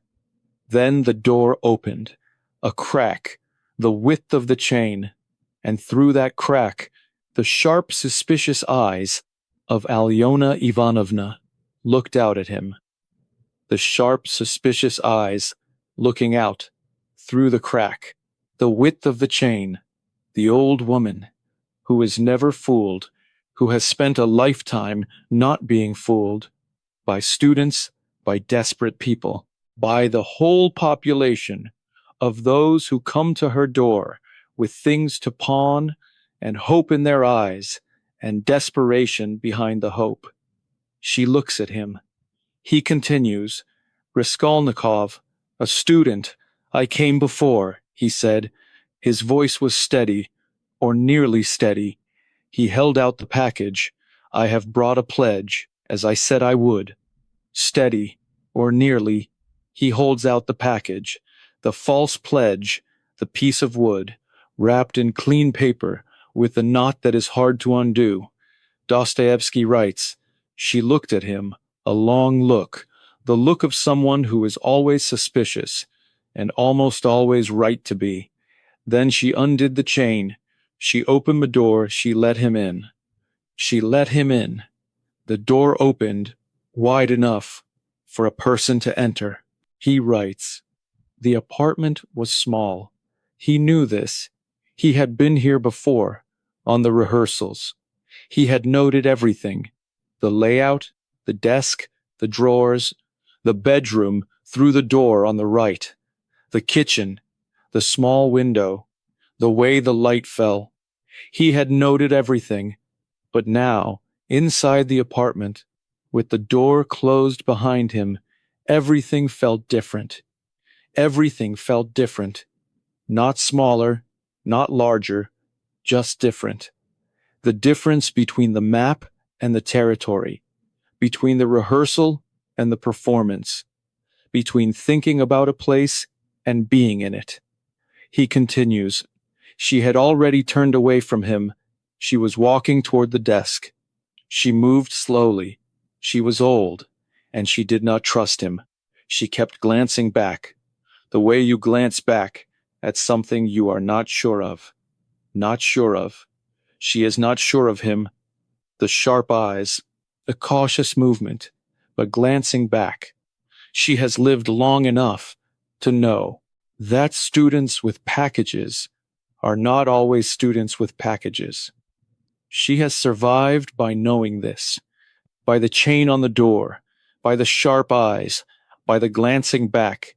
Dostoevsky writes, he followed her toward the desk. His hand went to the button of his coat. He undid it, slowly, naturally, as if he were warm, as if it were just the heat and the coat. Just the heat, just the coat. The performance, continuing, even now, even inside, he continues. She sat down at the desk. She held out her hand for the pledge. He gave it to her. She took it. She looked at it. She began to turn it in her thin fingers. She frowned. What is this? She said, her voice sharp. Always sharp. Always sharp. She can feel it through the paper, the irregularity, the piece of wood that is not what it appears to be.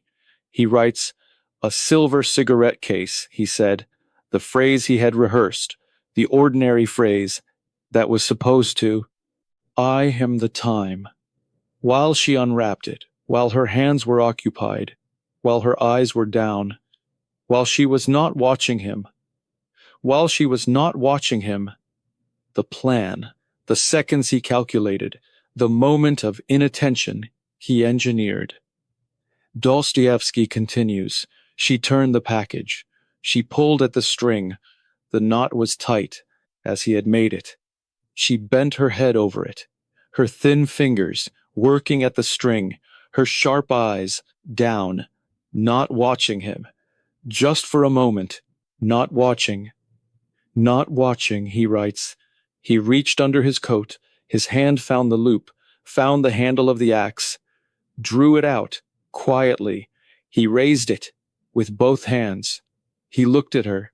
Her head was bent, her oily hair, her thin neck, the flannel rag knotted around it.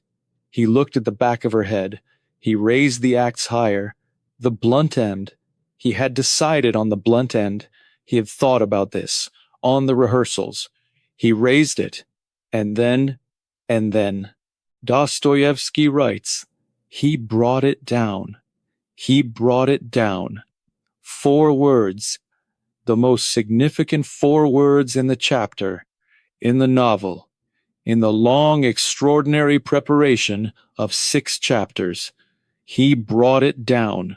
Dostoevsky writes, she cried out. A small sound, not the scream he had expected, a small sound, like something surprised, and then she fell, forward, against the desk, and then to the side, and then to the floor. He stood over her, the axe in his hands. He was shaking. He was shaking. Not the extraordinary person, not the calm, efficient preparation, not the practical thinking through the steps. He was shaking. He continues. He had not expected the shaking. He had not prepared for it. He had prepared for everything else. The loop, the knot, the false pledge, the stairs, the timing. He had not prepared for what his body would do when the moment arrived. What his body would do. The body that has its own knowledge, its own response, its own reaction to what the mind has decided, that the theory could not account for. He writes, he stood very still. He made himself stand still. He listened for sounds from outside, from the corridor, from the stairs. Silence. Just the building, just the city, going on, as if nothing had happened. As if nothing had happened, because for the city, nothing has happened. For the people on the street below, for Nastasia returning with her bucket, for the landlady on her floor, for the officer and the student in the tavern, nothing has happened. For Raskolnikov, everything has happened. He continues. He looked down at her, at Alyona Ivanovna, on the floor. She had fallen onto her back. Her eyes were open, looking at the ceiling. The flannel rag still knotted around her neck. The hair, the oily hair, he had noticed before. Now it had come undone, on one side, sticky, with what was on the floor. With what was on the floor. Dostoevsky does not name it, does not need to, the what that is on the floor, that is not supposed to be there, that the theory did not describe in these terms, that the extraordinary idea called an action, a choice, a decisive step. That is on the floor, around the old woman who is not moving. He writes, he turned away from her, quickly. He told himself he had no time. He had to search. He had to find what he had come for. He had to do it now, before anyone came, before anything changed. Now, the word again, but different now. Everything different. Now is different.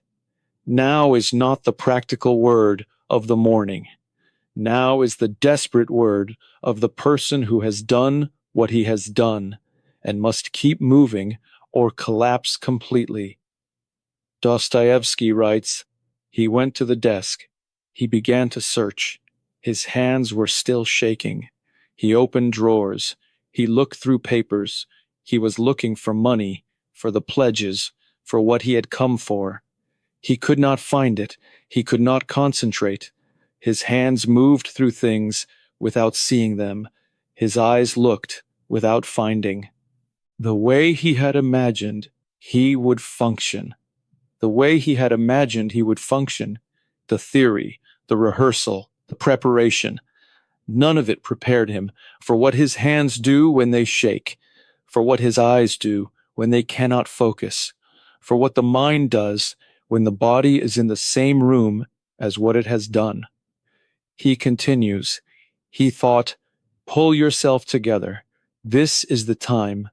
This is exactly the time that separates the extraordinary person from the ordinary one.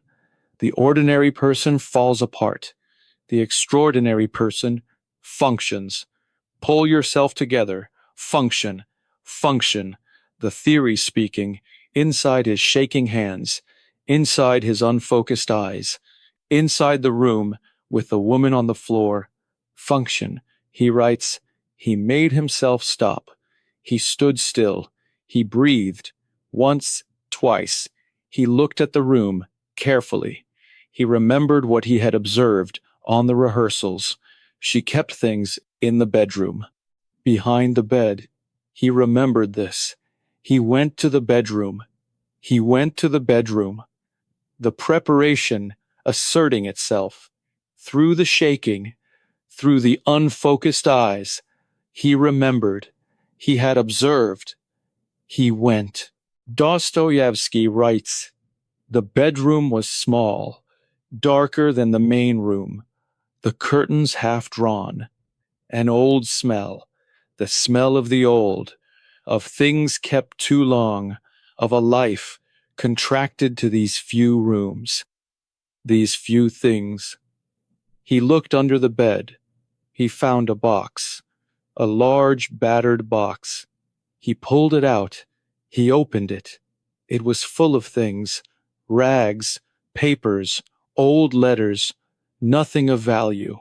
He pushed it aside, pushed aside. He keeps searching, methodically, despite the hands, despite the eyes, despite the woman in the other room. He continues.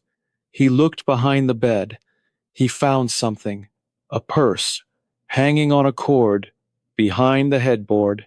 He pulled it down. He opened it. Inside were keys, 7 keys, on a ring. He looked at them. These were what he needed. These were what she used to lock everything. He took the keys. He took the keys. The preparation was right. She keeps the keys here. He remembered. He searched. He found. Even through the shaking. Dostoevsky writes, he went back to the main room. He tried the keys on the desk drawers, the small ones, the locked ones. The third key fit. He opened the drawer. Inside, he found money, notes, and a small box, locked also, locked also. He continues. He tried the keys on the box. The 5th key fit. He opened it. Inside were pledges, the things she had taken, from the desperate people who had come to her door. Rings, brooches, a watch, other things. He took them. He put them in his pockets. He took the money from the drawer. He was moving faster now. The shaking had not stopped, but he was moving. He was functioning. He told himself he was functioning. He told himself he was functioning, not that he was, that he told himself he was. The difference is everything. He writes, he was about to leave. He had what he came for. He was about to go. He was going to go to the door and go down the stairs and go home, and it would be over. The practical thing would be done. He was about to leave when he heard it.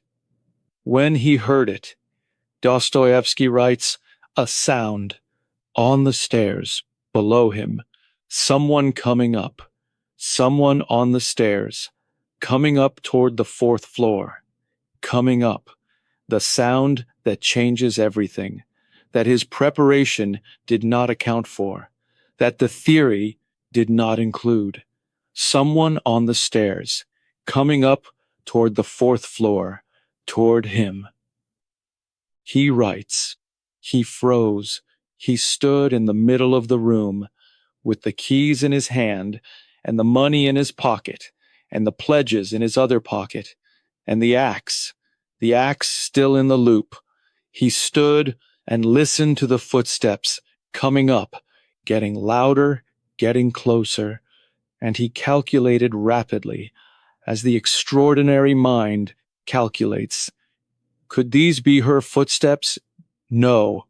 Alyona Ivanovna is on the floor. Is it someone for her? A client? A visitor? Coming at this time? He had checked the time. He had calculated the time. He had thought no one would come at this time. He had been wrong. He had been wrong. The one thing the extraordinary preparation cannot account for, being wrong. He continues. The footsteps stopped outside the door. He heard a hand on the door, trying the door. The door was not locked. He had not locked it. He had forgotten, in his urgency, to lock the door. He had forgotten. He had prepared everything, and forgotten this. In all the preparation, in all the rehearsals, in all the careful thinking, from beginning to end, he forgot to lock the door. Dostoevsky writes, the door opened, and Lizaveta came in. Lizaveta Ivanovna, the sister, the gentle one, the simple one, who came and went, who kept the house, who was on the contrary everything her sister was not. She came in. She was carrying a large bundle. She was looking down at it. She was adjusting her grip. She did not see him immediately. She came 2 paces in, and then she looked up. She looked up, and she saw him, and he saw her. And Dostoevsky writes, she was frightened to death. She stood there, looking at him, without moving, without speaking, without crying out. She shrank back into the corner. She looked at him with the eyes of a small animal that has no way out. The eyes of a small animal that has no way out. Lizaveta, who was not supposed to be here, who was supposed to be away, who Raskolnikov had heard tell the tradesman that she would be away, who came back. He continues, he had not planned for this.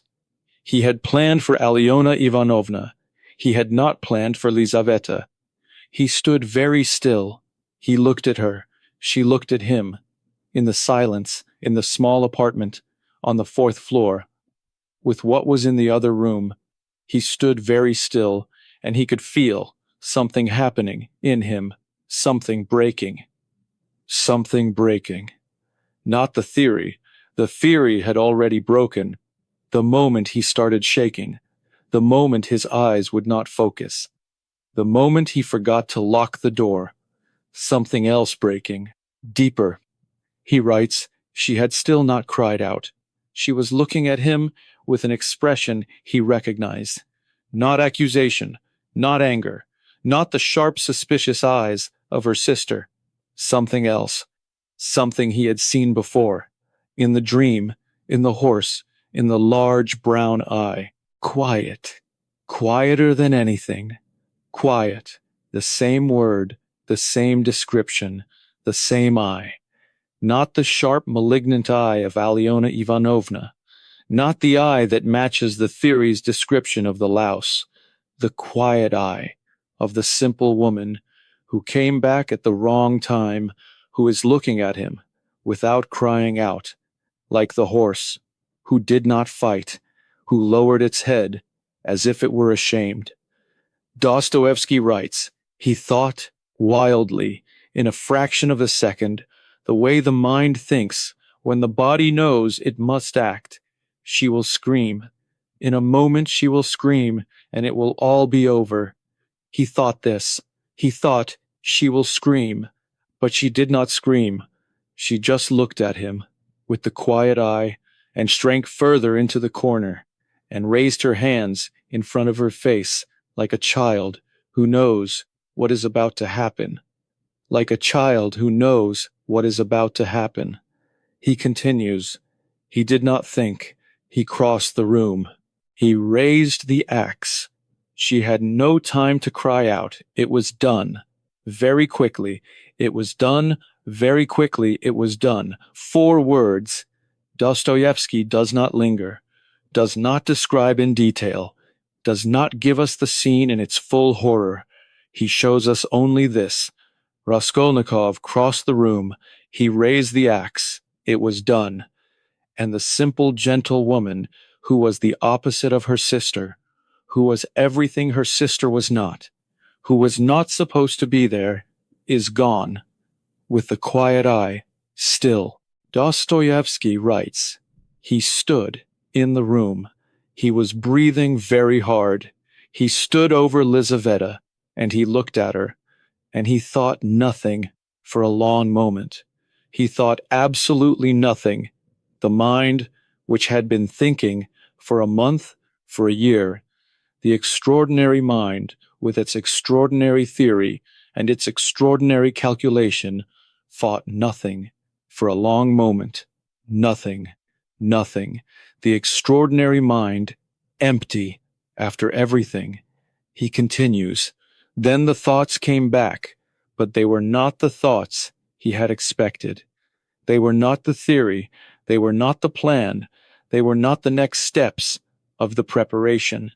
They were just noise, loud, confused noise inside his head, like something that had been very organized and was not anymore. Not organized anymore. The extraordinary preparation, the careful steps, the loop, the timing, the keys, all of it. Noise now. Loud, confused noise inside a head that cannot think straight. Dostoevsky writes, he forced himself to think. He made himself. He said keys. He had the keys. Lock the door. He had forgotten before. Do not forget now. He went to the door. He locked it. He stood at the door, breathing, breathing, just breathing for a moment. Just the mechanical fact of lungs moving. He continues. He thought the axe. He must put the axe back. He looked at it.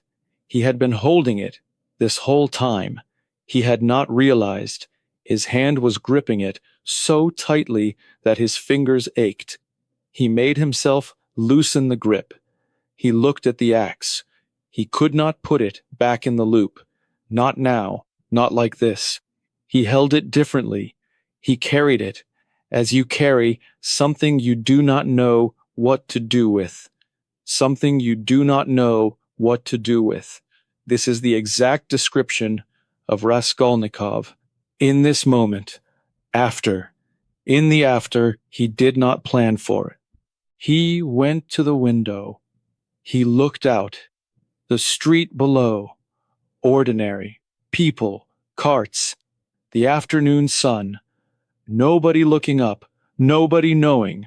The world going on, as it always goes on. Regardless. Regardless.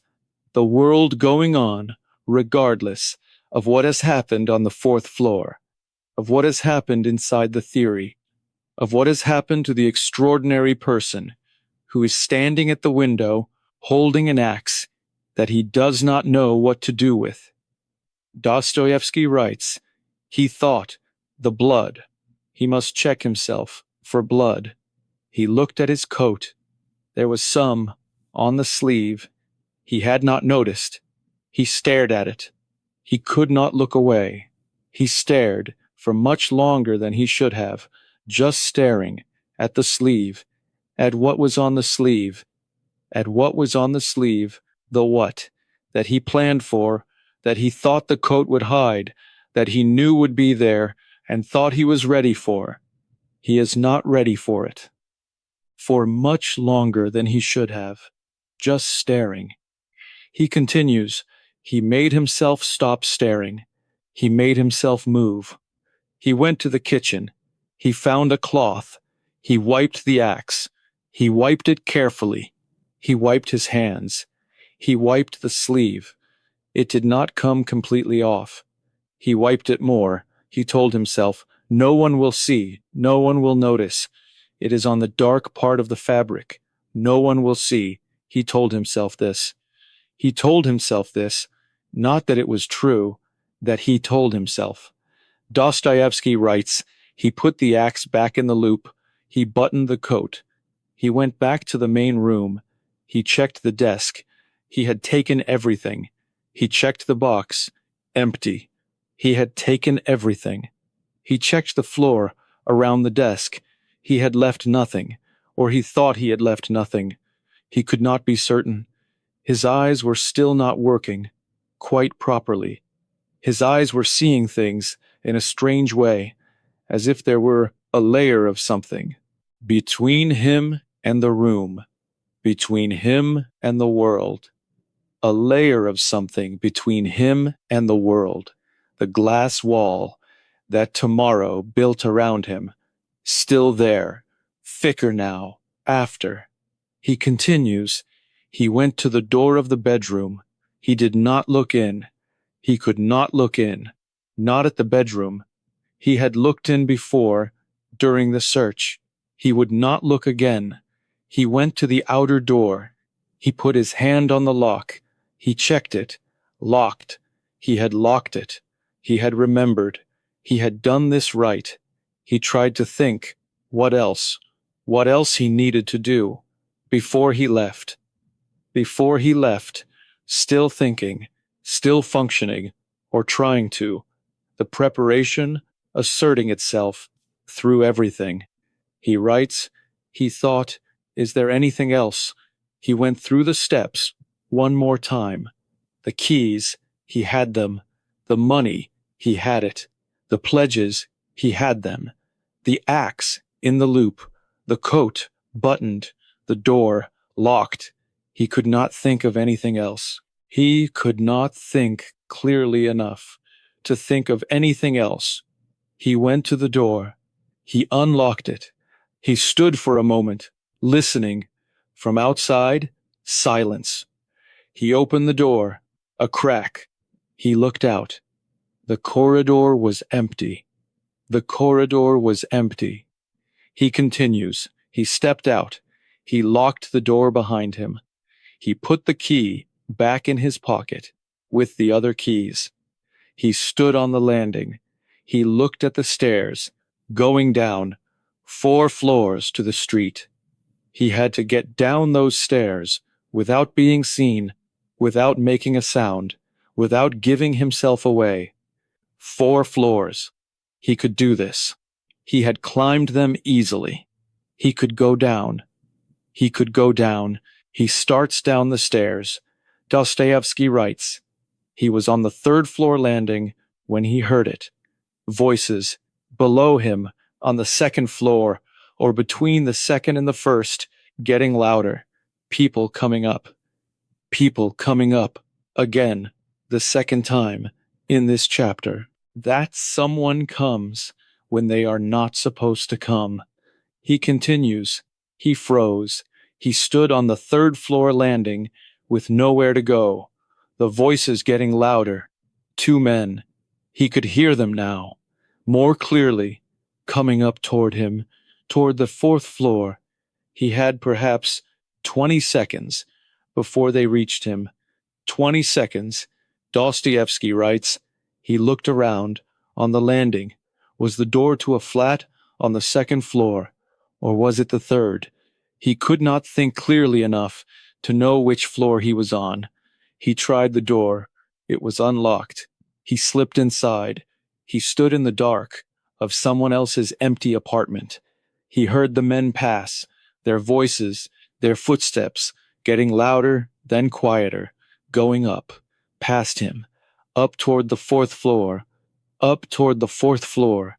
He stands in the dark, in an empty apartment that is not his, that he has entered without permission, on his way out from what he has done. He continues. He heard them knock on Alyona Ivanovna's door. He heard them knock again. He heard them talk to each other. He could hear the voices, but not the words.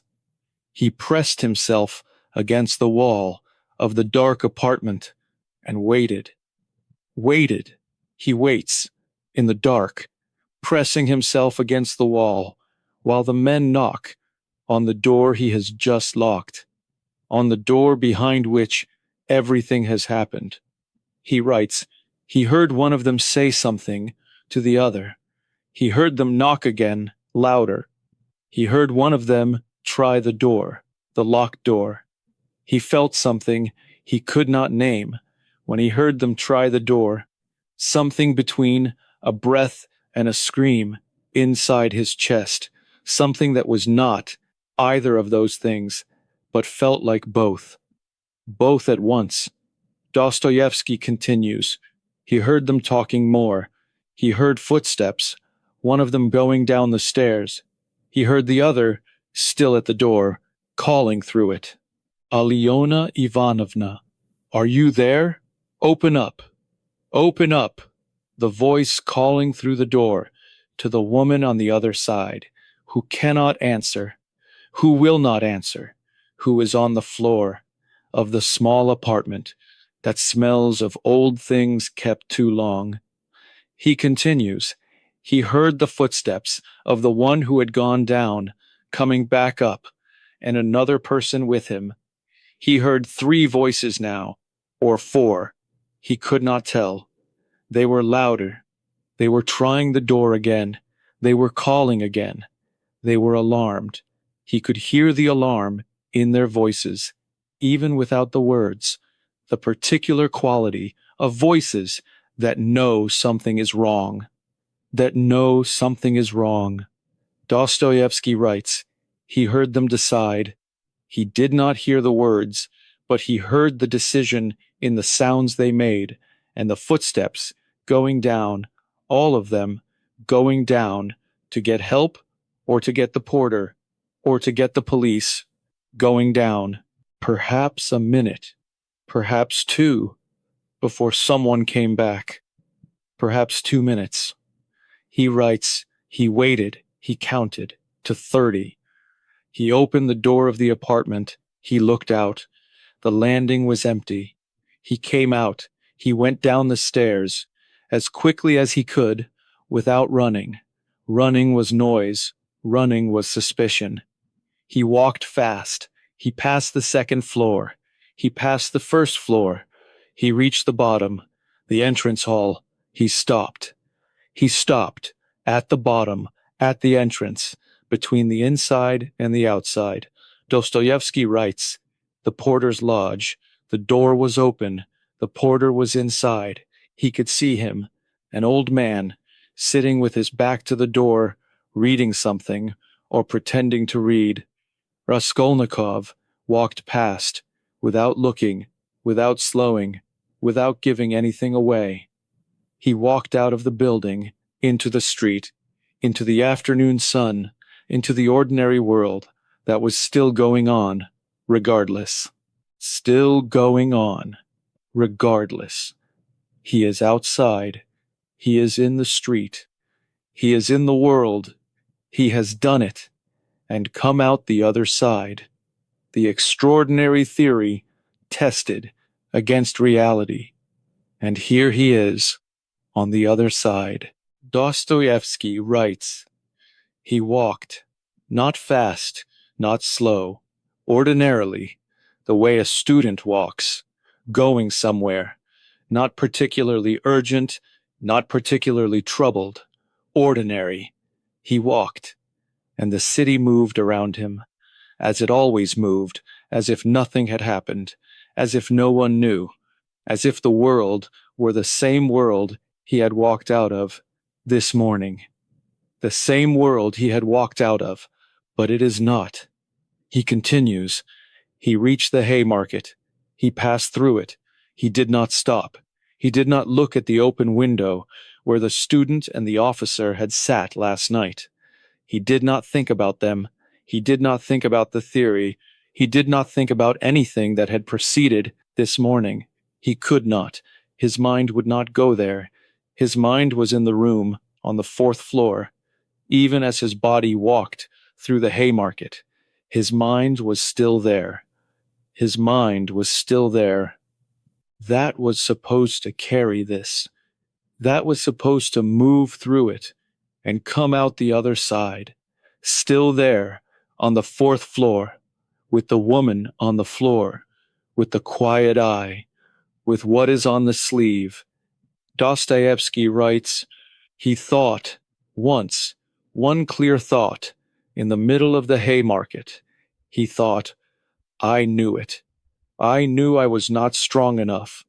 I knew this, even while I was telling myself I was strong enough. I knew. And then the thought was gone, and there was only the walking, and the city, and the afternoon sun, and the coat with the axe underneath it, and the money in his pocket, and the keys, and the pledges, going home, going home. He continues, he reached his building, he went up the stairs, he passed the landlady's door. He did not feel the usual dread. He did not feel the usual shame. He did not feel the usual sick, panicky sensation. He felt nothing. He could not feel the usual things. On the other side of them, where there was just the going home and the room, and what came next. What came next? He does not know what comes next. He did not plan for after. He forgot to. He writes, he reached his room. He went in. He closed the door. He stood in the middle of the room. He did not sit. He just stood. In the room 6 paces long, with the peeling yellow walls, and the broken sofa, and the dust on the manuscripts. He stood and breathed, and the room received him, the way it always received him, without judgment, without surprise, without anything. Without anything, just the room, just the walls, just the ceiling so low you cannot stand up straight. Just the room that has held the idea for a month, for a year, now holding the person who acted on it. Dostoevsky writes, he thought about the axe. He had to return it. Nastasia would notice. She would look for it. He had to put it back. He couldn't put it back right now. He would have to wait. He thought about the keys. He had to get rid of the keys. He thought about the money and the pledges. He had to hide them. He had to hide all of it. He looked around the room. He could not think clearly enough to find a hiding place. He could not think clearly at all.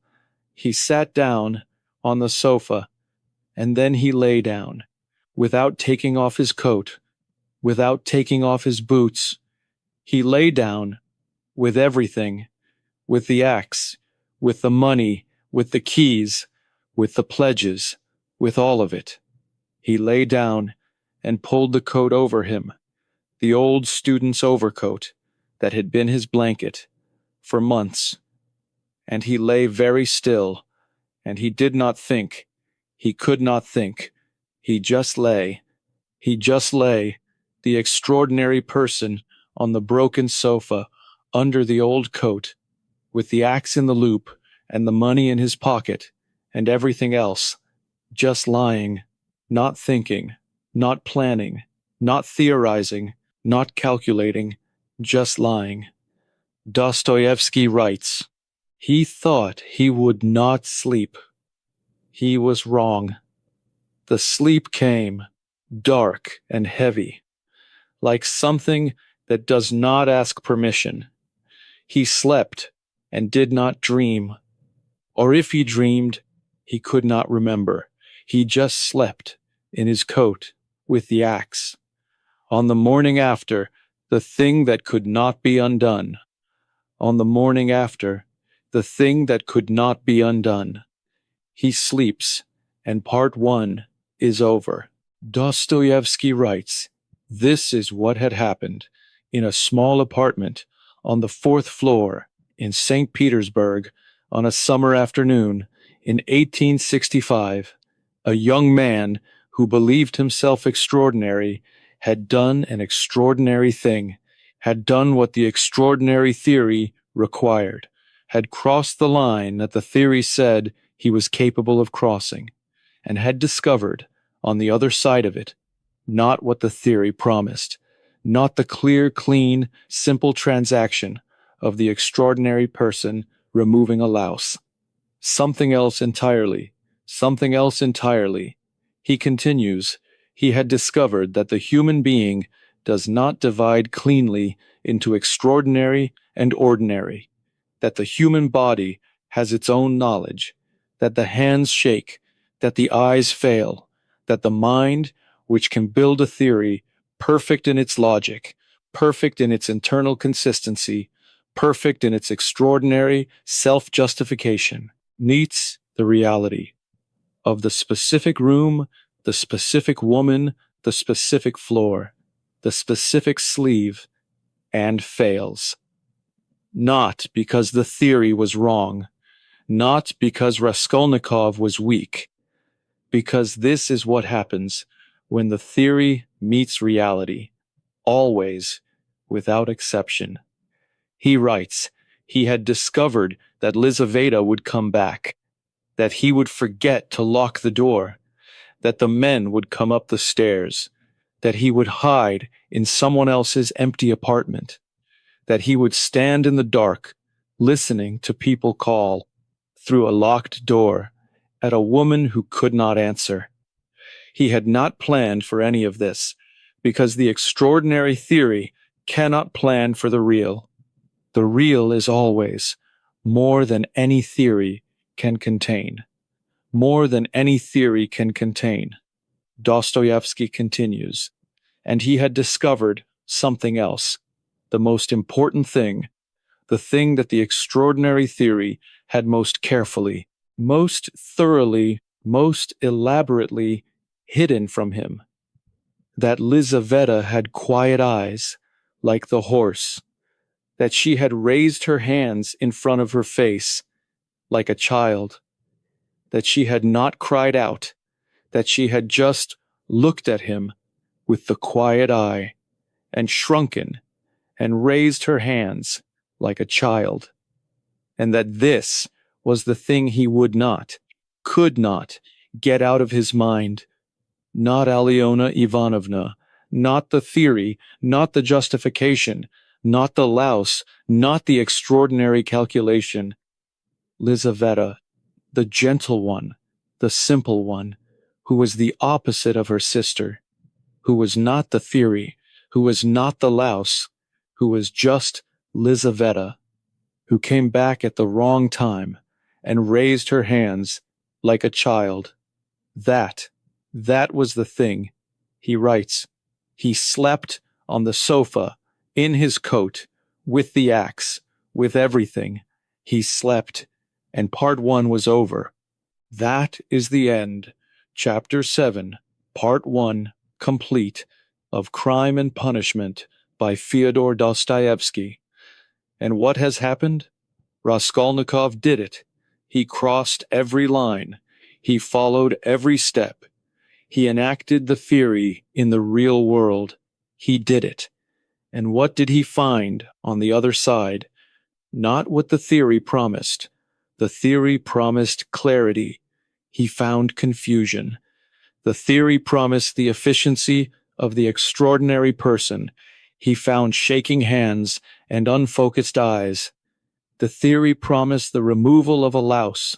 He found Lizaveta, who was not in the theory, who was not the louse, who was not the calculation, who came back at the wrong time and raised her hands like a child and looked at him with the quiet eye, the same eye as the horse in the dream, the large brown eye, quiet, quieter than anything, and that eye That quiet eye is what will haunt him, not the crime itself, not Alyona Ivanovna, not the blood on the sleeve.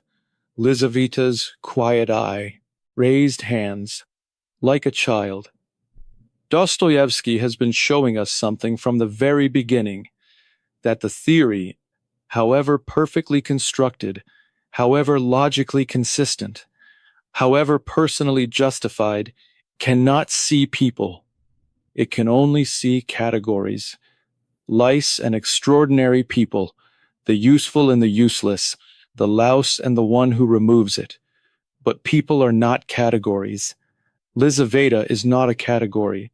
She is Lizaveta, who came back, who raised her hands, who looked at him with the quiet eye, and the extraordinary young man who was not strong enough, who knew he was not strong enough, even as he told himself he was, knows this now, too late. Part 2 begins the morning after, with Raskolnikov lying on the sofa, in his coat, with everything, and a knock on the door, and everything that follows from the thing that cannot be undone. This is the classic mind. Part 2 is coming. Stay with me.